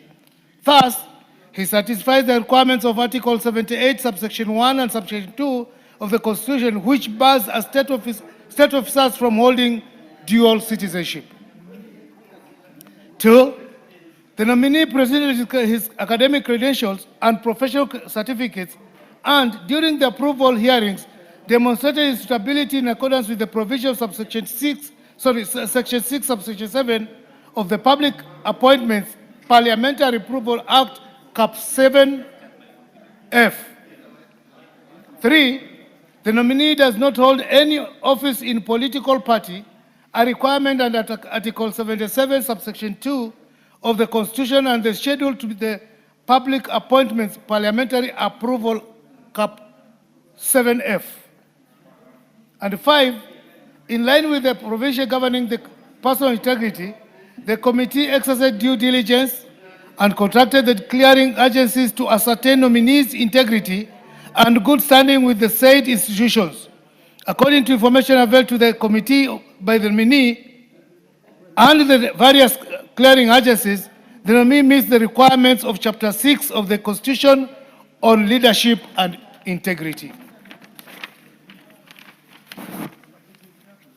Further, the nominee has not been charged in a court of law in the last 3 years and has not been adversely mentioned in investigatory report of Parliament or any other commission of the inquiry in the last 3 years.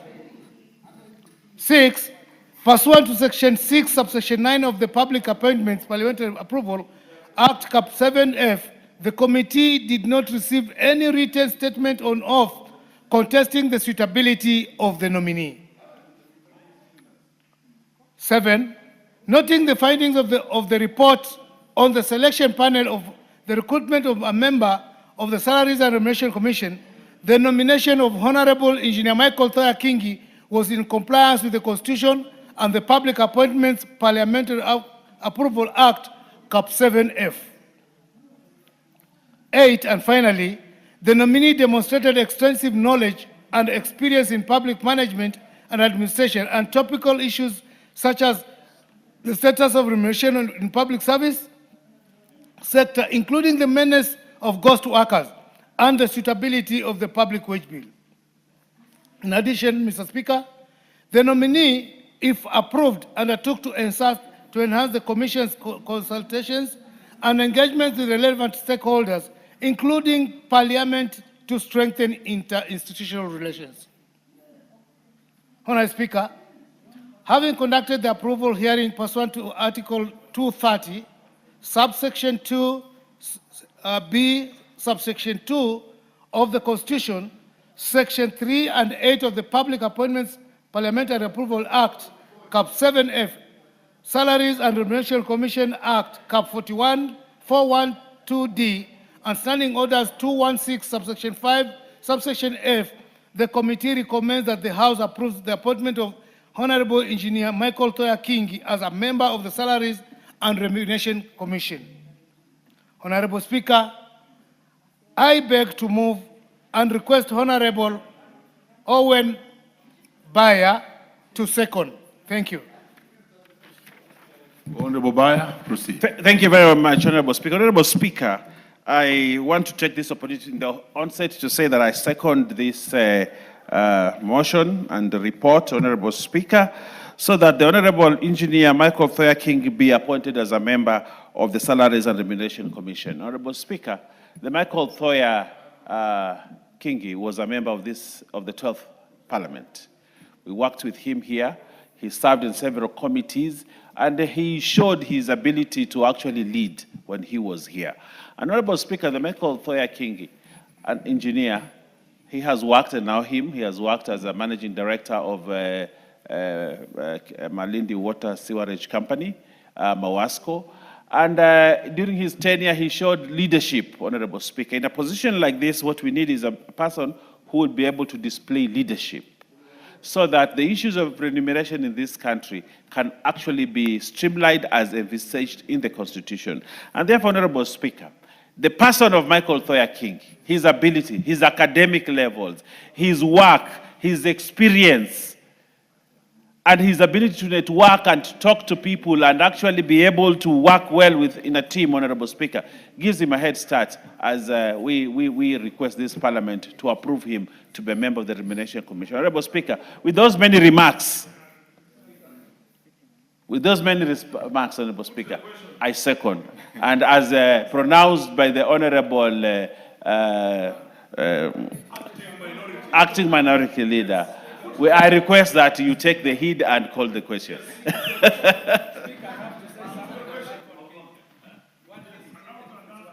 Order, Honorable. Let me propose the question first. Let me propose the question. Honorable members, I now propose the question, which is that taking into consideration the findings of the Departmental Committee on Labor in its report on the approval hearing of a nominee for the appointment as a member of the Salaries and Remuneration Commission laid on the table of the House on Tuesday, 4th November 2025, and pursuant to the provisions of Section 7, in brackets 11 of the Salaries and Remuneration Commission Act, Cap 412D, and Sections 3 and 8 of the Public Appointments Parliamentary Approval Act, Cap 7F, this House approves the appointment of the Honorable Engineer Michael Thoya Kingi as a member of the Salaries and Remuneration Commission. Proceed, we give you the first chance to speak on this. Asante Mheshimiwa Spika kwa kunipa fursa hii.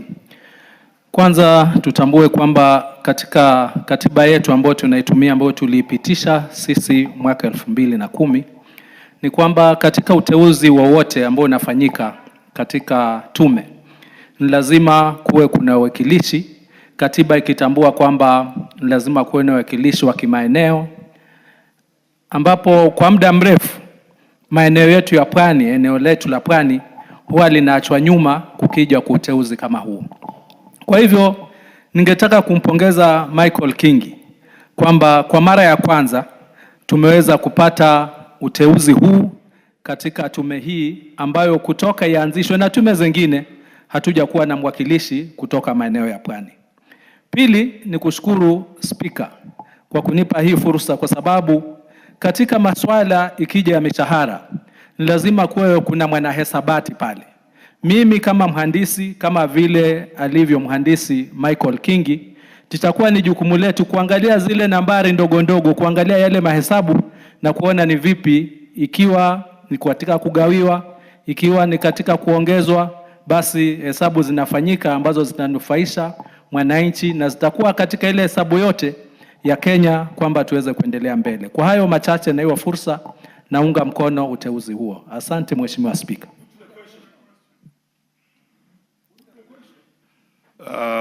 Before I put the question, yes, Honorable. That's Honorable who, please? This is Honorable Fatuma Masito, County MP. Proceed, Honorable Fatuma Masito. Thank you, Mr. Speaker. Basi niseme asante Mheshimiwa Speaker, na pia nimpe kongole Michael Kingi ambaye alikuwa mbunge katika bunge hili. Sasa hivi naona anakwenda kupata nafasi hii, na ningeomba wabunge wenzangu tumuunge mkono. Mbali na kuwa yeye ni mpwani na ni Mmijikenda, sisi jamii yetu ilikuwa imewachwa nyuma sana. Lakini pia nimshukuru Mheshimiwa Rais kwa kutambua wapwani safari hii. Kila nafasi zinapotokea tunaona wapwani mmoja wawili wameweza kupata fursa hii. Na nimwambie kakaangu au ndugu yangu Michael Kingi, pindi utakapopata nafasi hii, basi ujaribu sana kuwa mzalendo na ujue Kenya hii ina makabila mengi, Kenya hii ina nafasi tofauti tofauti. Tushikane kama Wakenya, kama vile Daktari William Samoei Ruto anavyofanya kwa Wakenya wote. Asante sana Mheshimiwa Speaker. Thank you, honorable members. There being no more interest in this particular one, I'll defer putting of the question until tomorrow at 2:30.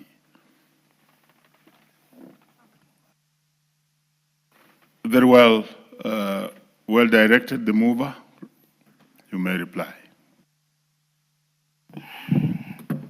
Much appreciated, Speaker. You and me know the nominee very well. Honorable Michael Kingi was a very sober person, looking at his record, even on Hansard in this chamber in the 12th Parliament. And his humility deserves being rewarded in such kind of nomination, in that he is one person who is not biased in whatever judgments he has been making. I therefore take this opportunity to urge members, just like what Honorable Fatuma has said, that we support the member for that position. Thank you, Mr. Speaker. Very well, as earlier directed. Let's move to the next order. Order number 12, motion, fourth report on the implementation status of the report of the Committee on Delegated Legislation on its consideration of Public Procurement Regulatory Authority Circular number 04/2025. Chairperson, Committee on Implementation.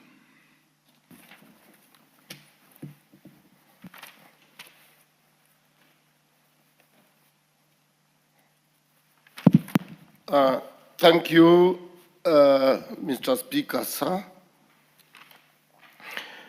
Honorable Speaker, I beg to move that this House adopts the fourth report of the Select Committee on Implementation on the Enforcement of Compliance with the mandatory use of the Electronic Government Procurement System, EGPS, by all public procuring entities laid on the table of the House on Tuesday, 14th October 2025.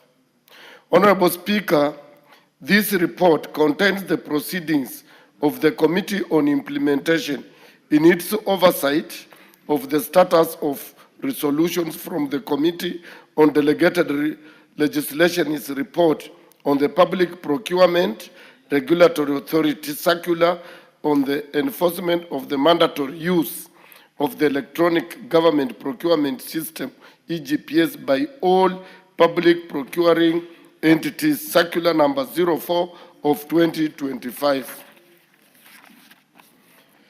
The follow-up was conducted after the adoption of the report tabled by the chairperson of the Committee on Delegated Legislation, Honorable Chepkonga Kiprono Samuel, CBS, MP, on 19th August 2025. Honorable Speaker, the report arose from the morning sitting of the National Assembly on 14th August 2025, when the Honorable George Gitonga Murugara, CBS, MP, laid before the House the Public Procurement Regulatory Authority Circular number 04 of 2025. Here, after referred to as the circular dated 12th August 2025 on the enforcement of compliance with the mandatory use of the Electronic Government Procurement System, EGPS, by all public procuring entities. Honorable Speaker, Honorable Murugara observed that the circular appeared to carry the force of law by declaring non-compliance an offense, thus necessitating its submission to parliamentary scrutiny.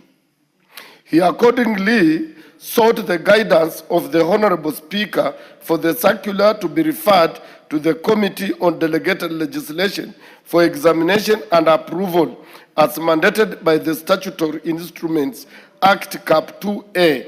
In response, the Honorable Speaker directed that the Committee on Delegated Legislation undertake scrutiny of the circular in accordance with the applicable legal provisions.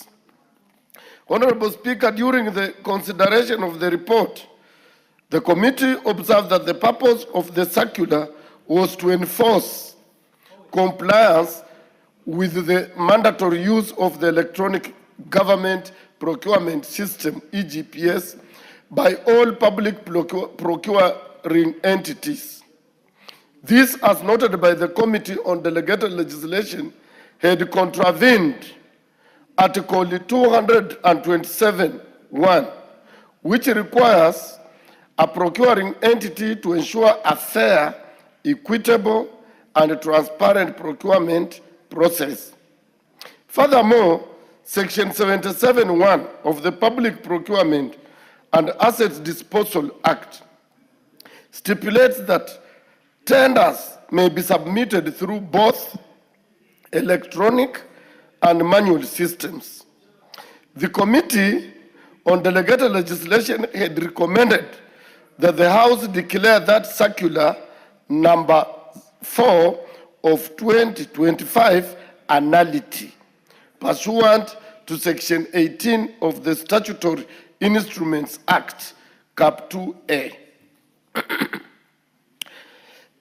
Honorable Speaker, the Committee on Implementation, having reviewed the report of the Committee on Delegated Legislation regarding the Public Procurement Regulatory Authority Circular on the enforcement of compliance with the mandatory use of the Electronic Government Procurement System, EGPS, by all public procuring entities, Circular number 4 of 2025, noted that Circular number 4 of 2025, dated 12th August 2025, had been annulled by the House. However, the committee observed that the annulment of Circular number 04 or number 4 of 2025 did not consider that compliance with the mandatory use of the EGPS could continue through a cabinet directive issued during its fourth meeting on 24th June 2025, which established EGP as the primary procurement method for all government transactions. Additionally, the committee noted that the House did not annul two previous circulars. A. Circular reference number NET/PPD/1/3/1/14, Volume 6 by the Cabinet Secretary, the National Treasury and Economic Planning dated 26th March 2025, directing accounting officers to transition to the EGP system with effect from 1st July 2025, and B, Circular number OP/CAB6/2A dated 5th June 2025 from the Head of Public Service, reiterating the need for all procuring entities to onboard into the EGP system. Honorable Speaker, the committee also observed that while the circulars and directives on mandatory use of the Electronic Government Procurement System, EGPS, by all public procuring entities from the executive have legal underpinnings in the Constitution and laws such as the Public 412C. Implementation needed to take into consideration challenges faced by public entities and the general public regarding onboarding EGPS, such as geographical remoteness, lack of internet, electricity connection, and technological challenges. Honorable Speaker, considering the conundrum that the entire procurement system in consonancy with the requisite legal provisions, made the following recommendations upon the adoption of this report. 1. That having considered the contents of the following circulars, T/PPD/1/3/14, Volume 6 by the Cabinet Secretary, the National Treasury and Economic Planning, dated 26th March 2025, directing accounting officers to transition to the EGP system with effect from 1st July 2025, and B, Circular number OP 2022/1 CAB 6/2A dated 5th June 2025 from the head of public service, reiterating the need for all procuring entities to onboard into the EGP system, which occasioned the issuance of circular number 04 of 2025. The committee concurs with the annulment of circular number 4 of 2025 of 12th August 2025 by the House. Further, the committee recommends that the House declares the above circulars A and B nullity, as they create ultra-vires provisions which were in contravention of Article 227 of the Constitution and Section 77(1) of the Public Procurement and Assets Disposal Act Cap 412C. 2.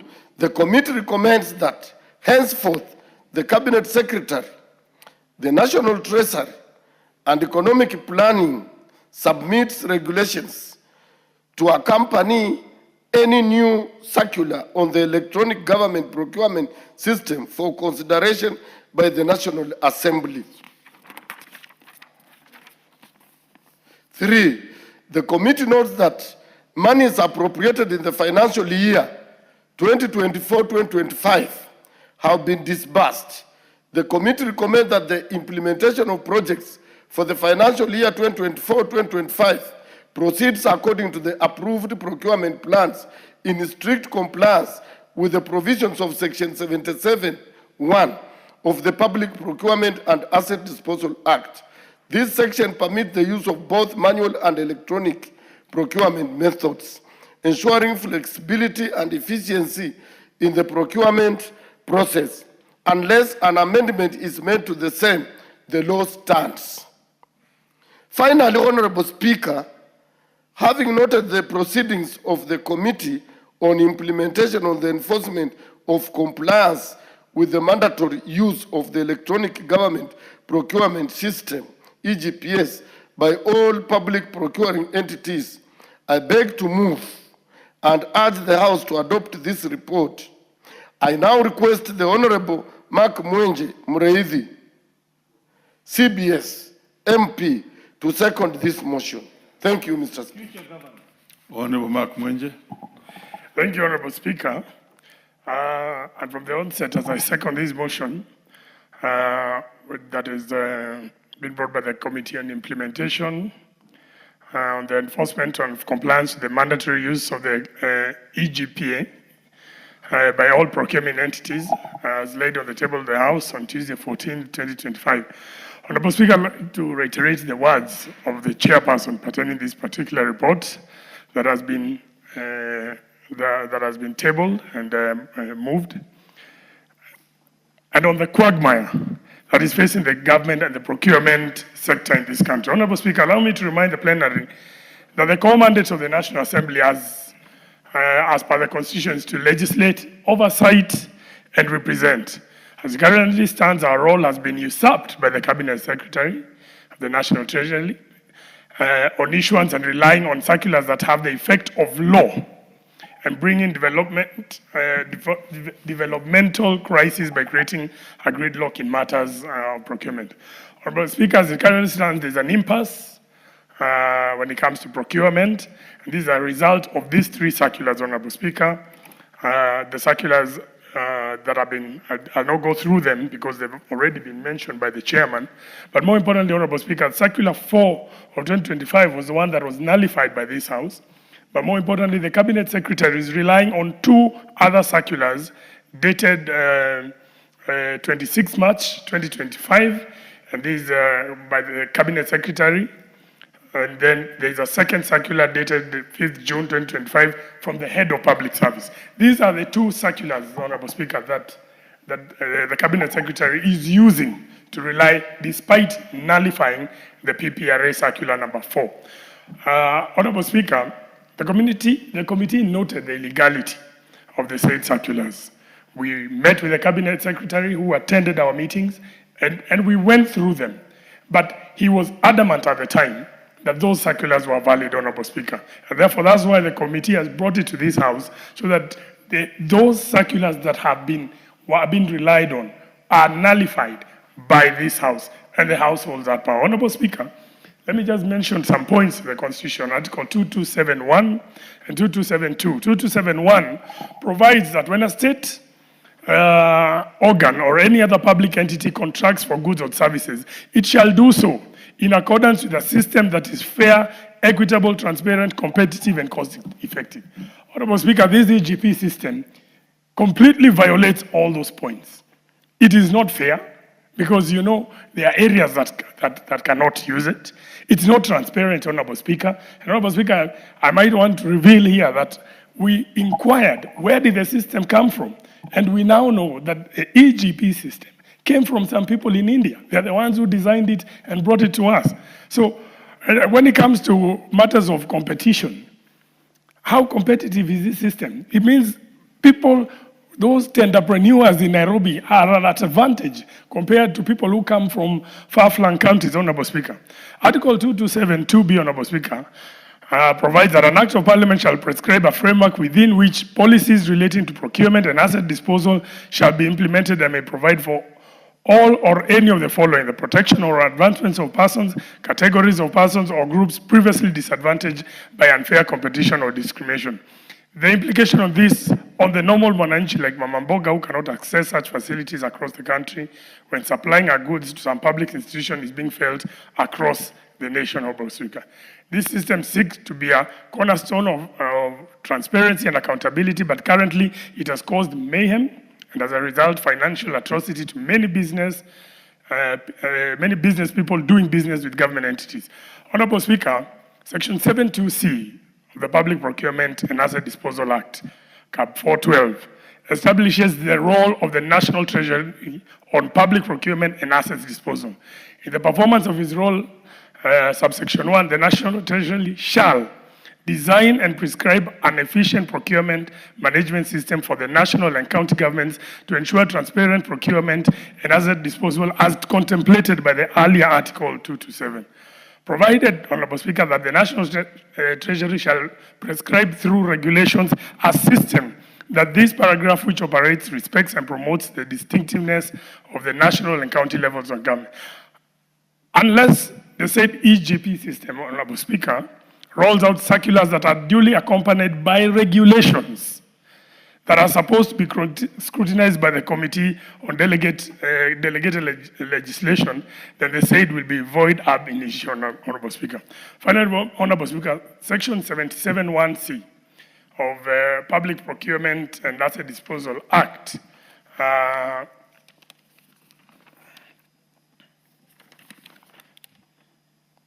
provides, Honorable Speaker, that submission of tender documents, provides that submission of tender documents, whether in electronic or manual form, shall be in writing, signed, and in the case of manual submission, they shall be sealed in an envelope, Honorable Speaker.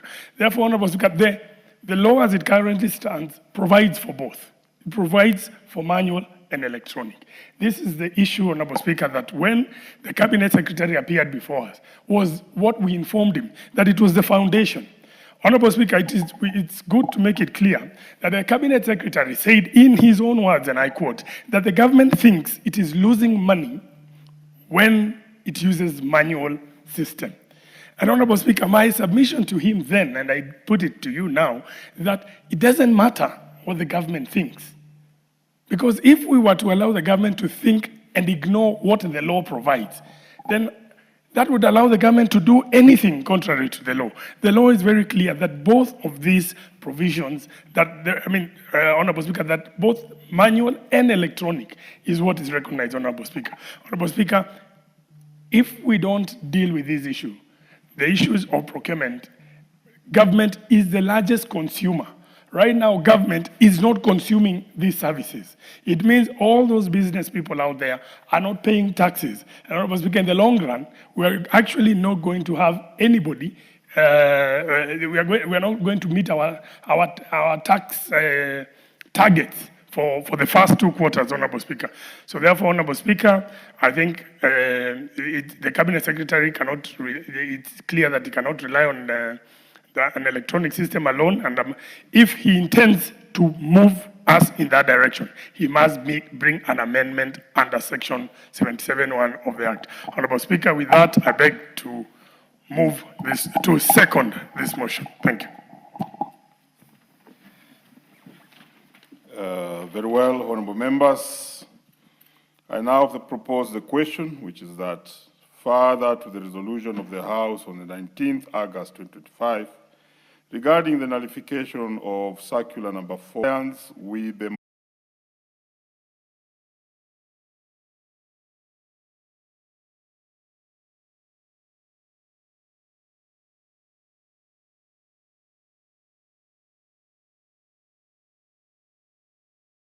of electronic government procurement system, EGPS, and pursuant to provisions of Standing Order number 209 in brackets 2, this House adopts the fourth report of the Select Committee on Implementation on the implementation Tuesday, 14th October 2025, and further nullifies 1.